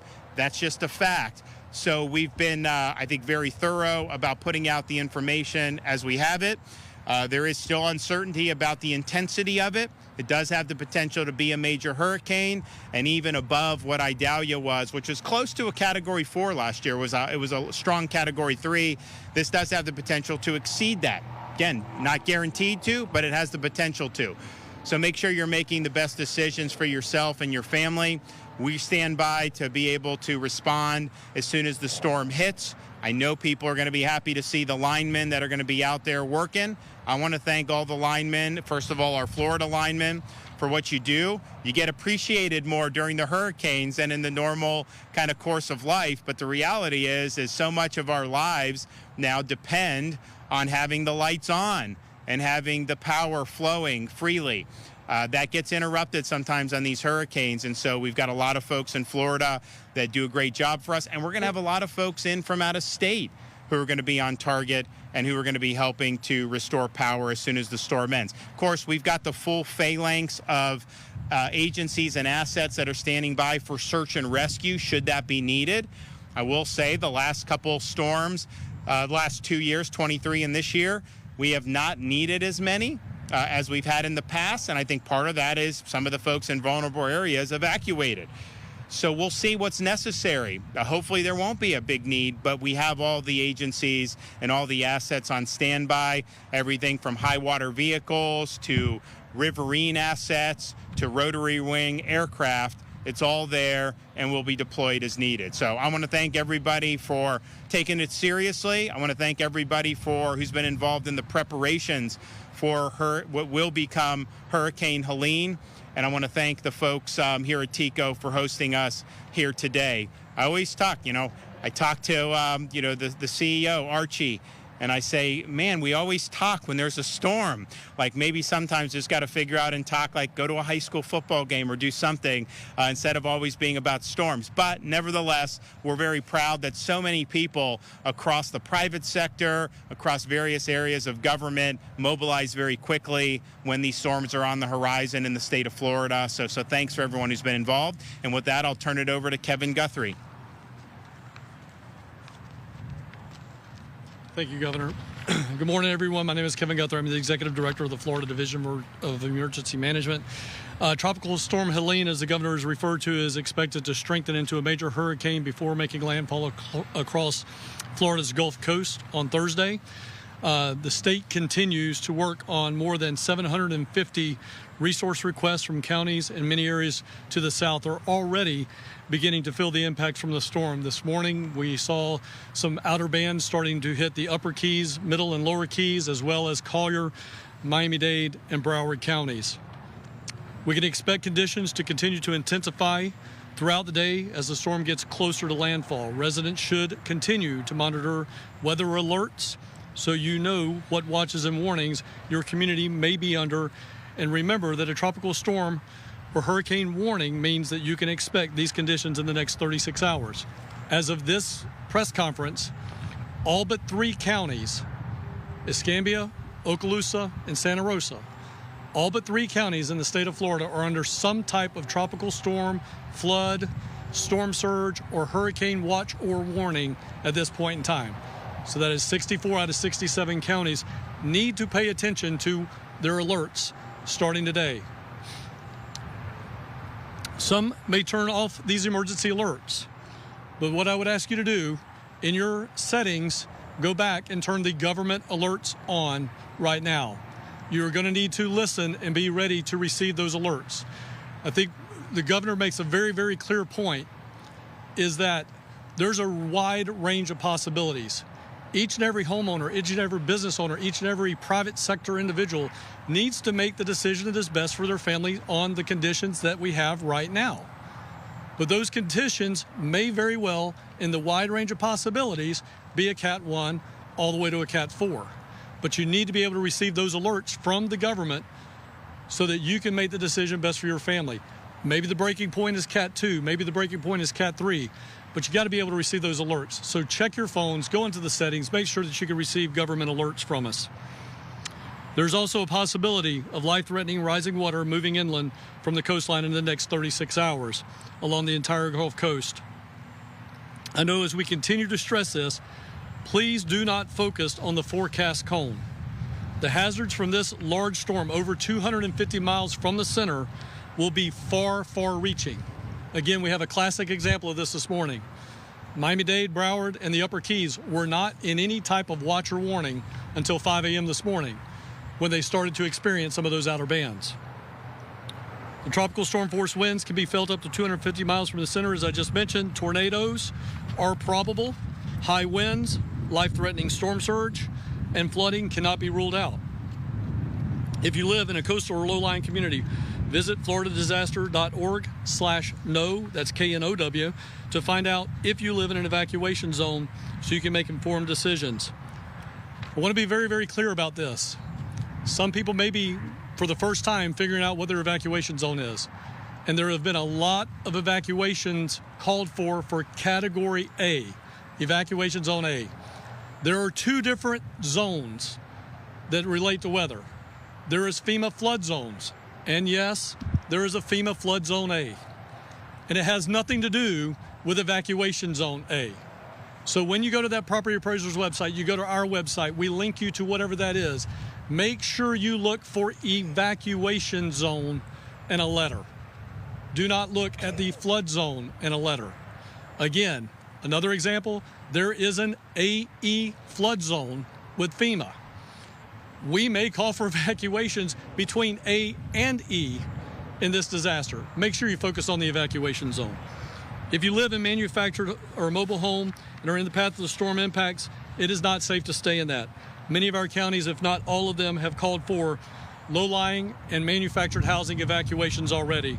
If you're not sure if you're in that, again, as the governor has already mentioned, visit floridadisaster.org/evacuation orders to find out if you are under an evacuation order. If you are ordered to evacuate, please do so. The time to put your disaster plan into action is now. Make sure you're doing that. Make those final plans. Make sure you got stuff for the kids, pets, seniors in your household. Remember, you only need to travel tens of miles inland to get to a safer location. Shelters are going to start opening up as soon as Wednesday. If you're unsure about the next steps of what to do, please contact your local county emergency management office. Your yard should be debris-free now, especially in this Tampa Bay area. If you can pick it up, put it up.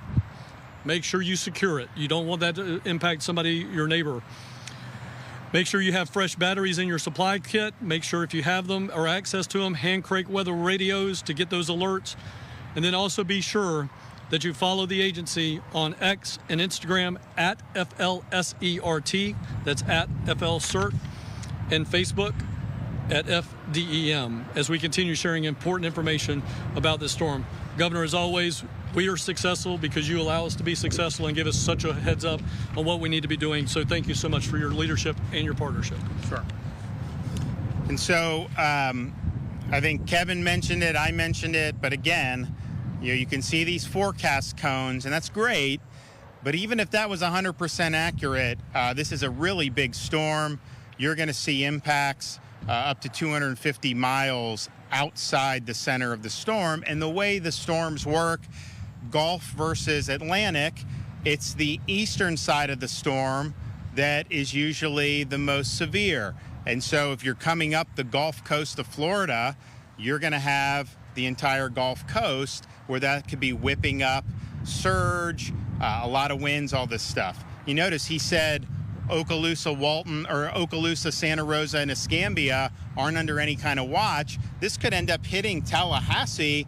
That's a lot closer to Tallahassee than some of the others on the eastern part of the state of Florida, like Northeast Florida, but it's because a lot of on the right side of the storm is just going to cause more problems. That's why, like when these Atlantic storms come, they brush our coast, and we can get some damage, but most of the damage is out there still in the Atlantic. So you're going to see the more violent side of the storm. It's going to whip up surge.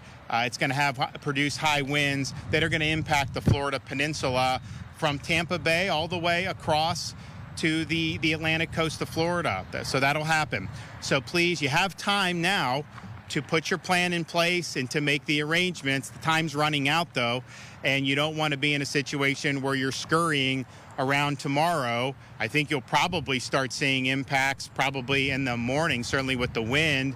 I know the storm is likely to be probably about the north. It'll have gone far enough north that it'd probably be about equal to Tampa Bay sometime late morning, early afternoon tomorrow, and then hitting probably tomorrow night. And even that can change depending on how this thing goes. It has, I think it's anticipated to move quicker than some of the more recent storms, and there's pluses or minuses to that. But the reality is today is the day to finalize your preparations and to put your plan in place. So please do so. Take this seriously and make sure that you're looking out for yourself and your family. With that, I'm happy to take some questions.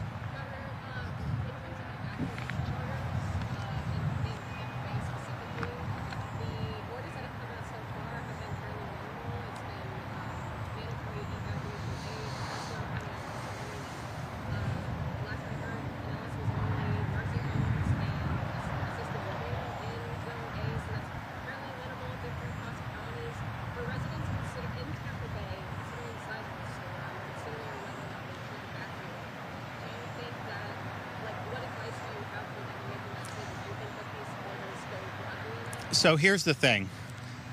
You can, if there's a evacuation for Zone A and you're in Zone B and you look around and historically you think you could be invulnerable, there's nothing preventing you from going to a shelter. There's nothing preventing you from going to a family member's house, a friend's house, hotel, whatever you need to do to where you're on higher ground and you're running away from the water. Now, we obviously, when we do hurricane response, this is a bottom-up thing. The local counties are responsible for making the call on evac orders, partially because they're there. They have the information. They can communicate with the residents, but then also they're responsible for carrying out any orders into effect. For example, sometimes they'll close access to barrier islands. Well, the state, we don't have personnel to do that, so that is what will be done locally. So they're all doing that, and I think that you have probably by the end of today, where any orders would probably need to be done to be effective. But again, just because your emergency management says that you may not need to, if you feel that you would be safer doing that, you're always free to do that.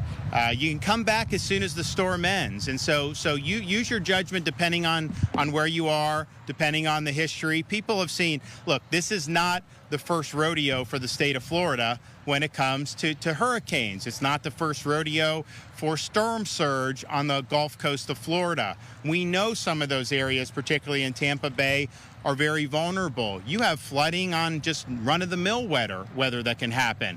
And so I think that the local folks get that, and I think they'll be able to make the appropriate calls. But if you don't think that they're making the right call in terms of not having it broad enough, that does not prevent you from taking whatever action that you may deem necessary. I mean, I think if you're looking at this storm, the eye of the storm is going to be probably, what would you say, Kevin, 150, 200 miles off this coast, 100 miles at least? At least 100.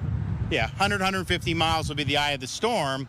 So that impact direct, it's going to be out in the Gulf. But the field is so big with the winds, and it's going to churn up a lot of surge that you're likely to see something significant, particularly in the barrier islands and those low-lying areas. And so we always say you can hide from the wind, especially with Florida structures that have been built in modern times, but you run from the water, because if that water really does come crashing in, it's not a lot you can do about it at that point.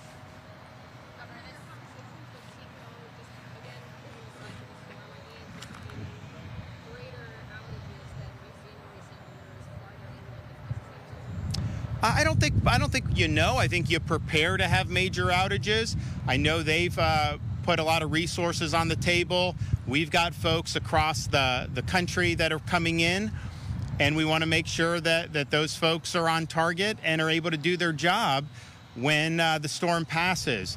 If you think about Idalia, which was last year, it was almost a Cat 4, was a major hurricane. You had, I think, the fastest restoration that we've had, but then Ian was millions of people out, and you had people in Ian literally that Thursday, I guess it hit on a Wednesday, like that Wednesday night, trucks were coming in from Miami across Alligator Alley to go to Southwest Florida. So folks are on standby, they're ready to go, and they will go as soon as it's safe to do so. They're going to do. We also have FDOT that's assisting with cut and toss operations. Sometimes you can fix a power outage, but you got to have access to be able to get to where you can do it. If there's a lot of debris on the ground and the roads are not cleared, then it's harder. So FDOT is involved in doing that. We, would like to have more support from the federal government just in terms of our pre-landfall declaration. They've approved for direct federal, but we think it should be broader from what we requested. And so hopefully that'll get rectified today. This storm is coming after we've already seen a ton of rain, had a lot of rain events, the ground's very saturated. How is that sort of influencing conversations and decisions when it comes to deploying resources like our district? Well, first, that's part of the reason why you have 61 counties under a state of emergency. Because if you look at some of the areas far east of here, you're looking at even potentially significant saturation because of what they've already had. And so there's definitely pockets of the state that are very saturated. Even if you have 8 to 10 inches of rainfall, some hurricanes can dump a lot more than that. But even if you do that, that's building off a lot of rainfall. So that went into the calculation about why we're doing state of emergency. Yes, we have resources in North Florida, kind of in the Tallahassee area. We've got it in the Tampa area, and then we have it on the east coast of Florida as well, because I think you do have the potential to see a lot of water rise, just given what we've seen in recent weeks and months with the amount of rain that we've gotten.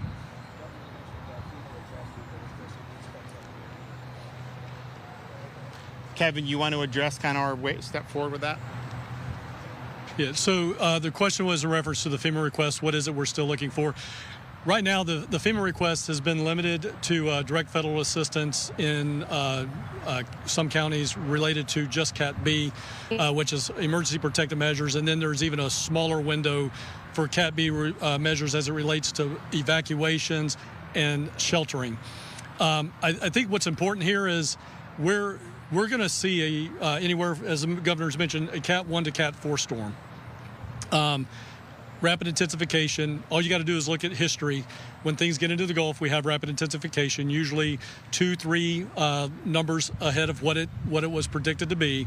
And we know that in North Florida, and we know that people in D.C. are not from Florida, we have a lot of tree canopy.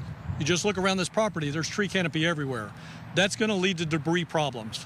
And unfortunately, we do have some counties. I was talking to someone this morning about a fiscally constrained rural county on our Gulf Coast that's having to make decisions today because they've been hit by 2 storms. And they're saying, look, we can't afford to put the police officer out there on overtime directing traffic because we're not guaranteed that we're going to get reimbursed for that security mission or that traffic mission. So, these are things that where we live, down rubber meets the road. Counties are making decisions based on what's in that declaration. The governor and I submitted, I prepared it, the governor reviewed it and submitted it, the request for declaration, which included categories A and B, all things that happen in those 2 silos, debris removal and all emergency protective measures. We think that's the best way forward. That's our ask of FEMA, and it would certainly help local cities and counties make better decisions, especially when they're fiscally constrained and living after they've already had 2 disasters hit them. The other thing to just keep in mind, because we're here at TECO, obviously there's a big effort in Florida, traditionally, at least certainly over the last 5 or 6 years, to be very forward-leaning on power restoration, and that's good. There will be power outages, and some people will use generators to be able to keep the lights on in their residence, and that's fine, but just make sure you're using that generator appropriately. You do not run a generator inside your home or in an enclosed structure. It needs to be outside the home. It needs to be a safe distance from any doors and windows. We have not had, I don't think, generator deaths in the more recent storms. I know in the past we've had, and so I think the message has gotten out. But even since Idalia, we've had people that are new to Florida, may never have been through one of these things. So just use the generator appropriately. Do not run the generator in your house. The other thing is once you have the storm effects to start to be felt, you really got to have your preparations done. You do not want to be on the road when you have major wind and rain that is happening. We typically will see some fatalities every year for people that are out and about past time when it would be safe to do. So you have time today to prepare, you have time to do what you need to do, but as we get into tomorrow, you're going to start seeing effects of this, and the effects can get worse very quickly, especially if you're far from home. So just prepare for that, and don't put yourself in a situation where you get stuck or you have, God forbid, an accident because of the hazardous conditions. So we put your safety first. Make sure that you know that there's risks involved with this. We're going to be back in the Emergency Operations Center today. We're going to fly back to Tallahassee. Our plan is just be hunkered down there, even though the storm's expected to hit there, because it's a hurricane-proof facility and we have the ability to keep everything moving. So everything will go forward in the state of Florida. Kevin and his folks have been at level 1 now since Tuesday morning, and we'll continue all the way up through impact. And then as soon as the storm passes, make sure that we have the emergency response and power restoration where they need to be. Thanks, everybody. That was Florida Governor Ron DeSantis giving an update as we continue to track Helene. We are also expected to hear an update from the National Hurricane Center at the 11 o'clock hour, so just about 40 minutes or so here. Thanks for joining us on Live Now from Fox. My name is Christy Matino. We are going to continue our coverage in just 2 short minutes. We'll be right back after this break.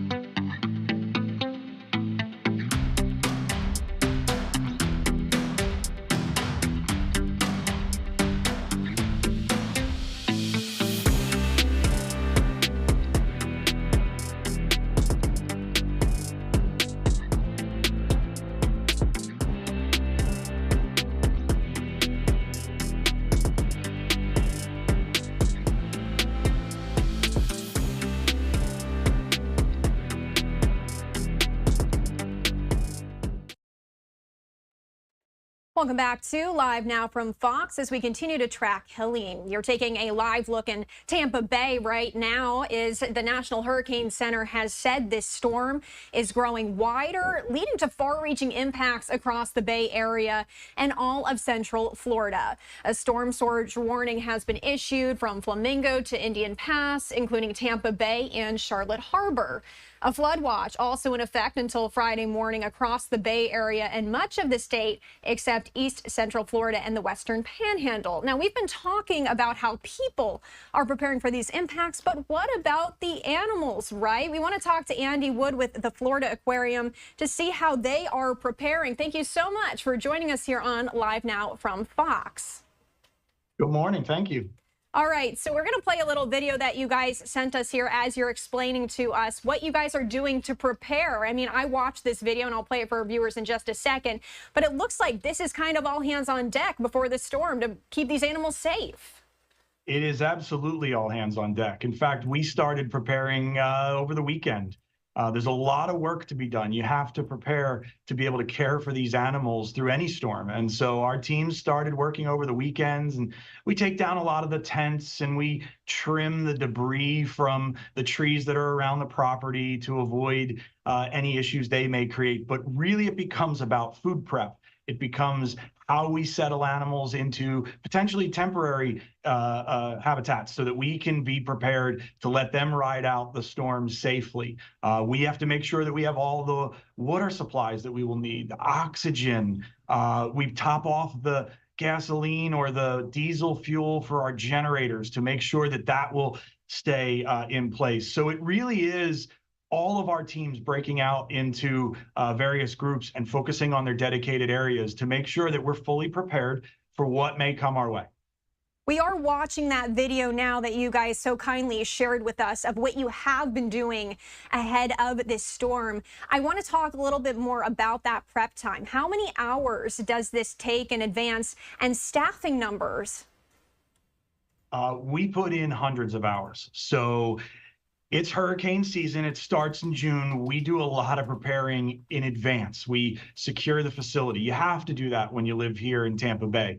And so we definitely prepare for that. But leading up to a storm like this, there have been teams that have been working almost around the clock for the last several days, really preparing all the heavy work that has to get done ahead of it. And it's over 100 to 150 individuals who are dedicated to the storm prep, while also maintaining our operations. We are open to the public right now. Today, we will close at 5 o'clock today and go into full hurricane mode. But we've been running the facility for several days, as we do every day of the year. We operate 365 to care for these amazing animals. But the extra hours and the hundreds of hours that go into preparation, and just hundreds of people.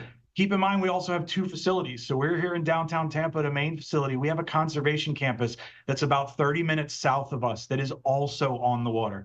And there's been a whole team there making sure that highly endangered corals are secured and prepared to be able to ride out the storm, and all the work that goes into that. So it really does take an entire team, and they are a dedicated, tireless group of individuals who are really driving forward to make sure we're always fully prepared.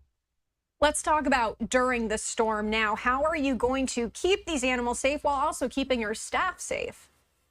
So I appreciate you calling out that balance, because it truly is the balance. We will have a dedicated strike team who will be here on campus through the storm. We will ride out the storm. And what that means is it's a smaller group of individuals. We may have 70 or 80 individuals on any given day that are caring for our animals and their well-being. It'll be a smaller group. It could be upwards of 20 individuals who will be here on site, making sure that all of our animals are fed, making sure that water quality is at the highest possible conditions, making sure that we can address any situations that may arise. Who knows? You may get a leaky window, or you may get a tree branch that falls and blocks a doorway. And so they're dedicated, a group of engineers, a group of animal care professionals, our veterinarian will be here.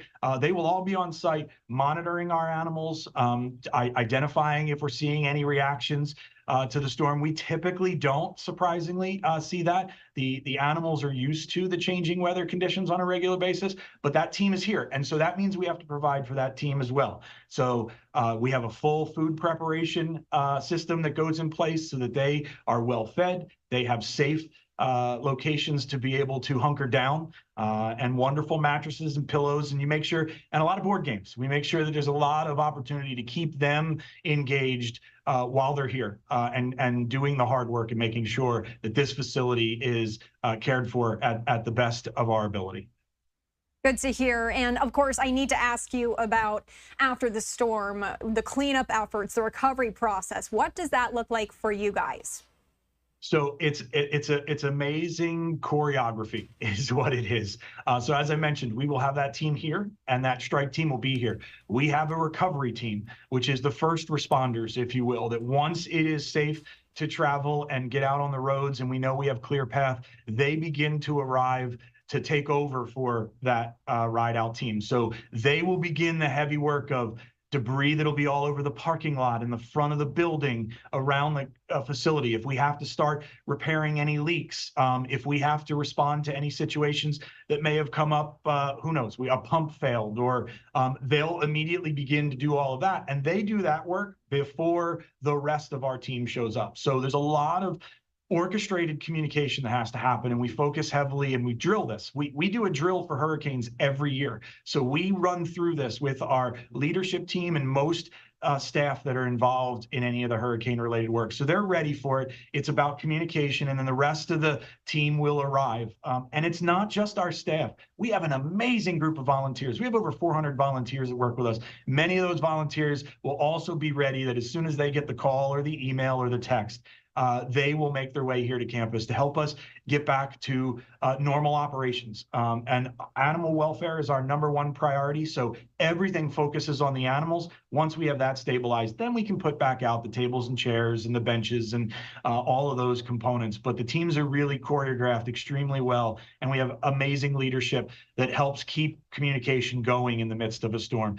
We also care very much about our teams, so it's not just about who can come here and deal with the facility. We do all of the connection with our teams to make sure that they have managed the storm as best as possible. We strongly encourage, there's an evacuation order in place. I think the governor mentioned that earlier today, that is in place. And we're working with our teams to make sure that they're taking care of themselves and their loved ones first and foremost. So we make sure we balance that while we have folks who can also get that balance and be able to also ensure that we're ready to go.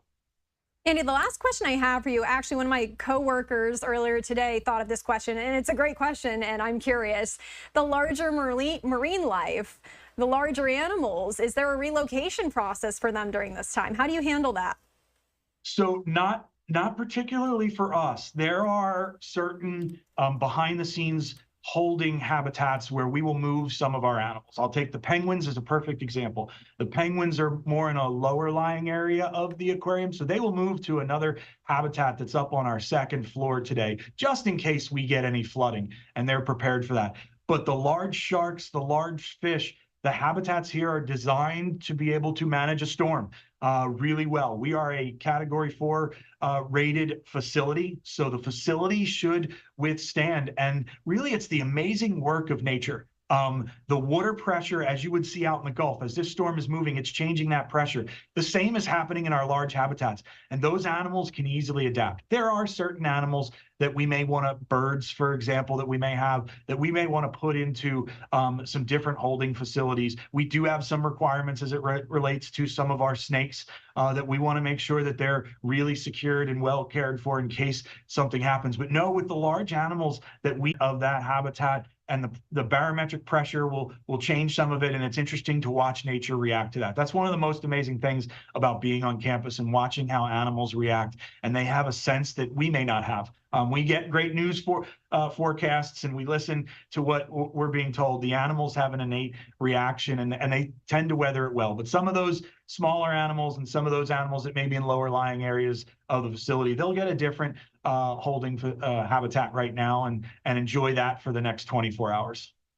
Well, Andy, I know you have a lot to do ahead of this storm, so thank you for taking the time to join us on Live Now from Fox and for keeping the animals safe. We appreciate that. Thank you. Have a good one. All right, we are going to jump away for a quick 2-minute break on Live Now from Fox. When we come back, more live updates on Helene. Stay with us.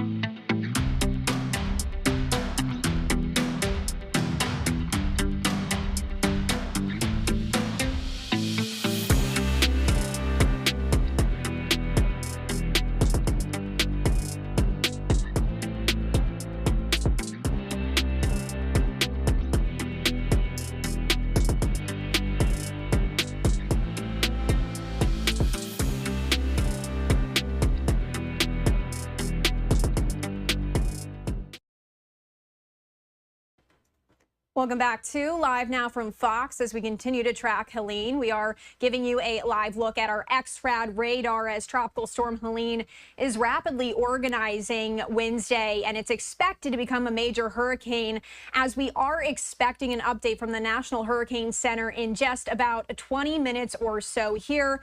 Florida residents are rushing to finish preparing. You just heard Florida Governor Ron DeSantis moments ago saying that time is running out as this is set to make landfall Thursday night. The National Hurricane Center says there's a danger of life-threatening storm surge along the entire west coast of the Florida Peninsula and the Big Bend. We are getting a press briefing that is going on right now out of Hillsborough County, Florida.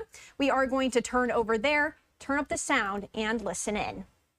Ken Hagan, Chair of Hillsborough County Board of County Commissioners, Hillsborough County Sheriff Chad Cronister, Florida Chief Financial Officer Jimmy Petronis, and Sherry Jacobs with Tampa Electric Company. Also joining us today is the Florida State Senator Jay Collins, Florida State Representative Danny Alvarez, Hillsborough County Commissioner Harry Cohen, also City of Tampa Fire Chief Barbara Tripp, and also we have FEMA Gold Team Lead Marianne Tierney. At this time, we have issued a mandatory evacuation order, Zone A, which includes mobile homes and manufactured homes across the county. This storm is broadcast to become a major hurricane and will be potentially bringing life-threatening storm surge to our region. Residents should recognize this will be a delayed surge coming in after the storm and will have passed overnight Thursday through Friday morning.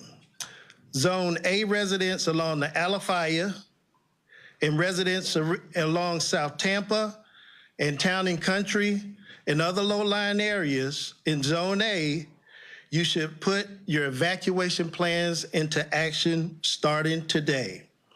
Actions moving to safety immediately. That can be with family or friends who live outside the evacuation area, or a last resort, you can use our public shelters.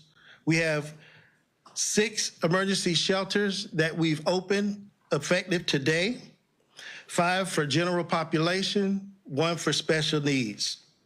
Residents should know, if needed, we have the capability to open additional shelters, but we're trying to be strategic in which areas we might need them. Either way, Hillsborough County will be able to offer a safe haven.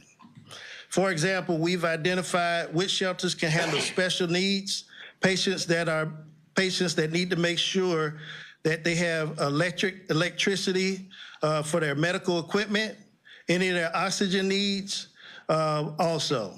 Additionally, several of our shelters are equipped to take on pets and help keep them safe as well. Currently, Hillsborough County has sandbags available and sites are open for distribution. So you still have time to visit our sandbag sites and pick up your 10 sandbags. Sandbags are available at the 4 locations, and you can visit hcfl.gov/staysafe for immediate information. We ask that you please continue to closely follow official government sources and the media for the latest information, and be sure to follow all directives and instructions from local government. We always hope for the best, but we need to do everything we can to be ready in the event we are seriously impacted by the intensifying storm.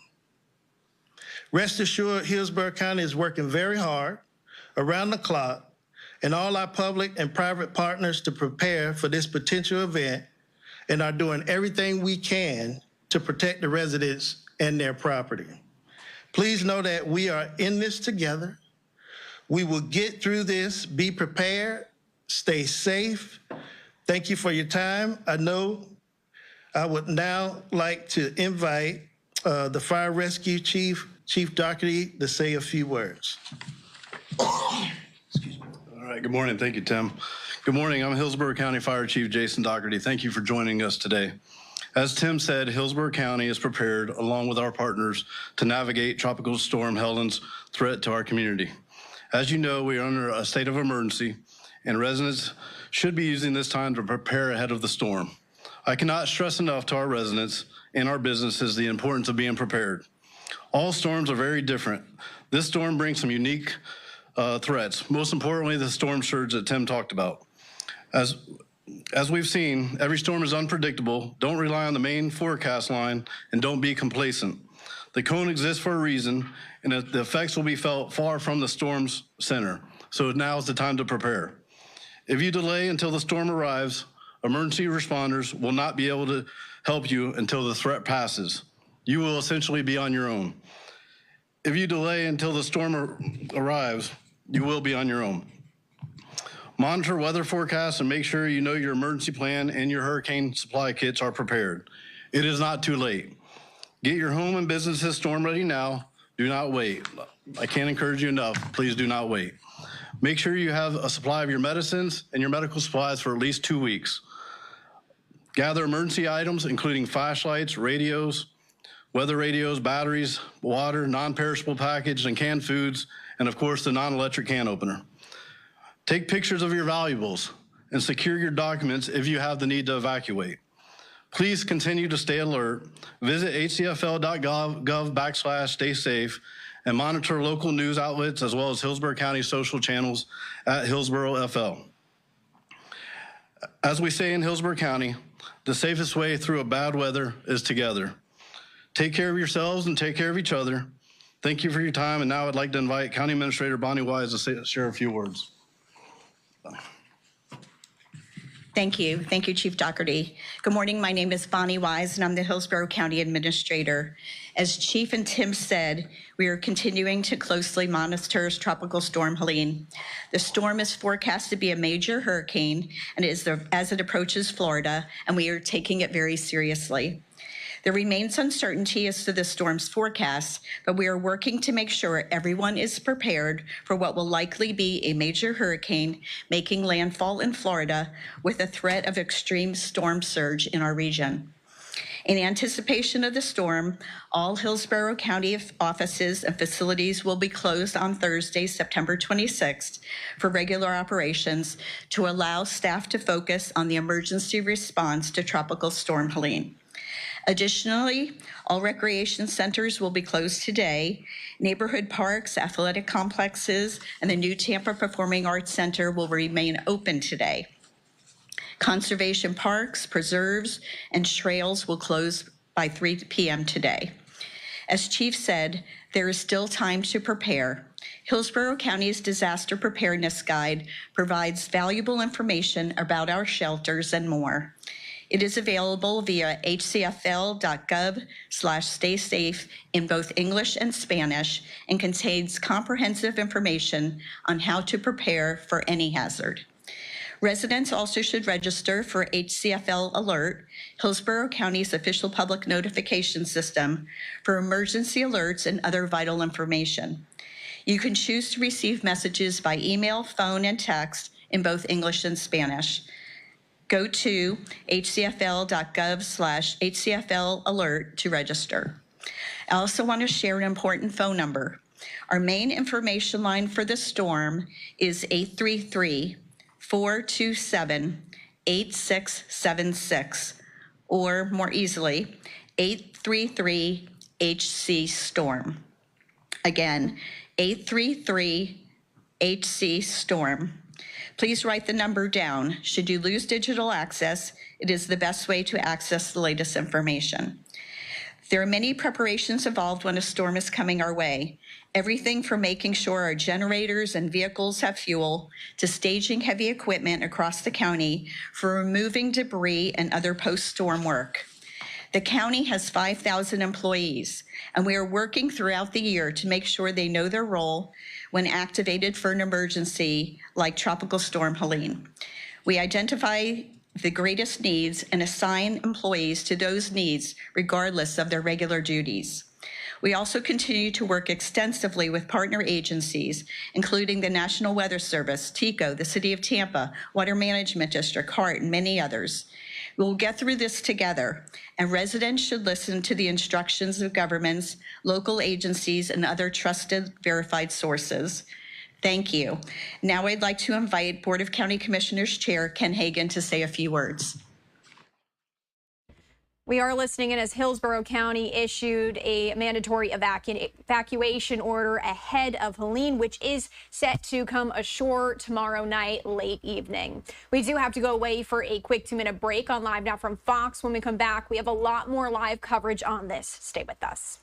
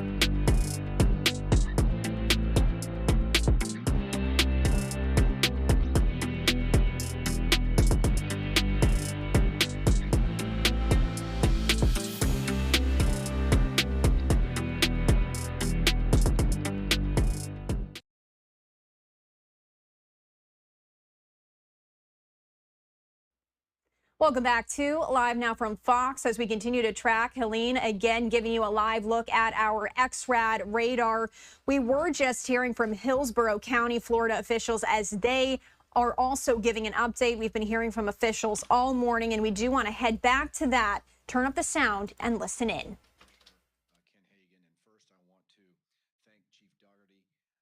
Director Dudley, County Administrator Wise, all of Hillsborough County employees and our partners, including those behind me here today, who are making sure that our residents and businesses are ready for the storm. Hillsborough County is better prepared because of their work, and it is very much appreciated. As a longtime member of the board, I've been involved in many activations, and I'm comforted by knowing that Hillsborough County Fire Rescue and our Office of Emergency Management are experienced and well prepared. They plan extensively for emergencies, particularly storms. They've been meeting regularly with our partners in local, state, and national levels, and will remain in constant contact during this emergency. Our message to residents is have a plan and be prepared to execute it. And this may involve evacuating. Remember, it is recommended to hide from wind and move away from water to save lives. Storm surge is the biggest threat to life during a storm. If your zone is evacuated, please leave before the storm arrives. We always tell people that evacuating doesn't mean that you need to necessarily go to Georgia or to go across the state. It can mean just going inward 20 miles with family and friends. While we know it isn't easy, it is imperative that we take all necessary steps to protect you and our community. Please continue to follow updated weather forecasts, official government information, and media reports. Thank you, and stay safe. And now I'd like to invite Sheriff Chad Chronister to come forward. Thank you, Commissioner. I too would be remiss if I didn't thank the leadership that's represented here today and the collaborative effort that comes along with all of our partnerships. This county is in much better shape to handle and manage any type of storm that may present itself because of the leadership that you see represented here today. We are ready. At the Sheriff's Office, we are prepared. We are ready. Are you? This is a time not to panic. This is a time to get prepared. No, there's no need to buy 10 pallets of toilet paper and take every single bottle of water that you see at the store. This isn't a time to panic. Just be prepared. If you're dependent on electricity, make other arrangements. There was no worse feeling than when the deputies against advisement, when the winds reached a certain level, still answered that call for help and went out to rescue an individual that was oxygen dependent when the electric shut off. The rush her to the hospital to no avail.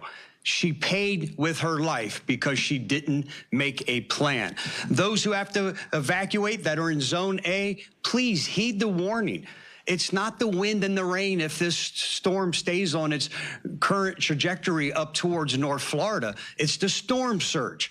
Now remember, this wind and rain has come into areas that are already saturated. We know there's going to be a lot of trees falling down. That means loss of electricity. But the flooding and flash flooding is what I'm most concerned with, because more people lose their lives to flooding, to storm surge, than any other event that we have from Mother Nature. Heed the warnings. Again, as Commissioner Hagan stated, even if it's to go to North Tampa, if it's to go somewhere else, no one's saying that you have to move on the other side of the country to keep you and your family safe. But please, there should be no greater priority than the safety of your families and your pets. With all hands on deck at the Sheriff's Office, our large patrol presence will handle the safety and security of your homes, your personal. We are just listening into Hillsborough County officials in Florida. You just heard the sheriff there saying that they are preparing for Helene. And we are expected to hear from the National Hurricane Center here in just about 5 minutes or so. Sometimes that does start a little bit later, but we will keep an eye on that for you. For right now, we do have to jump away for our last 2-minute break of the hour, and we'll have lots more coverage coming up after this.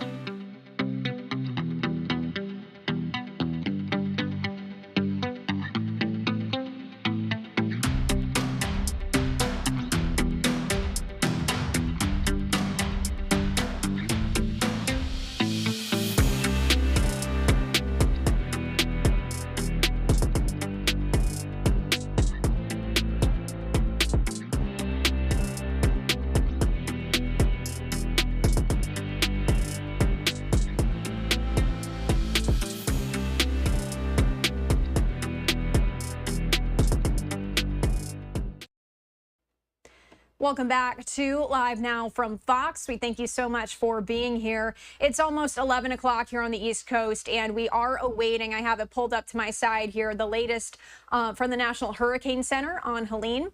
We are going to keep an eye on that for you. As soon as we see that pop up, we will take you out to it. Did want to give you a live look. This is a shot of Mexico. It's one of the many shots we get here into our newsroom. This is where Helene is right now. Now, if you take a look at this photo compared to this one, this live shot in Tampa, you can see the contrast there. This really is the calm before the storm as we continue to track this. While we are waiting for the National Hurricane Center, we are going to pivot. We are going to jump to this live image right now, and we'll pop up in a box for you tracking the storm. And as soon as we get that National Hurricane Center briefing, we will jump to it. But this right here is the Select Subcommittee on the Weaponization of the Federal Government. They're holding a hearing right now. It started about an hour or so ago, examining what they say how the Federal Bureau of Investigations has used its security clearance process to purge its ranks of conservatives and whistleblowers and unlawfully punish those with views contrary to FBI leadership. Again, that is coming from their website. We are going to turn this up right now and listen in as we await the latest on Helene. From what we can tell, Veltri directed that day that it be opened. It's just that the underlings under him didn't carry that out until 19 days later. And he directed, they look into a guy, decorated Marine veteran, held a security clearance for 20. They look into him because he said, because Mr. Allen said, there's a chance the FBI leadership hasn't been square with us, right? That's correct. And he cited a New York Times article. They thought the same thing. And oh, by the way, there's the history that we all know about.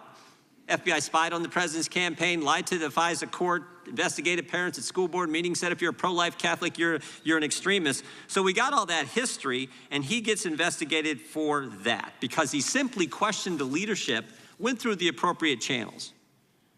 Mr. Horowitz, did Mr. Veltri and the people at the Security Division follow the standard process? They did not. They did not. In fact, isn't it true that, Mr. Levitt, isn't it true that some of the people, I think you cited 4 of them in your statement, 4 people, the initial investigator, the second investigator, the first adjudicator, and another adjudicator, all got reassigned. They all agreed that Mr. Allen should keep his security clearance. This investigation shouldn't have happened, and they get reassigned or something happens to them. 4 of them all did not recommend that his clearance be, that there be a negative action on it. 2 of them were reassigned. 2 were reassigned. Some of them are whistleblowers now, right? Yes, absolutely. Man, if that's not political, I don't know what is. Oh, and they didn't stop there. They piled on. They also said, if Mr. Allen, he questioned whether he should get the vaccine or not. They came after him for that. Is that right, Mr. Levitt? Yes. And then they went after his faith. Direct attack on the First Amendment. Because he's a Christian, because he's a Catholic, because he takes his faith seriously. Oh, my goodness. We got to take his security clearance away from him, even though he served our country, decorated Marine, and held a security clearance for 20 years. That sure looks political to me, Inspector General Horowitz. Does it look political to you? Well, Congressman, as I said earlier, we've seen issues with the FBI and how it's treated whistleblowers, frankly, across the spectrum. I agree with you, it's very concerning that would be done here. We know they're political because while all this is going on, they used the questionnaire. Isn't that right, Mr. Levitt? Isn't that right? They used this questionnaire to people they wanted to snitch on folks like Marcus Allen. They gave him a questionnaire. Those were used in the case of a handful of employees, and I know that Mr. Horowitz's office is looking at that. I think it's important to note that the questionnaire wasn't the only thing, right? That these questions were asked across. I'm talking about the way they piled on to go after Mr. Allen and keep his security clearance and keep his pay from him for 27 months. And they did the same thing to Garrett O'Boyle. And what that has meant, as you indicated in your testimony, what that has meant to his family and Mr. O'Boyle's family. And this questionnaire said, did anyone ever vocalize support for President Trump? All right, you're allowed to say things about the President of the United States when you work in the FBI, aren't you, Mr. Horowitz? I'm sorry. You're allowed to say you support a president. You're allowed to say that in the FBI. Absolutely. Those questions are highly inappropriate. And you're allowed to decide what kind of health decisions you're going to make with your own body, right? Correct. Those shouldn't be grounds for saying you're somehow disloyal to the country, but that's what they did. Highly inappropriate questions being asked of witnesses during security clearance investigations. That's your testimony, right, Mr. Horowitz? That's correct. And he got reinstated. Just recently. Marcus Allen, you got reinstated, right, Marcus? Yes, sir. Why haven't they given you your money? I am not aware why it's taking them 4 months to cut a check for all the back pay. I have no idea why it's taking that long. They put you through pure hell for 27 months, falsely accused you. They go through the process. 4 people get reassigned because they agree with you, but the politics of Mr. Beltry, who, oh, by the way, as Mr. Levitt pointed out, is now running the second assassination investigation on President Trump in Miami. I find that just astonishing. And they won't pay you. Right, we're still waiting for the payout. When was the final agreement? When was the final settlement with the FBI? What was the date, Mr. Levitt? June 1st. Well, they've had time. Doesn't take that long to write a check, for goodness sake. So he's still in waiting. That's how our FBI treats a good man who has served our country for 20 plus years. It's ridiculous. And yet the Democrats say there's no weaponization. You got to be kidding me. My time has expired. I now recognize the gentlelady from California. So you want to talk about weaponization of the Department of Justice? Let's talk about it.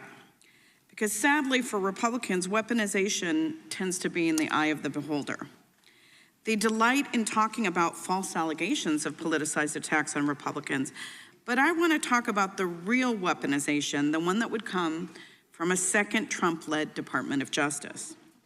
We are already watching in horror as women across the country lose their autonomy, their dignity, and even their lives because of draconian abortion bans in dozens of states, which Trump delights in. He brags about choosing the Supreme Court justices that overturned Roe v. Wade.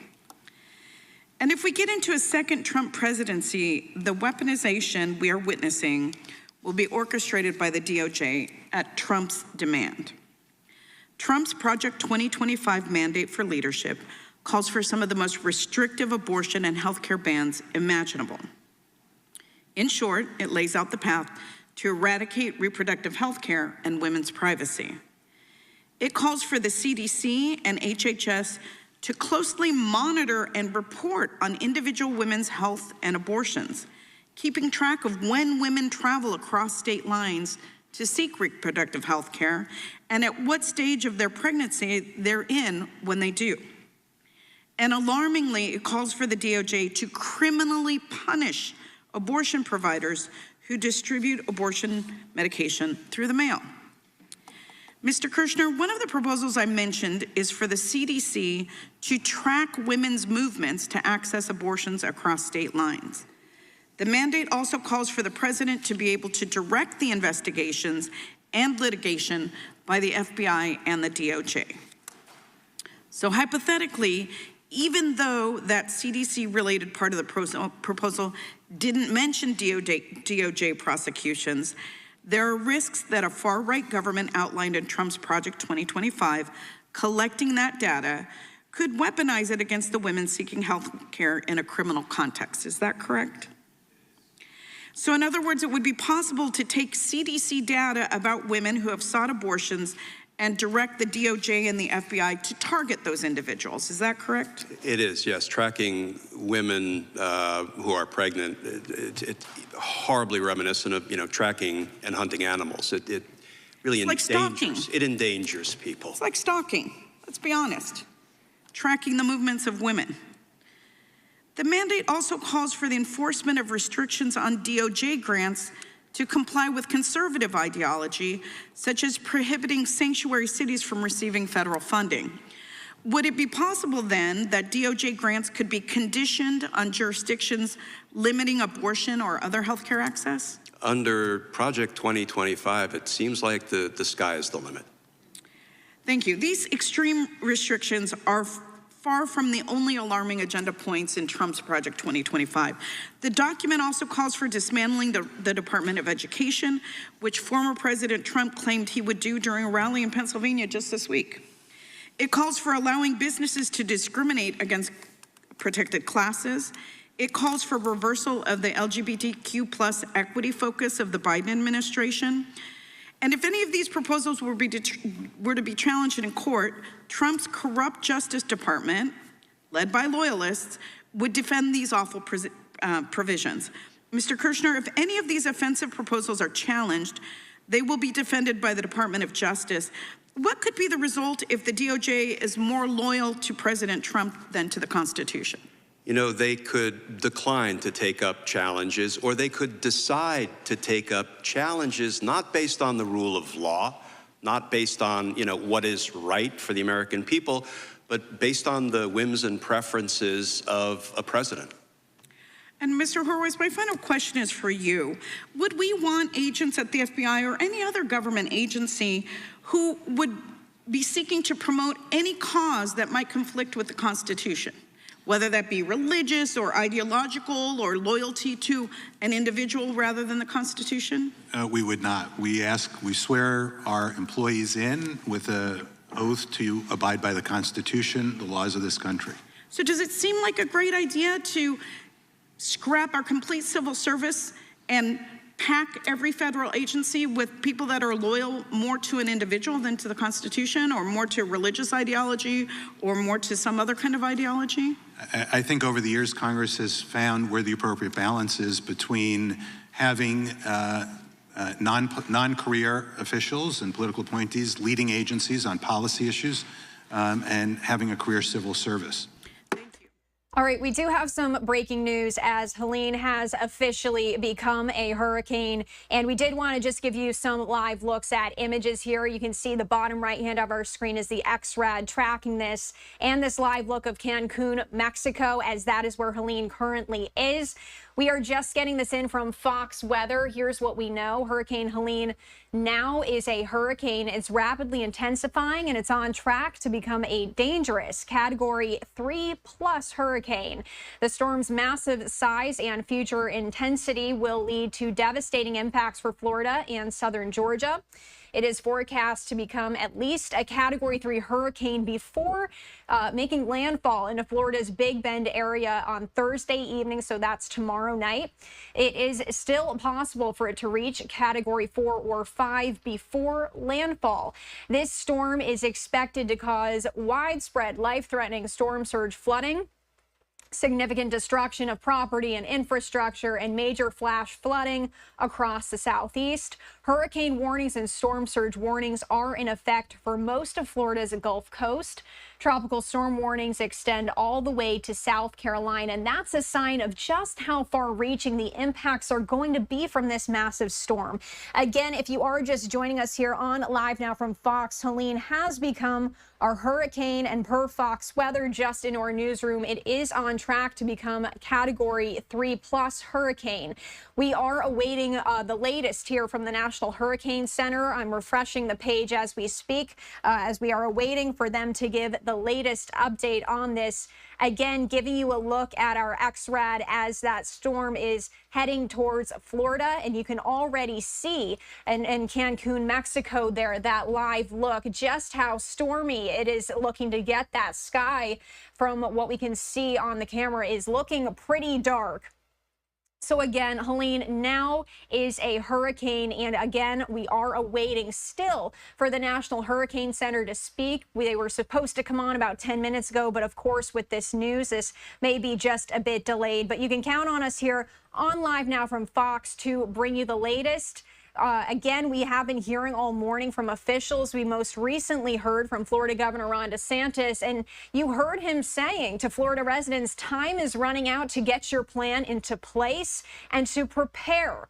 So definitely, if you are in Florida, you should be preparing, as this is, again, set to make landfall tomorrow night. But as we also just said, these hurricane warnings and storm surge warnings are also in effect for most of Florida's Gulf Coast, reaching all the way to South Carolina for those tropical storm warnings.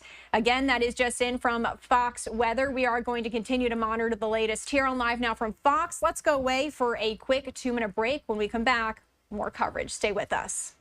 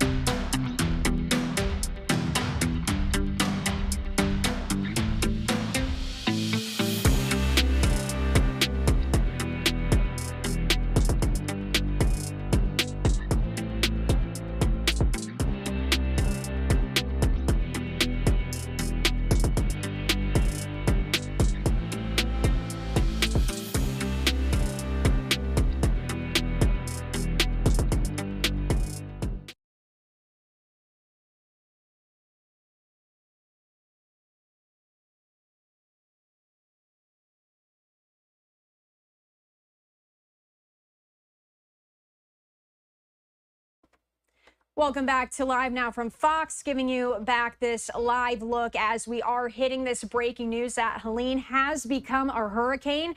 It is on track to become a Category 3 hurricane, and we are continuing to follow the latest on this here, as you've been hearing from officials all morning that, again, time is running out to prepare here for the hurricane. And so we are awaiting, again, the National Hurricane Center. That was supposed to start here just a little bit ago, but as we know with this breaking news, that can start a little bit late, but just know that we are keeping an eye on that. We also did want to bring in another live interview. The former mayor of St. Petersburg, Rick Kreisman. As a former mayor, he has managed major hurricanes and can talk about what cities do before, during, and after the storm to keep people safe, protect their properties, and rebuild. So let's welcome Rick. Thank you so much for joining us here on Live Now from Fox. Well, thank you. It's great to be with y'all this morning. Awesome. Well, first of all, we'd like to ask you, with your experience having been former mayor, when you know that a hurricane is coming, potential hurricane, tropical storm, what happens? How quickly does that process begin for you guys to start preparing the city? Yeah, it has to be all hands on deck. Once it becomes evident that this storm is coming our way, all the departments in the city typically get engaged, and it really doesn't involve everyone. First thing you obviously have to do is you have to operationalize your emergency operations center. Stormwater teams immediately go out and start clearing the drains and picking up and removing any debris that could clog those drains and create additional flooding, but also from a safety standpoint. Sandbagging is very important. We are in St. Petersburg, a city that is surrounded by water, and even as recently as a couple of weeks ago, we had some pretty substantial rain that caused significant flooding, and so folks are, I imagine at this point in time, already lining up to get their sandbags and get ready to get their homes prepared. And then there's the other things that like Public Works would be doing, which is getting the wastewater treatment plants prepared to be able to absorb the amount of water that is going to get into the system. And so they'll start reducing the tank, the amount of water that's already in those tanks to get them prepared to accept more water. We activate debris management. Notifications are sent out for those of our population that are the most at risk. And right now there is a mandatory evacuation for those in nursing homes and in healthcare facilities. And so those are just some of the things that we'd start doing immediately to get ready for the storm. Can you touch a little bit more on just the manpower that goes into this, the staffing, the hours? Can you just tell us how much that increases as you prep for this? Yeah, I mean, I think that's the one thing that the general population doesn't really understand is that, you know, we ask all of our employees, and certainly during the time I was mayor, we asked our employees to be going out and doing all these things to get ready. And meanwhile, their families are the ones who are having to get ready at home by themselves without their husband or their wife or their father or mother there to be assisting them in what they're doing. And so it's quite a lot that we ask of city employees, but they know, you know, when they take the job with the city that, especially in our area, that these storms happen every year. And there's going to be expectations of what they're going to be required to do to get our community as prepared for the storm before it hits and ready to address what happens after the storm hits. Now, in the instance like we just heard here, Helene did just become a hurricane. Does that change anything for you guys when it goes from tropical storm to hurricane? Is anything else implemented once it does become that level? Well, certainly, I think it ramps everything up, and there comes a point in time, and certainly much sooner than otherwise once it becomes a hurricane, that the administration moves into the Emergency Operations Center and starts conducting business from that center. And so you've got all the department heads from Public Works, even to Economic Development, Parks and Rec, everybody, sanitation, everybody is in one room. So it's easy for the mayor in a strong mayor form of government or the city manager to coordinate what each department needs to be doing to get the city ready. So that's probably the step that certainly in St. Pete and a lot of the other communities along the West Coast, that's probably happening right now. We've talked about pre-storm prep, but when it comes to actually the storm hitting, what do you do to keep your workers safe, your staff safe, while you're also trying to keep the citizens safe?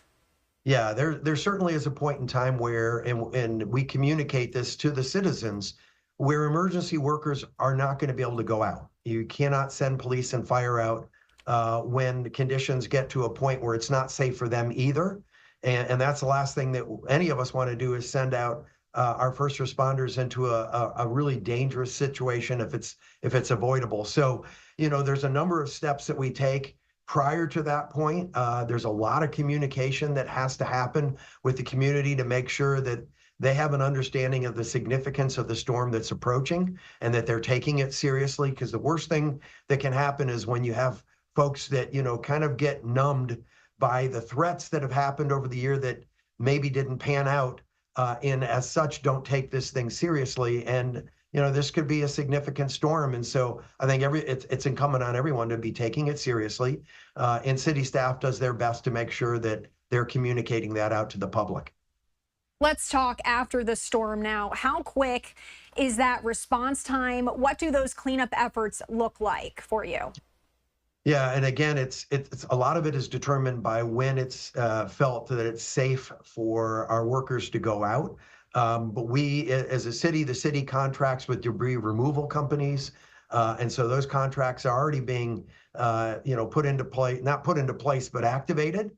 And sanitation and our Parks and Rec department actually work really well together at going out immediately when it's safe to start clearing the streets and making it safe for our emergency vehicles to get into those aspects or areas of the community that have been hardest hit. So that's the first thing that has to happen, is we got to clear the way for those responders to be able to get to the areas where they can start dealing with what's happened and any damage that's been done. And certainly if people are in harm's way, to try and get to them as quickly as possible. As the former mayor of St. Petersburg, you have dealt with this many a time, I imagine, and I'm sure you have gone out into the community and spoken with people who were impacted. Do any personal stories come to mind, or any just instances that you can remember of just the impact that this can have on people? Yeah, and we have a couple neighborhoods in our city that are particularly low-lying and much more susceptible to flooding. And when you drive through those neighborhoods after the storm, which we did after every storm, I went into all those neighborhoods to try and evaluate what the conditions were, and talking to the residents, and seeing the devastation to their homes and their personal property. It tears your heart up to see and know what they're going to go through in trying to recover and the personal possessions that they've lost. And certainly, worst cases where lives are lost. And we've been fortunate in my time that I was mayor that wasn't something that happened, but certainly damage to personal property was pretty prevalent and pretty heartbreaking. We really appreciate you taking the time to give your unique perspective on this, as Helene has become a hurricane. Anything else you'd like to add, Rick, before I let you go here? Yeah, I mean, please follow the advice that you are receiving from the government, whether it's your city or your county. If you're being told to evacuate, there's a reason you're being told to do that, and it's in your best interest. I've heard too many stories of people who didn't evacuate and nearly lost their lives, and we don't want to see that happen to anyone. So please just follow the directions and listen to the news and stay on this channel. Thank you so much for joining us on Live Now. We appreciate you. Thank you. And we did also just want to give a live look to our viewers right now. That is actually St. Petersburg, as we do continue to follow the latest. We are going to go away for a quick 2-minute break on Live Now from Fox. When we come back, we're hoping to have that update from the National Hurricane Center. We'll be right back.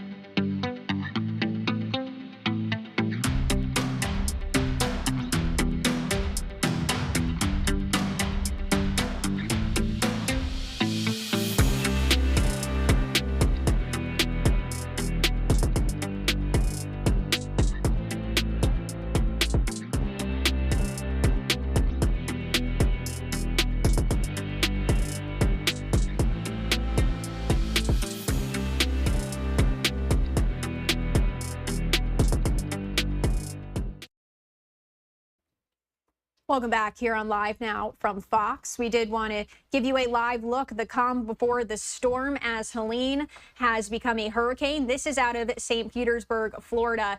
And we actually just heard from the former mayor of St. Petersburg right before the break as he gave us some insight into how the city preps for a storm like this and how things change when it does become a hurricane status compared to a tropical storm status.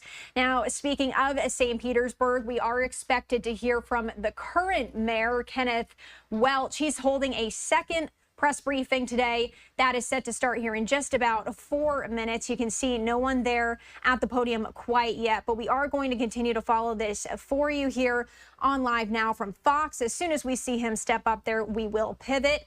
We also did just want to remind you we are keeping an eye, as this is our XRAD radar of the storm. We are still waiting to hear from the National Hurricane Center. They have not given an update as of yet after this news that Helene is now a hurricane. These are all things we are keeping an eye on for you.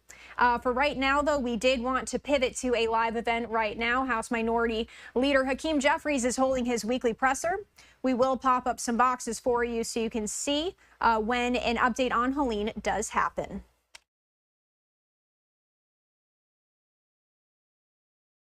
Have made clear that we will find bipartisan common ground with our Republican colleagues on any issue whenever and wherever possible in order to make life better for the American people, deliver real results, and solve problems for hardworking American taxpayers.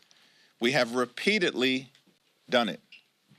House Democrats made sure we protected the full faith and credit of the United States of America and avoided a catastrophic default on our debt. House Democrats made sure that we enacted the National Defense Authorization Act into law. House Democrats have now avoided a reckless Republican government shutdown on 5 different occasions to make sure that we meet the needs of the American people and keep the government open. House Democrats provided the votes necessary to ensure that our democratic ally, Ukraine, continued to have the resources to defend democracy, defend freedom, defend truth, and push back against Russian aggression. House Democrats have repeatedly governed in the minority as if we were in the majority in order to meet the needs of the American people. That is the story of the 118th Congress. Questions?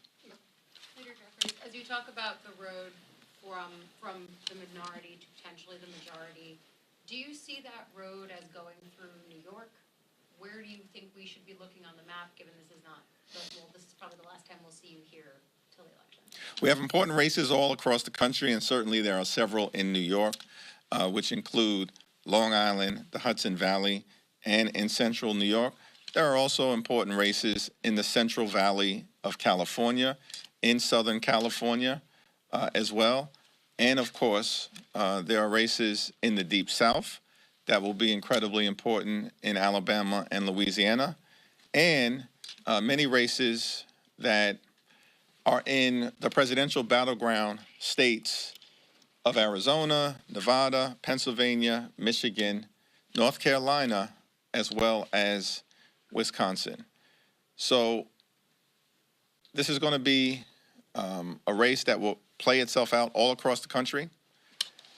Certainly, there's a heavy concentration of competitive contests in New York and California, but it's an expansive map, and House Democrats are increasingly on offense because we have a track record of accomplishment, a vision for the future to make life better for everyday Americans, and a clear contrast with the House Republican track record, which has produced nothing but chaos, dysfunction, and extremism. Leader Jeffries,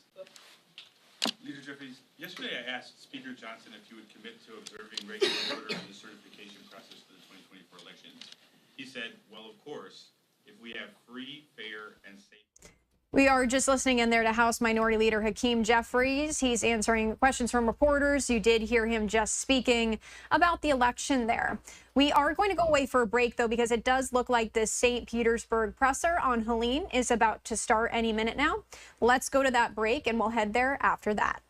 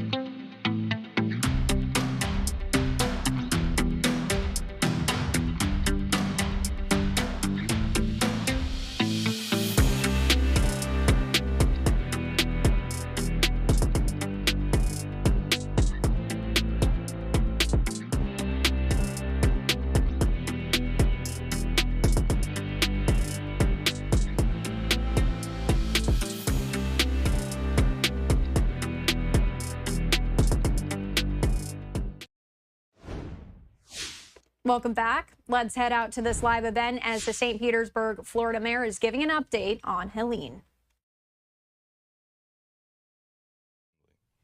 There is no reason to stay home if you need to evacuate. 3 of these shelters are special needs shelters, and 3 of the shelters are pet friendly countywide. Again, in St. Pete, John Hopkins and Gibbs High School. And if you're outside of St. Pete, Lellman Innovation, Dunedin Middle, Palm Harbor University High, and Largo High. A list of all open shelters is available on the county's website at disaster.pinellas.gov. And as a reminder, the County Information Center line is open. That phone number is 727-464-4333. If you need assistance getting to the shelters, please use that number. Residents requesting special needs assistance can also call that number, again, 464-4333. Also, PSTA is running free rides to the shelters for anyone who needs transportation. Again, there is no reason to stay home if you need to evacuate. Please listen to the mandatory evacuation orders. As we head into the storm, please remember to limit water usage today. Washing clothes with the dishwasher, please do that today and refrain from using those items tomorrow. This is a significant storm. We ask you to take it seriously and take all the necessary precautions, and we'll move through this with everyone being safe. And now I'll turn it over to Yolanda for Spanish translation. Thank you, Mayor. La ciudad de St. Petersburg sigue las preparaciones para la tormenta Helene. Esperamos sentir los impactos comenzando esta noche con los mayores impactos mañana. Por favor, preste atención a todas las órdenes de evacuación. Si usted es un residente de la zona A, ahora es el momento de evacuar. El pronóstico actual prevé una marejada ciclónica más alta de la que Tampa Bay ha tenido en la historia reciente, de 5 a 8 pies de agua. Si usted vive en una área que se ha inundado en el pasado, es probable que vea el agua otra vez en las calles. Considere la posibilidad de quedarse con un amigo o miembro de la familia que está un poco más hacia el interior de la ciudad. Y para aquellos que evacúen, les recomendamos a desconectar la electricidad principal antes de salir de la casa. Esto ayudará a prevenir incendios domésticos cuando vuelva la electricidad. El condado. All right, so that it does appear to be in Spanish. However, the National Hurricane Center is providing an update right now after Helene has become a hurricane. Let's pivot over there and listen in. Now, Hurricane Helene. So let's start first with that.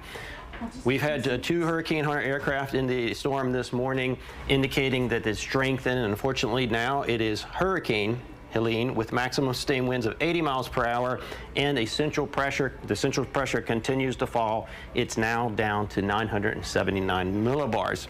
The movement is off to the north, starting to make the northward turn that we've been talking about in the last several updates, and it's going to accelerate. So let's talk about where it's going to go. So look, it's going to turn more to the north and north-northeast and then accelerate over the eastern Gulf of Mexico, where conditions appear very conducive for continued strengthening.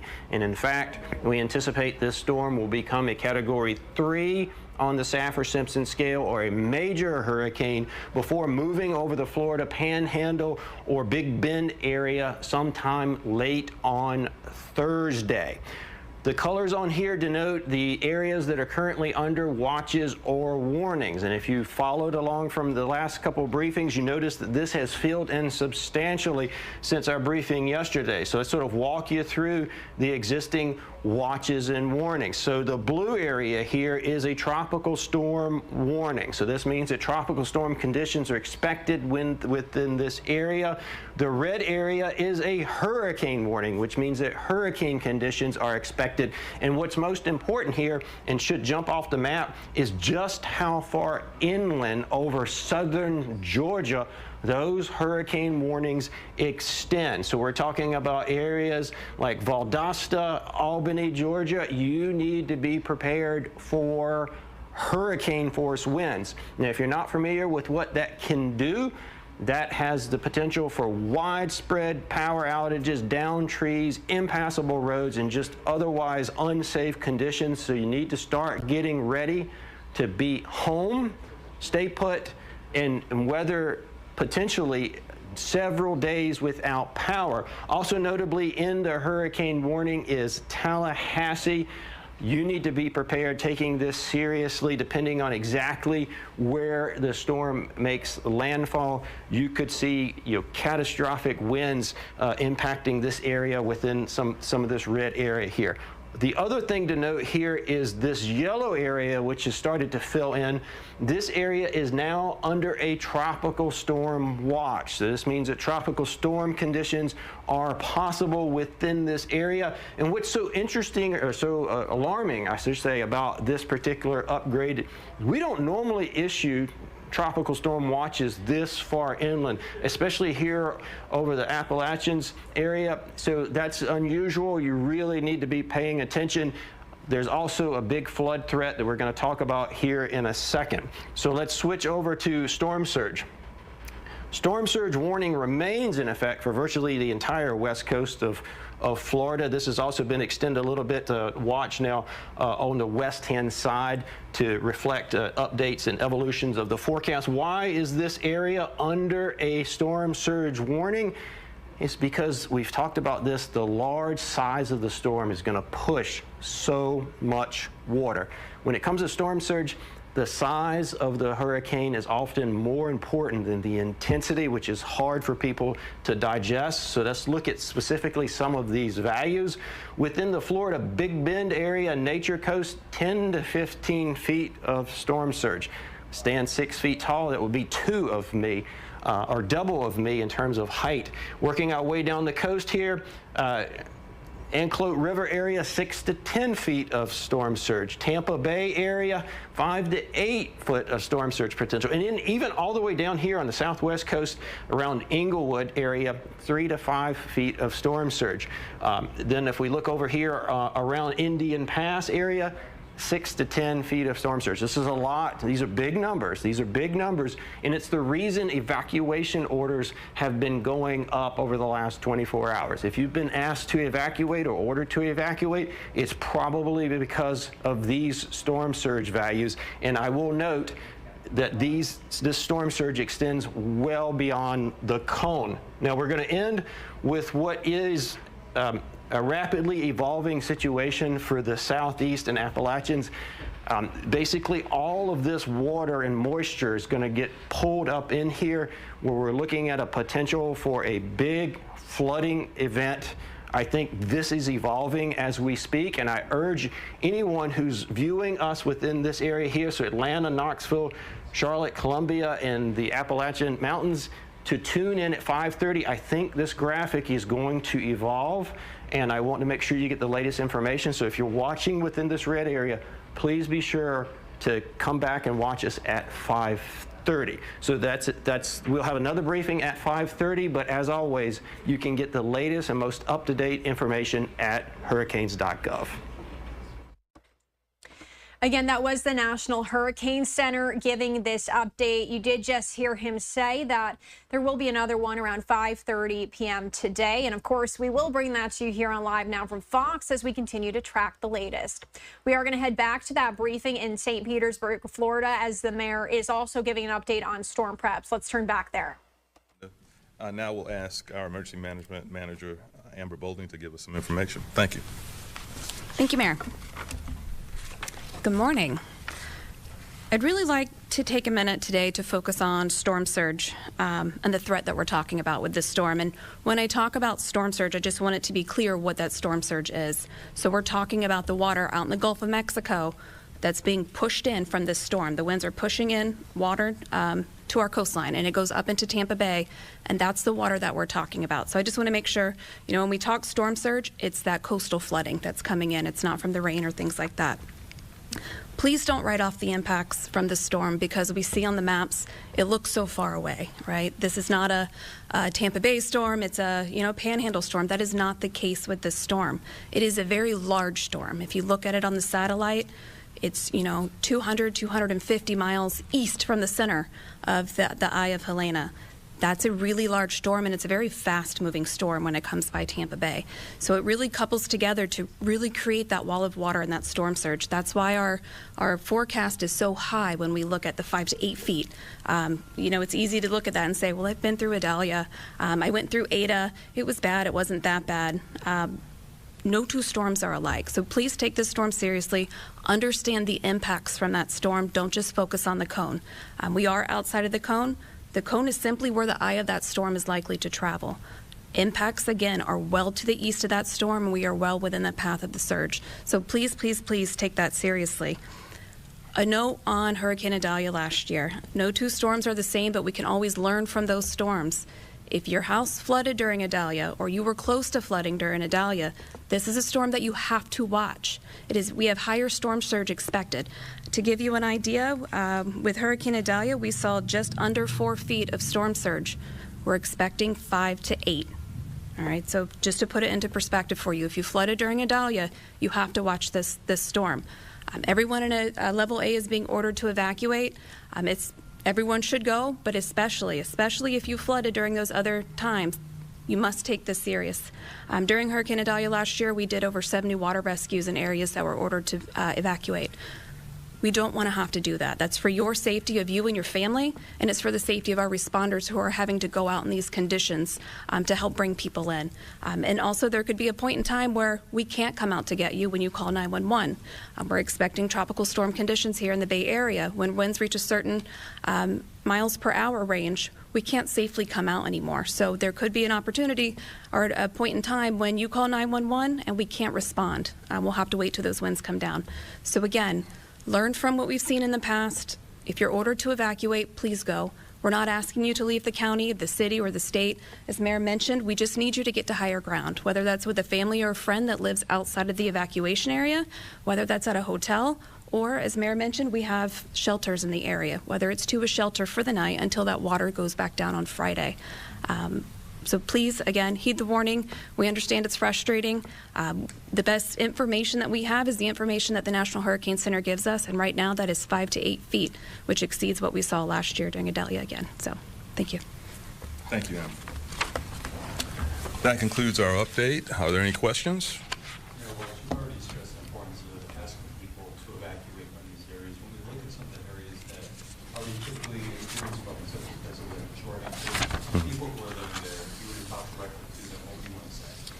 Well, we've had many conversations with folks in those low-lying areas over my term and before that. They need to take this one seriously. And, you know, part of the compact of living in Florida is being ready to evacuate if you live in one of those low-lying areas and a storm is approaching. As Amber said, this is probably going to have more impact than Idalia did. And so folks need to listen. Today is the day to go ahead and make those moves onto higher ground. Can you touch on just how much rain we've seen? You know, we've talked about it over the past month or two. The ground is so saturated already. Concerned going into this storm. It is a concern. I was happy to see Claude Tankersley come in. So Claude, I'm going to come and ask you to talk about saturation. It's something that we keep a close watch on, but you know, 5 to 8 feet of surge really answers that question for you. Come on, Claude. Thank you, Mayor. Claude Tankersley, Public Works Administrator. So yes, when we get a lot of rain, our ground becomes saturated. There's two ways for rainwater to go away. One is to be percolate into the ground, and the other is to run off. When there's no more ground to percolate into, then all of that water runs off. And we do know that our grounds are still saturated from all the rain we've received. Thank you. Any other questions? I did want to recognize, acknowledge our city team. That's the first time I've done that in a long time. But Ed Montanari, council member, is here. Jeff Baker from Duke, as part of our executive policy group. Thank you for being here. And also Nikki Gaskin, Capar from Urban League. Thank you for being here. Other questions? Mayor, I have a question. Yes. Of recovery, how can we as nonprofit leaders help with the disaster recovery piece and maybe some of the recovery centers? I know that Enoch Davis has been one in the past. Let us know how we can help. We'll do that, and I'll ask our chief of staff to connect with you on that. Thank you. How do you evacuate the marina? You know, does law enforcement go out there and make people leave? How does that work? I'm going to ask our city development administrator, James Corbett, to speak to that.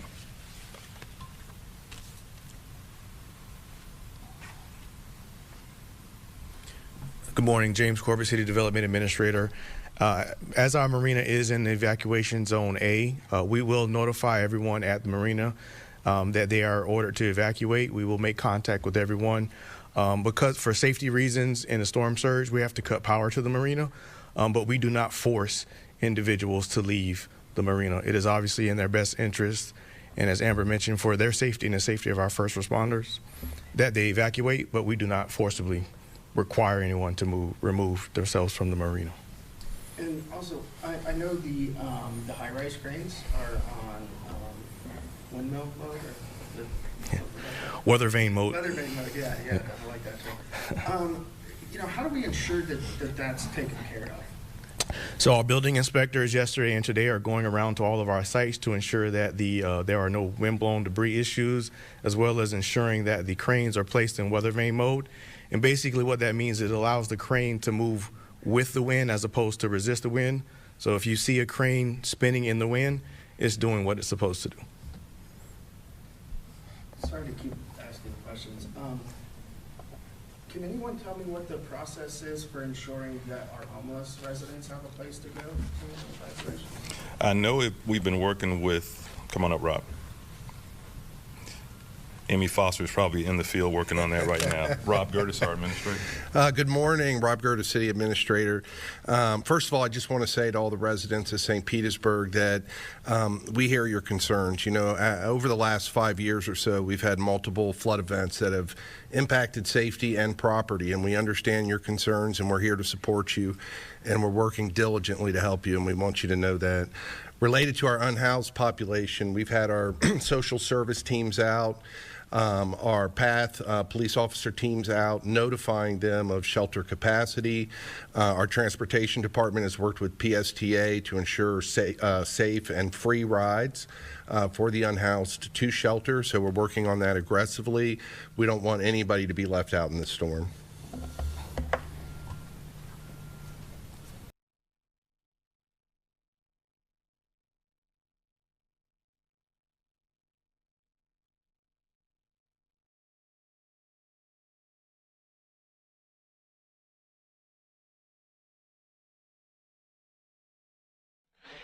And welcome back, everyone, here to Live Now from Fox. We are worldwide here for you again, tracking Hurricane Helene.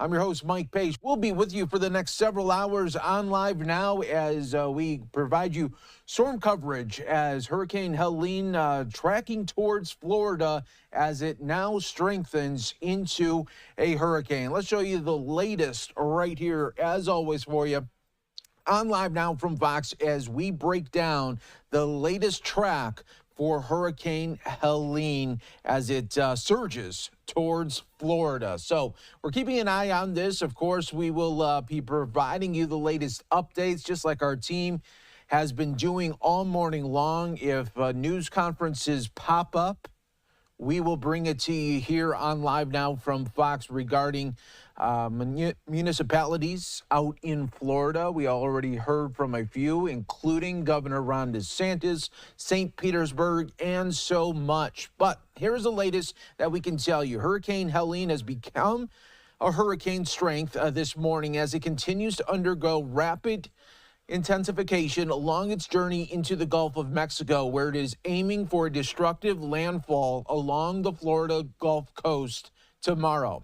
Hurricane warnings and storm surge warnings spread across the west coast of Florida as Helene is forecast to become a major hurricane, bringing the potential for life-threatening storm surge, flooding, rain, and destructive force winds. The National Hurricane Center says there is a danger of life-threatening storm surge along the entire west coast of the Florida Peninsula and Big Bend, with the highest water levels as much as 15 feet above dry land expected in the Big Bend area as the storm comes ashore late Thursday. Tampa Bay could see 5 to 8 feet of storm surge under the current forecast that we are seeing right now. So again, we are going to be talking about this all day long here on Live Now from Fox, and we'll be continuing to track the very latest for you here on Live Now. What I want to do is take our final break of the hour. We'll get you back to some other live feeds that we are showcasing here as well, and other top stories, breaking news, all in the mix. We've got you covered here today on Live Now from Fox.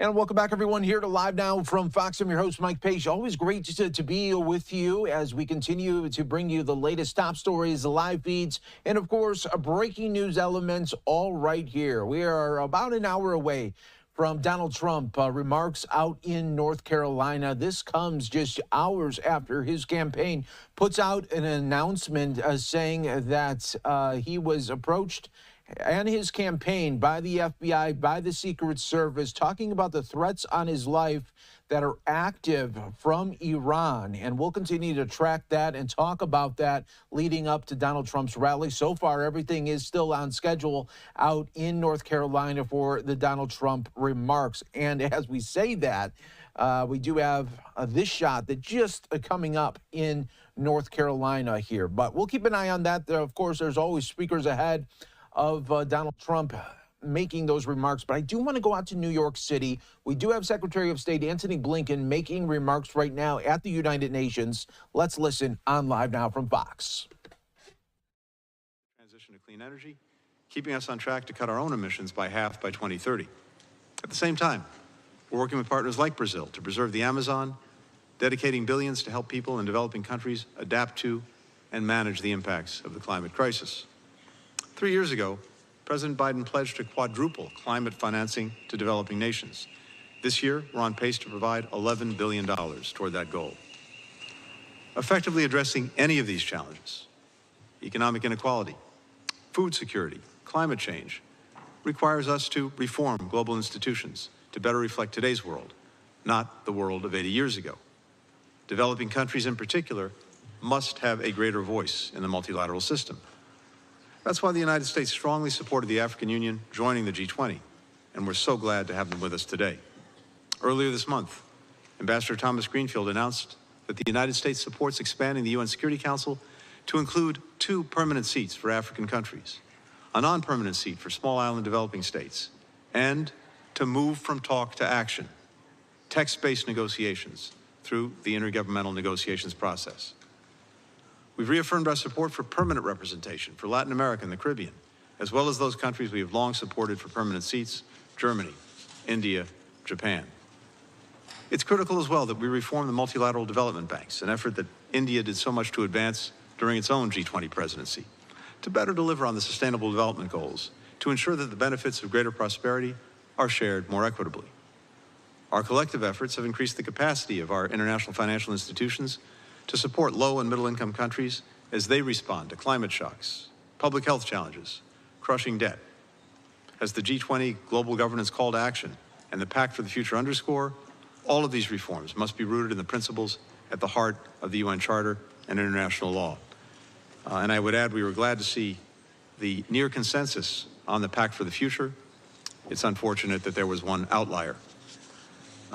We also look and support reform of the WTO. This too would be important progress. Finally, let me just briefly address current challenges that many have alluded to and that actually are the things that make it harder for us to deliver on this affirmative agenda. We continue to strongly condemn Russia's war of aggression against Ukraine. We continue to stand for the principles at the heart of the United Nations Charter. We all have to do that whenever those principles are being violated, especially by a member of the United Nations Security Council and a member of this group, the G20. And in the Middle East, we're intensely engaged with a number of partners to de-escalate tensions in Lebanon and to work to get a ceasefire agreement that would have so many benefits for all concerned. But mostly what I want to say today and what we'll continue to do in Rio is to affirm the United States commitment to promoting an affirmative agenda. And we look forward to working with all of our partners toward a future of greater dignity and greater opportunity for all of our people. I thank you very much. I thank the Secretary of State of the United States. And now we will start the list of G20 invited countries at ministerial level and WTO. All right there. So we were just getting the remarks from Secretary of State Antony Blinken making brief remarks at the United Nations before that panel discussion that will be placed off camera. Again, we are keeping an eye out in North Carolina, getting you ready for Donald Trump to be speaking in just a little bit. But I do want to go out to Capitol Hill right now. There is a House hearing highly in demand right now talking about FBI whistleblowers protecting federal whistleblowers as well. Let's listen on Live Now from Fox. My time has expired, and I yield back. The gentleman yields back. Chair recognizes the gentlewoman from Texas, Ms. Crockett, for 5 minutes. Thank you so much, Mr. Chair. And I'll pick up maybe a little bit where my colleague just left off, and the question was about Butler, Pennsylvania. I'm curious to know if any of you are aware as to whether or not the FBI is involved at all in determining what's going on in Springfield, Ohio, because as far as I'm concerned, there is domestic terrorism afoot, and it is at the word of the Republican nominee and his running mate. So do we know if anyone is checking into that on the federal level? I'm just curious. Just a yes or no, anybody? I don't know. Okay, perfect. Either way, I want to move on, and I want to talk about Mr. Kirshner. I'm just curious, if you were to define what weaponization of the federal government looks like, just in a quick, short definition, what would it be? Using the Department of Justice to reward your friends and your criminal associates by delivering pardons after they'd been convicted by juries or before their case was even concluded or before their case was even charged, and conversely using the Department of Justice to punish your perceived enemies, order investigations and prosecutions, even if they're not warranted by evidence. I'm sorry, that was not brief. That's okay. It was accurate. Because that's how I see weaponization as well, and it's something that we saw a lot out of Trump specifically, because all of his friends were going to prison, and he's probably got more friends that are headed to prison soon, and if we are lucky, he will find him a cellmate soon as well. But nevertheless, as we talk about weaponization, because this whole committee feels as if it's projection, I want to go to something that's pretty interesting, but I'm gonna start with Mr. Allen. I wasn't on this committee the first time you were here, so this is the first time we're interacting, but I am caught up to speed, and I have a simple question for you, yes or no. Do you believe that career employees like yourself should have your job taken away even if you've done your job well and followed agency rules? Do you think it's right to be fired just because you have political disagreements with those above you? No, it's not right to persecute anyone for their political or religious beliefs, especially in an organization where there's supposed to be the free flow of ideas. Okay, I appreciate your answer and your honesty, and I absolutely agree with you. It is interesting, though, because that's exactly what Trump and my Republican colleagues would do if they won the election. It's spelled out in Project 2025. Trump would strip due process rights available to career civil servants and remove, suspend, or reduce their pay in an all-out effort to oust agency employees for partisan reasons rather than because of issues with merit or performance. And before you say Trump and Project 2025 aren't affiliated, I'd ask unanimous consent to submit into the record Trump's campaign page where he claims on day one, I'd reissue 2020 executive order restoring the president's authority to fire rogue bureaucrats, and I will wield that power very aggressively. The only reason democracy is standing strong today is because we had public servants who pledged loyalty to the Constitution and rule of law and not to Donald Trump. Mr. Kirshner, your testimony today demonstrates you're familiar with Project 2025. Is that a fair statement? Particularly as it pertains to the Department of Justice. Okay. And you are aware, or maybe you're not, we'll see, on page 547 that Project 2025 states its goal of implementing a top-to-bottom overhaul of DOJ that, quote, must include the FBI, because anything less would, quote, guarantee the failure of the conservative administration's agenda. That does not make a lot of sense to me. Okay, but that's in Project 2025. It is okay. Yes, it is. All right, just wanted to clarify that. And also this agenda includes, for example, enforcing federal criminal laws against providers and distributors of abortion medication, as well as rescinding policies that hold that sex discrimination includes discrimination on the basis of sexual orientation, transgender identity, among other things. Is that correct? Yes, Representative, on page 562, they talk about aggressively going after prosecuting, quote, providers and distributors of abortion pills that use the mail. So folks who are, mailing abortion pills to women who need it, that is really not what is endangering our country or inspiring, violent crime. I absolutely agree. This week, the New York Times reported multiple instances of Trump trying to weaponize the DOJ to retaliate against his political enemies, finding that, quote, Mr. Trump told Mr. McGahn that he wanted to order Mr. Sessions, the Attorney General, to prosecute Mrs. Clinton and Mr. Comey, and if Mr. Sessions refused, he would take matters into his own hands.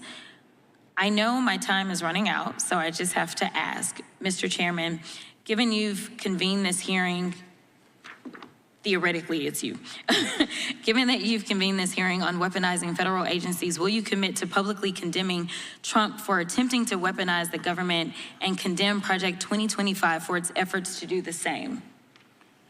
Gentlelady's time has expired. And I recognize myself for 5 minutes. And Mr. Allen, I'm going to give you a little notice. You've written some notes.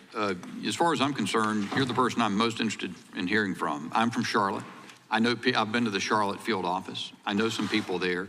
I was extraordinarily impressed by you and the other whistleblowers when you previously appeared before the subcommittee. I'm impressed by you again. I haven't been able to be here the whole time. I'm going to yield you some time, just if you have things that you wish to say in just a moment. But the first thing I'm going to say before I do that, and then I'm going to give Mr. Jordan the rest of my time, is I'm just overwhelmingly troubled by the fact that no one seems to be able to do much about what has happened to you. You got the Inspector General, very respectable person. You've done a lot of things that have been historic, but you issue a management alert. And to me, it sounds ridiculous to say you don't think these guys at the FBI, the senior managers, understand that they shouldn't retaliate against somebody by putting them under extreme personal hardship while they engage in a completely baseless persecution over their security clearance, and they leave them in limbo for 27 months, and to this moment haven't paid what I understand to be the consideration under the settlement that's been reached. That is astonishing. And if that's not astonishing enough, that all you can do is issue an alert. Congress does absolutely nothing. In the majority party, not one thing to impose on the Department of Justice or the FBI an appropriate sanction for what they've done. And we have a hearing about it, and everybody in the minority party, they're fearing what Donald Trump would do in the next administration while they sit here and they look at the guy who's been persecuted by the FBI. And everybody in the room understands it. Mr. Allen, do you have comments you wish to make? I'll give you about a minute and a half, and then I want to turn the rest of my time to Mr. Jordan. Yes, sir. I would just say that I consider the hearing today my last act of service as a public servant for the United States of America. And I'll give you my professional opinion. I was an intel professional for our country for many years, and I would give recommendations, and I'd also look at indications and warnings. So I would offer this to the American people as my warning to them. Since this is a warning to the American people, I say, I personally have no confidence that the FBI will rein in its own conduct. I've been persecuted along with Garrett, Steve and Kyle, and countless other whistleblowers. It is my opinion that the Bureau used reprisal and fear to control the workforce. It has been a seemingly effective tactic. I personally believe that there are no current effective checks and balances against them conducting lawless action with any type of correction in a legitimate time frame. I welcome the work of the IG, but I think any type of lawless action, there's no legitimate time frame to rein them back in. Their ability to overclassify information can allow them to stonewall forever. To the American people, you have a duty as a citizen to vote, and I strongly urge you to do so. It's how you participate in the American experience. I know people have doubts about election integrity, but you must vote. It is your claim. Stake your claim and don't forfeit it willingly. Have your voice heard. My other recommendations are in the natural order. First, vote. The second is the Second Amendment. Arm yourself and know how to defend yourself. Make 3 to 4 friends in your neighborhood and promise to come to each other's mutual aid in times of hardship. And during the Great Depression, people stocked up a pantry. So I think that's a good practice, especially in our economic times, and make sure you have 3 to 4 months of food. And as a person of faith, I'd say pray the rosary. Go to the First Friday devotions. That's for everybody, all my brothers and sisters of all faiths, and I know I'm Catholic. and read the gospel of our Lord and Savior, Jesus Christ, and live it every day. And that's all I have to say. Thank you for the time. And you are watching Live Now from Fox, everyone. We appreciate all our viewers continuing to join. I just wanted to bring some of that coverage to you from that in-demand U.S. House hearing. We have a separate stream on our YouTube channel, Live Now Fox. You can check it out right now as it continues to go on. But we are going to take a 2-minute break here on Live Now from Fox. We are getting you ready for Donald Trump remarks out in North Carolina. That's coming up in about 45 minutes. We'll take a 2-minute break. When we come back, we'll get you some more coverage as we track Hurricane Helene right here on Live Now from Fox as it continues to surge towards Florida.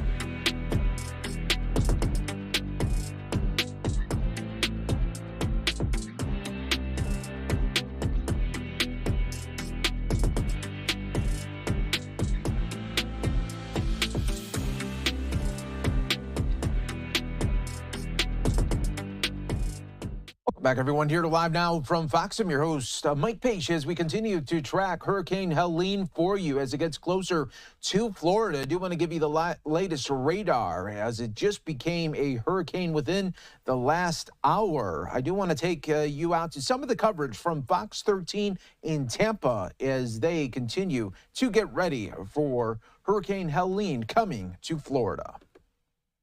Hernando County, north of Tampa, and Fox 13's Matthew McClellan reports on preparations for Helene in Hernando County. We're at West Hernando Middle School in Brooksville, the shelter just opening up a short time ago as a last resort. In the meantime, mandatory evacuation orders now in effect for all areas west of US 19 in Hernando County. This includes evacuation zones A, B, and C. That's the red, the orange, the yellow on the map. Anybody in coastal and low-lying areas, if you live in a manufactured home anywhere in the county, this applies to you as well. If you can, try to take shelter with family or friends who live in a safe structure. This shelter in Brooksville is for the general population. It is special needs friendly for anybody with medical issues. Superintendent Ray Pinder says it took 4 hours and dozens of hands to turn this school into a storm refuge. I think I would say to people coming to a shelter, you know, the EOC has a term, it's a lifeboat, not the love boat. You will get a space here on the gym floor, as you probably have seen, that is numbered, and that is what we supply. Be sure to bring a crate for your pet since county resources are limited.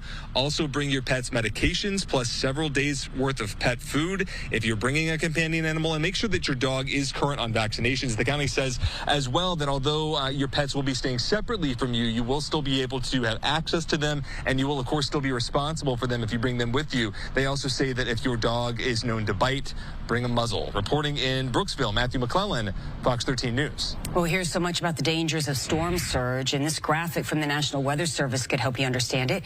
You see the family on the chart. So they're beneath a surge of 0 to 6 feet. That's what could come along to Pinellas and Pasco County coasts, but some areas could see as much as 15 feet of storm surge flooding. As we mentioned, evacuation orders are officially underway in Pasco County, and the biggest concern is for anyone living along the coast in low-lying areas and in mobile homes. Fox 13's Regina Gonzalez is in Hudson with preps underway there. Well, here in Pasco County, mandatory evacuation orders are officially underway for people who live in Zone A. Voluntary evacuation orders in effect for those who live in Zones B and C. Meanwhile, we've spent most of the day at Veterans Memorial Park as people took advantage of the sandbagging sites. Now, we can show you some of those sandbag locations on your screens here. You've got Magnolia Valley Golf Course in Newport Richey, Pasco Public Works Seabarn in San Antonio, Veterans Memorial.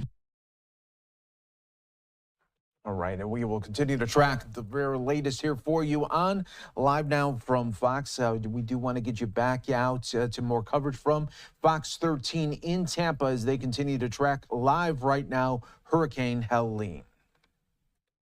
Exactly. I mean, you got to have that plan in. Now you're putting your plan into motion. But now we're watching Hurricane Helene. We knew this was going to happen. Look at the view right now. Really a big storm. You can really see that fanning effect on that western side over the Yucatan. All signs you're getting that good outflow there. You see it right through here. And then we've got this strong band over here moving over Cuba, which is strengthening as well, just kind of feeding into this system. Now it's building that central core and right through here. So at this point, you're not seeing the eye just yet, but as it builds that core, that will more than likely start to become visible over the next several hours. So here we are, winds at 80 miles an hour, moving to the north-northwest, currently at 10 miles an hour. All the forecast models have really done a good job. Remember, we've been talking about this, about 10 days or so, working its way into the Caribbean and then making that turn.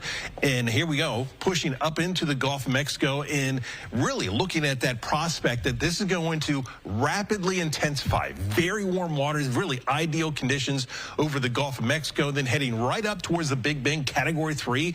Possibility we could be talking about a Category 4. You have to at least plan for that up across the Panhandle. But remember, we're on that dirty side, that strong side of the storm, so it's going to drag a lot of the weather right over the top of us, and we are going to see those tropical storm force winds. We're going to see that storm surge along our coastline. So where you see that red shade, that's from Indian Pass all the way down to Anclote River. That's where we have the hurricane warning. South of there, it is a tropical storm warning all the way down to Inglewood and then all the way really around over onto the other side of the state. And all those warnings, they extend inland as well. So as the storm nears us and pushes to our north, that's when those winds, they turn to that south and southwesterly direction from Pinellas County up into Tampa Bay. 5 to 8 feet of storm surge is possible along Pasco County, Hernando County, 6 to 10 feet. You get up in the Citrus County, and we could see 10 to 15 feet of storm surge pushing right along the coastline and causing that just torrential or really bad flooding pushing well inland as well. You look at the storm right now, the radius of the storm where you're seeing that yellow shade, that is a tropical storm force winds. And the thing you notice, this is a big storm. We've been talking about how large this would be, and it's really so much extending over onto that right-hand side of the storm. So as we get into tomorrow, we're already talking about those tropical storm force winds working their way into the area early tomorrow morning. So you want to take care of any plans tonight. You want to be done preparing your family, preparing your house as well. And then as we go through the day tomorrow, tropical storm force winds continue over the area, working its way up into the Panhandle. As we head into tomorrow night, we will still be dealing with tropical storm force winds over central Florida. Here's a look at the wind gust. And here you see where you have that purple shade tomorrow morning, 40 to 50 mile an hour wind wind gust as we go through the afternoon. We'll quite likely see some of these winds gusting very close to hurricane force, especially right along the coastline, but even inland. We're going to see some of these winds gusting 50 to 60 miles an hour and then working its way up into the Panhandle and then up into Georgia as well, up into the Appalachians, up towards Blue Ridge. Seeing all this weather heading in that direction. Asheville as well. A lot of flooding expected up in that area. So watch this on the Fox model.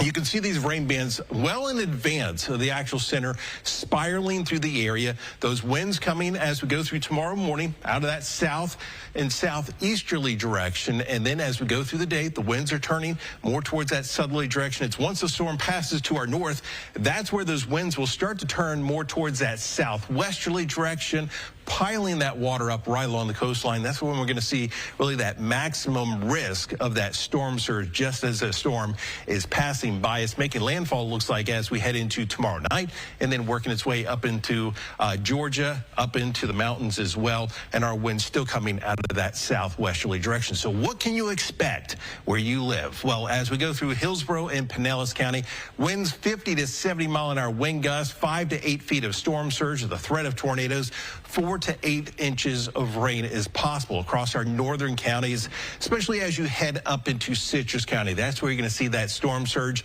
on that higher end, 10 to 15 feet, winds gusting right around that 55 to 75 miles an hour, rainfall, 5 to 10 inches of rain. Even across our inland counties, it will be less, but you will see the effects as well. 2 to 4 inches of rain, winds gusting 35 to 50 miles an hour. And again, that possibility of some isolated tornadoes into our south, Manatee and Sarasota, winds gusting 45 to 60 miles an hour. The storm surge 4 to 7 feet and rainfall 4 to 8 inches. Now for today, things are quiet. I mean, we've got a few showers working their way through the area, but you still have time to prepare your house and get your plan all finalized. So increasing clouds, we'll see breezy scattered showers as we head through the evening hours. Daytime high today about 90 degrees. Then for tonight, increasing with the rain and the clouds, overnight low down to 78 degrees. Here's your 7-day forecast. Up to that 100% chance of rain for tomorrow. We'll clear things out. The weekend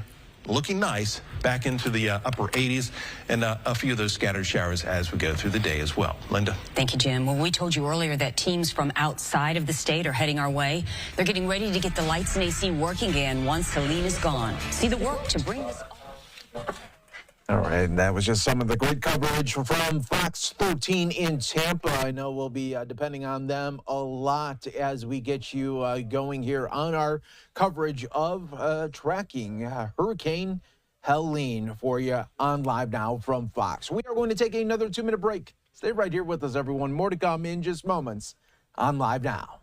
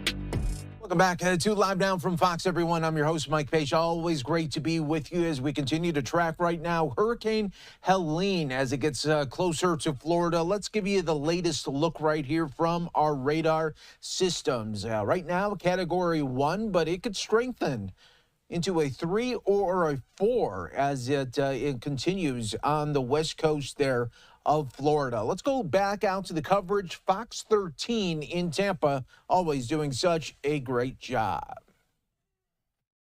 What power companies are doing and how you can stay updated on when your power will be restored. By Wednesday afternoon, power company staging areas, including parking lots at the Trop, will be full of hundreds of power company trucks from across the country.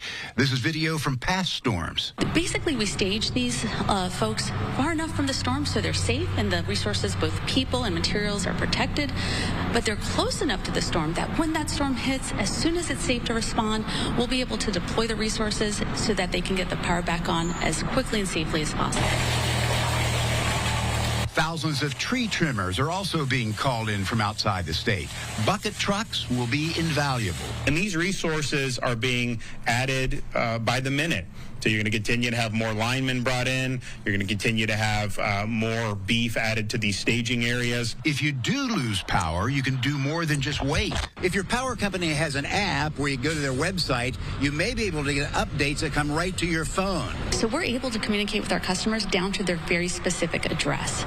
So once a power outage occurs, we are able to text that customer with specific outage times and information and updates. Tampa Electric, Duke Energy, FP&L, and other power companies will operate from their digital control centers to both update customers and direct their crews in the field.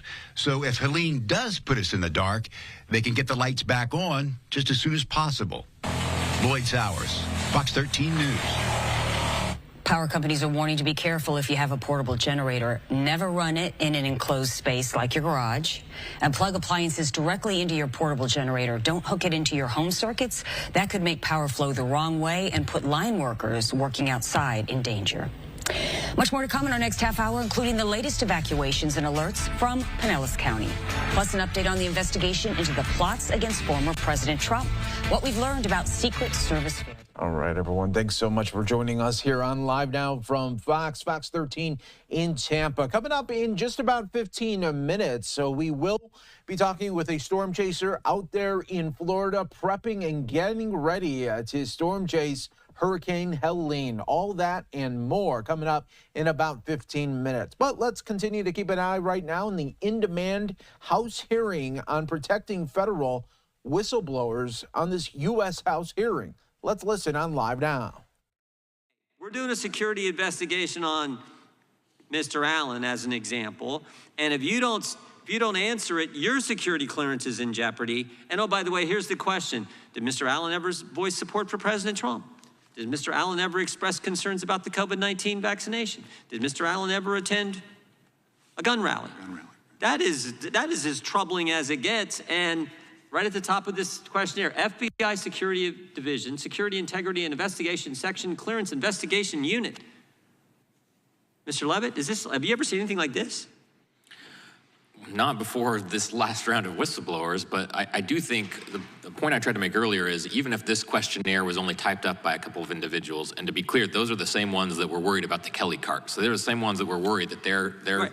Supervisors. But even where, in cases where this questionnaire wasn't used, we've heard from a number of whistleblowers that these types of things were asked about, and of course we know they factored into the decisions. And so I think it's not just about the questionnaire, right? I hope that the Inspector General's office will look at how all of these issues were focused on by leadership. That's the element of fear Mr. Allen just talked about in his last response to Mr. Bishop. The fear, that environment of fear. And this is it in practice, right here. That is what is scary. So if that's not weaponization of government, earlier Ms. Crockett asked about would the weaponization of government include certain things. It would certainly include this in the environment described by Mr. Allen, and it would certainly include the 27 months that he had to live through and the 24 months now Garrett O'Boyle has had to live through.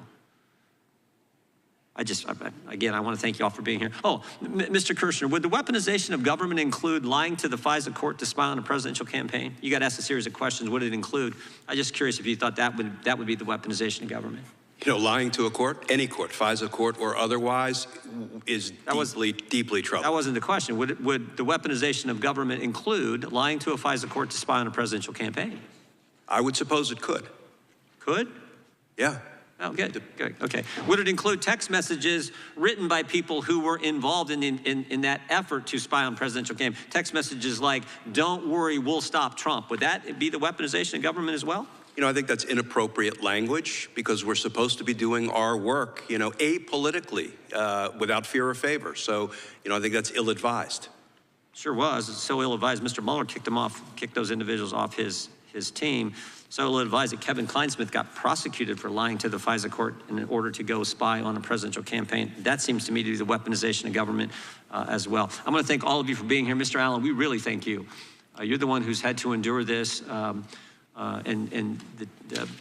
Your testimony to the strength of your faith and your family, I think, is just inspiring. We appreciate your service to our country, service to this committee and to the country for telling your story and being willing to come forward and work with Mr. Levitt. Mr. Horowitz, we appreciate the work you've done over the years in getting this information to us.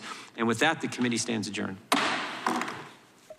Right, that hearing is over. Lasted about 2.5 hours. And of course, we'll always bring you the latest live feeds, top stories, and breaking news all right here on Live Now from Fox. Let's take another 2-minute break. We'll be back in just moments. More to come on Live Now.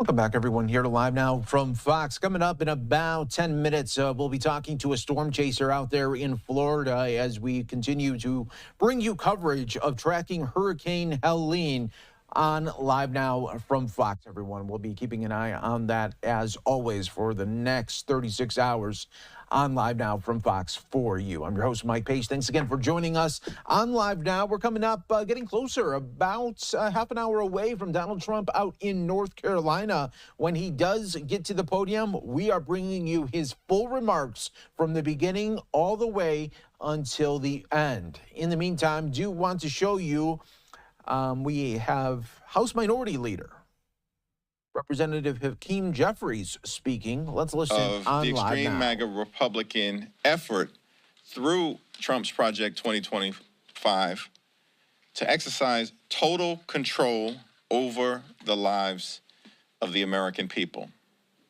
Extreme MAGA Republicans and Donald Trump can run from Project 2025, but we will never let them hide, because it is the extreme MAGA Republican plan for taking over the federal government in an extreme way and jamming their right-wing ideology down the throats of the American people. When it comes to extreme MAGA Republicans exercising total and complete control over everyday Americans, they don't simply have concepts. They have a plan. They have a detailed plan. They have a 922-page plan. It's called Trump's Project 2025. It will criminalize abortion care, impose a nationwide abortion ban, and require government surveillance of pregnancies and miscarriages. Trump's Project 2025 will end overtime pay for hardworking American taxpayers. Trump's Project 2025 will end Medicare as we know it. Trump's Project 2025 will decimate Head Start. And Trump's Project 2025 will abolish the Department of Education and end public education in America as we know it. Those are just the highlights. I congratulate the members of the Steering and Policy Committee, the Democratic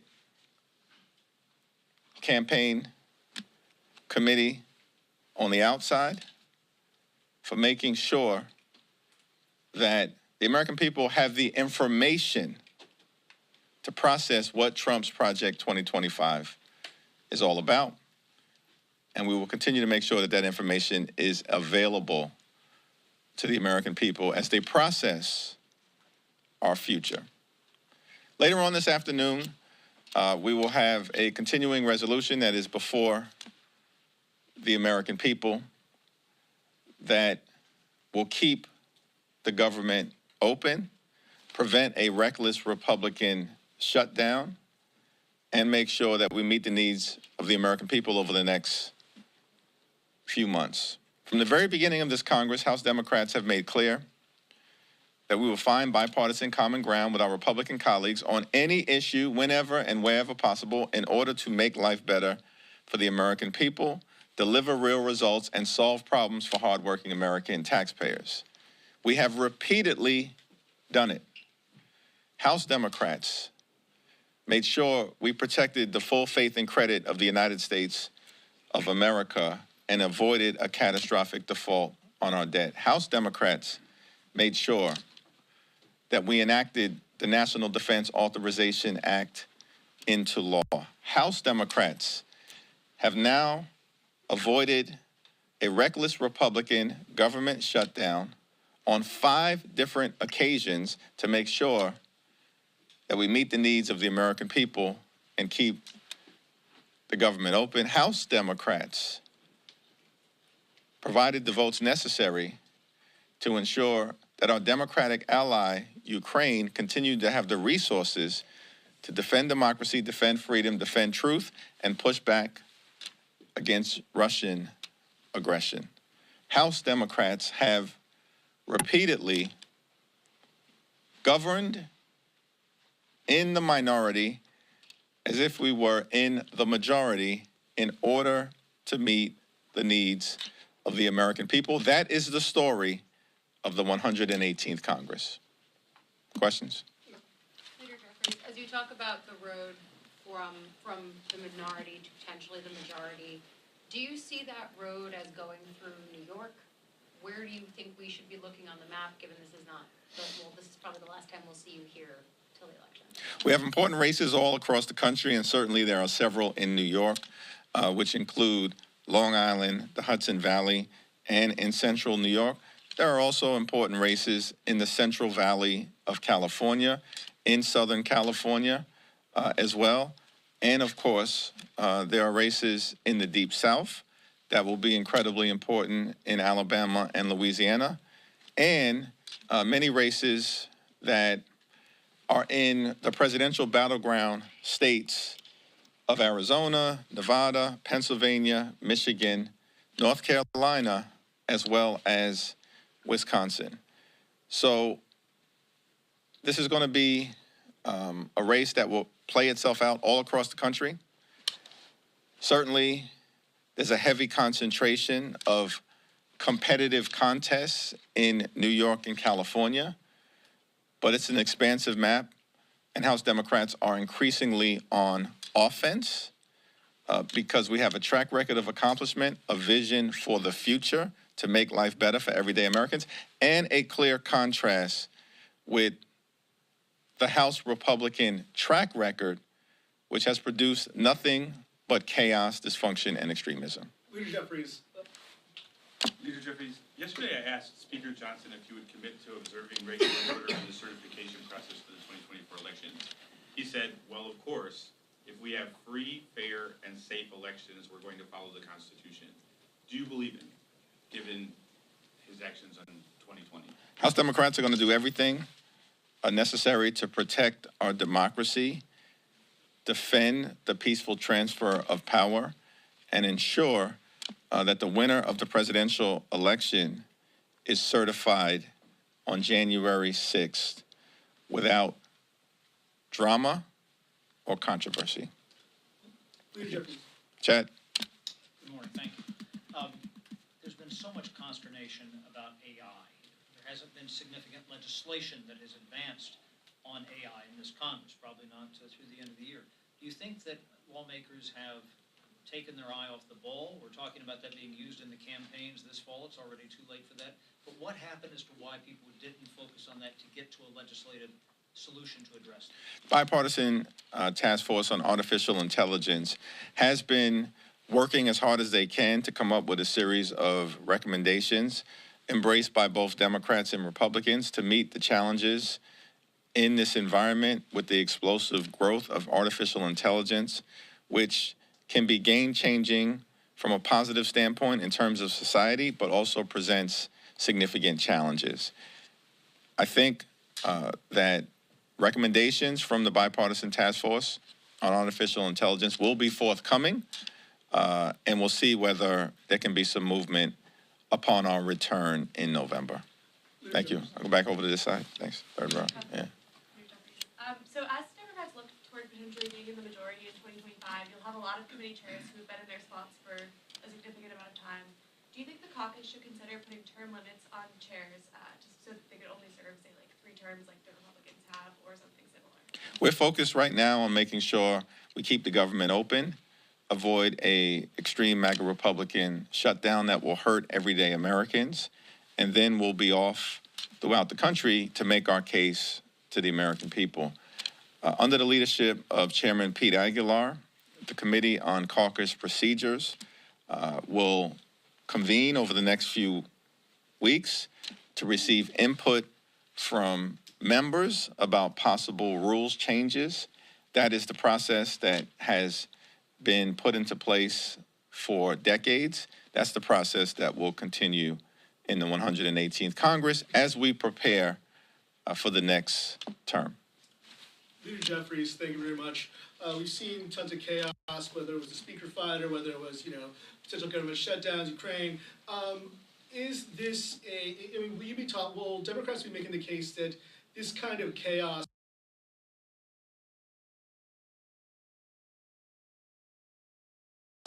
County, north of Tampa, and Fox 13's Matthew. All right, everyone, we'll be continuing to track the very latest for you on Live Now from Fox. Coming up in just moments, we will be talking with the storm chaser out there in Florida, giving us the latest assessment as he gets ready to track Hurricane Helene. We'll take our final break on Live Now from Fox. Stay right here with us.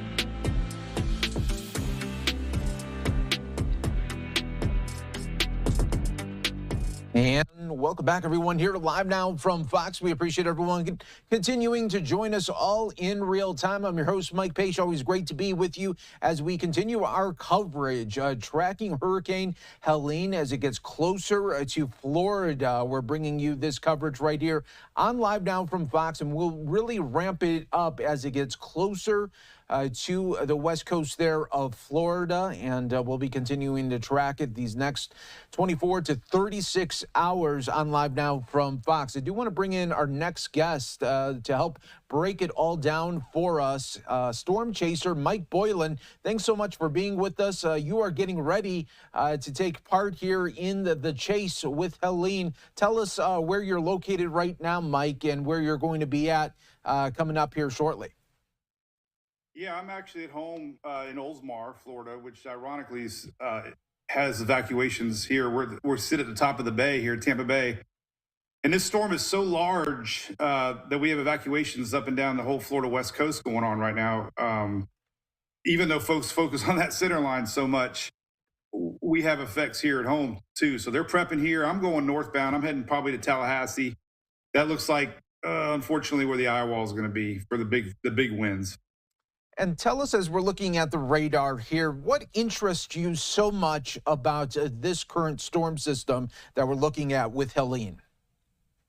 I think the evolution of how this one began, it started over Central America, the Central American gyre, they call it. It's a large mass of low pressure that kind of comes together and uses up all the moisture. And it's just a huge system. As your radar shows, I mean, they're just massive, and some of our worst hurricanes over the last few years have originated in this Caribbean. The waters are the hottest they've been since 2013. It's riding on this loop current, loop eddy, which is basically the Gulf Stream, the upper level atmospheres.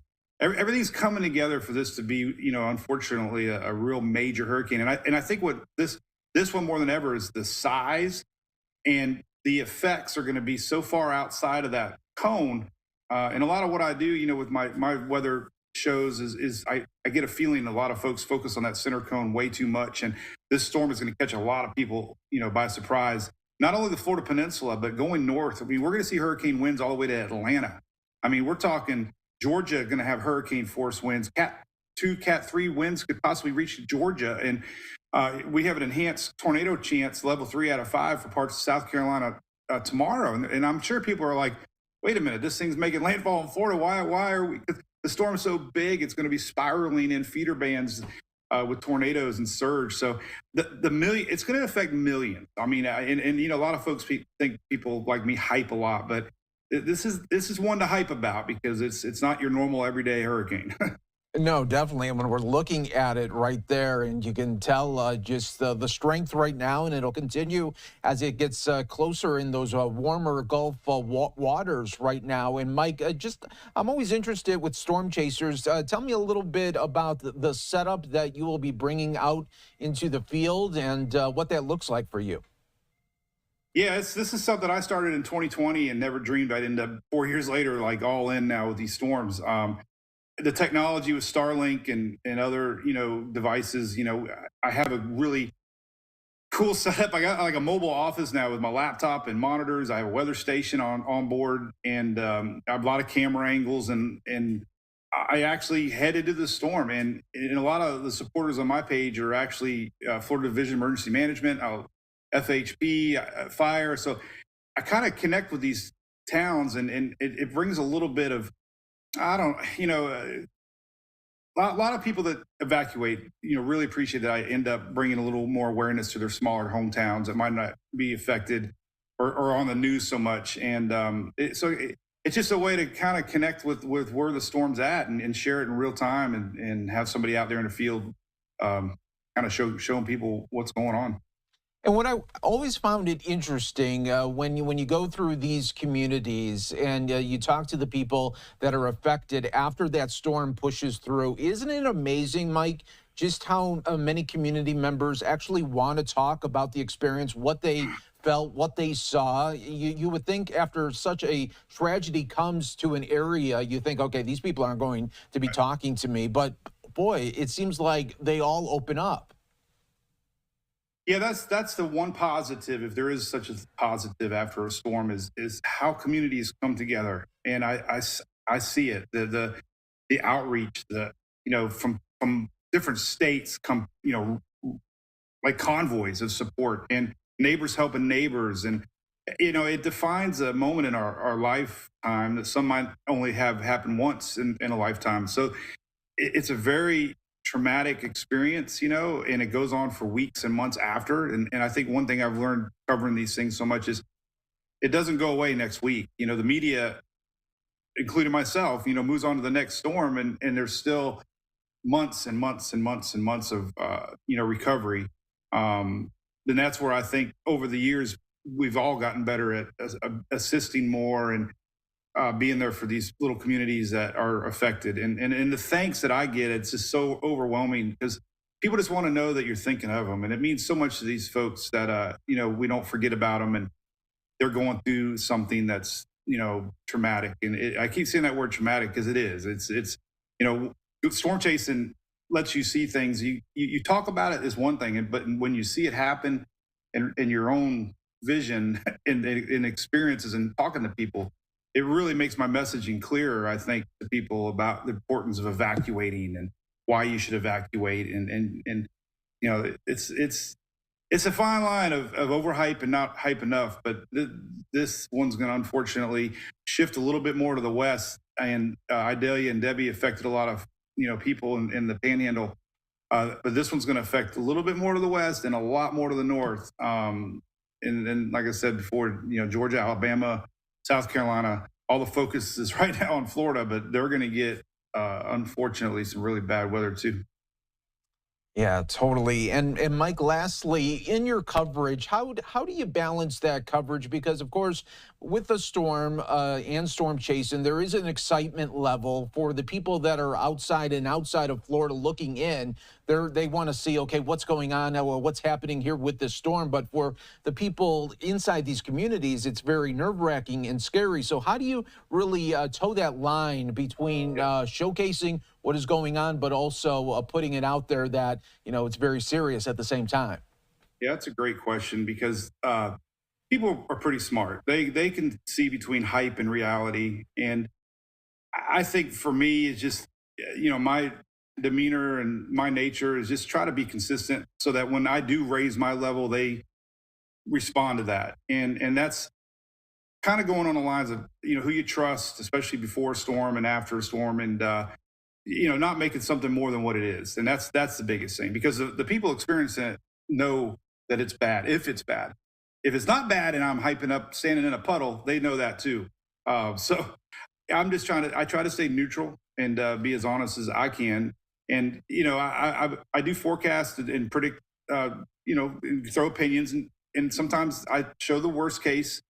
A lot of folks don't like the worst case, but a lot of times the worst case unfortunately happens. And I think that's the problem we have is the online battles of those thinking it's hype versus not. And that's where I really think people over time end up trusting who they want to follow for advice and weather, and stay just consistent. Just remember who you are, and people will be attracted to that style. Yeah, definitely. And Mike, thanks so much for coming on and giving us a preview of what people can expect. And definitely it is going to be a big storm out there for the west coast there of Florida. And really quickly, Mike, tell our viewers where they can find you, where they could see your coverage, as they'll want to get updates from you, no doubt. Yeah, thanks for that. Just if you Google Mike's weather page, it pops up everywhere. But I'll be streaming live on X, Facebook, and YouTube. All right, so stay safe. Yeah, no doubt. Stay safe out there, and thanks so much again for what you do. And we look forward to hearing from you a little bit later as well. Yeah, thanks. Thanks for having me on. No problem.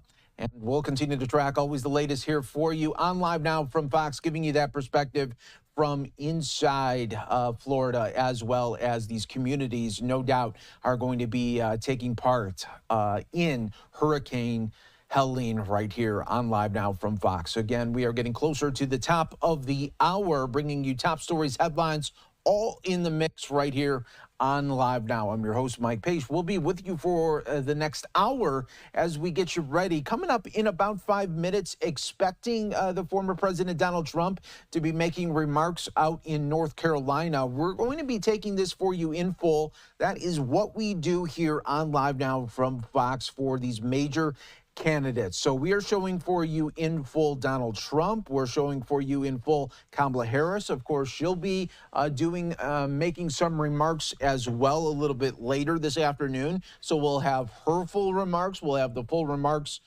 always from J.D. Vance and Tim Walz when they are out campaigning there. So we're getting you ready for the race to the White House there coming in November. It is getting close, just less than 42 days away from Election Day. So we are getting you ready for all of that right here on Live Now from Fox. I'm really interested, though, in what Donald Trump is going to be saying today, given the fact we just learned from his campaign hours ago that Iran continues to put threats on Donald Trump's life, and they want to continue to try to assassinate him. We learned that through his campaign.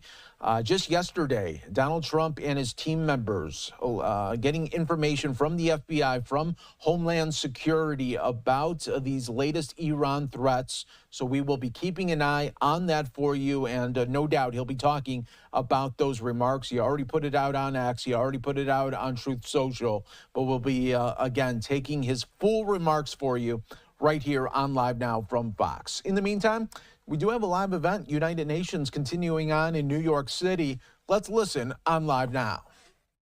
Right for all. Muitos países, sobretudo em África, while many nations, continuam especially in abraços Africa, are still grappling with this terrible disease, we have a unique opportunity to eradicate preventable and treatable ailments. Ailments that have long plagued humanity, causing suffering, hindering progress, and trapping millions in poverty. To achieve this goal, I call on the upcoming IDA 21 Global Fund restructuring meeting to be held in Paris next month to prioritize funding through a dedicated budget line aimed at eliminating diseases. Microbial pathogens and antimicrobial resistance also pose significant threats to global health. Thus, understanding and managing microbial activity is crucial for addressing challenges related to disease control, food security, environmental conservation, and climate change.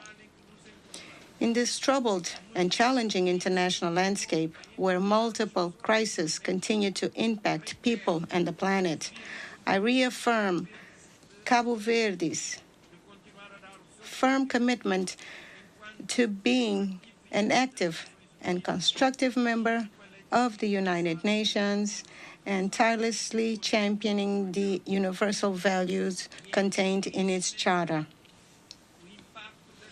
Among these crises, climate change disproportionately affects vulnerable nations, especially small island developing states. We look to COP29 to yield urgent and tangible progress on key climate issues, particularly as a deadline for significant emissions reductions approaches.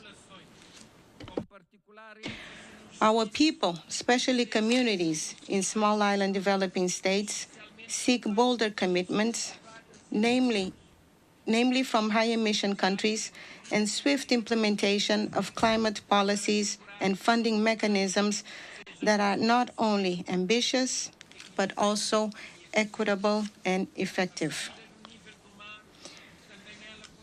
The rising sea levels, also caused by climate change, require immediate and special attention. The challenge is multidimensional and extends far beyond island and coastal populations. It affects all continents and regions, leaving no one immune to this catastrophe in the making. We therefore welcome today's high-level meeting on addressing the existential threats posed by sea level rise. Last year, on the sidelines of the 78th General Assembly, the agreement on biodiversity beyond national jurisdiction was opened for signature, representing an international milestone in the conservation and sustainable use of marine biodiversity in areas beyond national jurisdiction, that is, in the high seas, which constitute about 60% of the world's oceans. And I am proud to say that Cabo Verde, my country, signed this agreement on its first day and is currently finalizing the ratification process. I call on all nations who have not yet done so to also sign and ratify this important instrument for the conservation of life in our oceans. As an ocean nation, Cabo Verde has a tiny land territory in comparison to the immensity of its maritime territory. Therefore, I did not hesitate to accept UNESCO's honorable invitation to become patron of the United Nations Decade of Ocean Science Alliance for Sustainable Development for 2021-2023. As an ocean nation, heavily dependent on marine resources, our role in the Ocean Decade focuses on local and global actions to promote sustainable ocean management. We have been focused on the importance of sustainable ocean management, particularly for small island developing states that are very vulnerable to climate change and the degradation of marine ecosystems. For 3 consecutive years, we have hosted international ocean conferences to foster partnerships between governments, the private sector, scientists, and civil society to advance ocean science and create innovative solutions to ocean challenges. Thus, it is important to bring together key stakeholders in order to boost collaborative solutions for the oceans, help develop research capacities to study the impact of climate change, ocean acidification, and promote knowledge sharing and technology transfer to improve ocean monitoring and observation systems.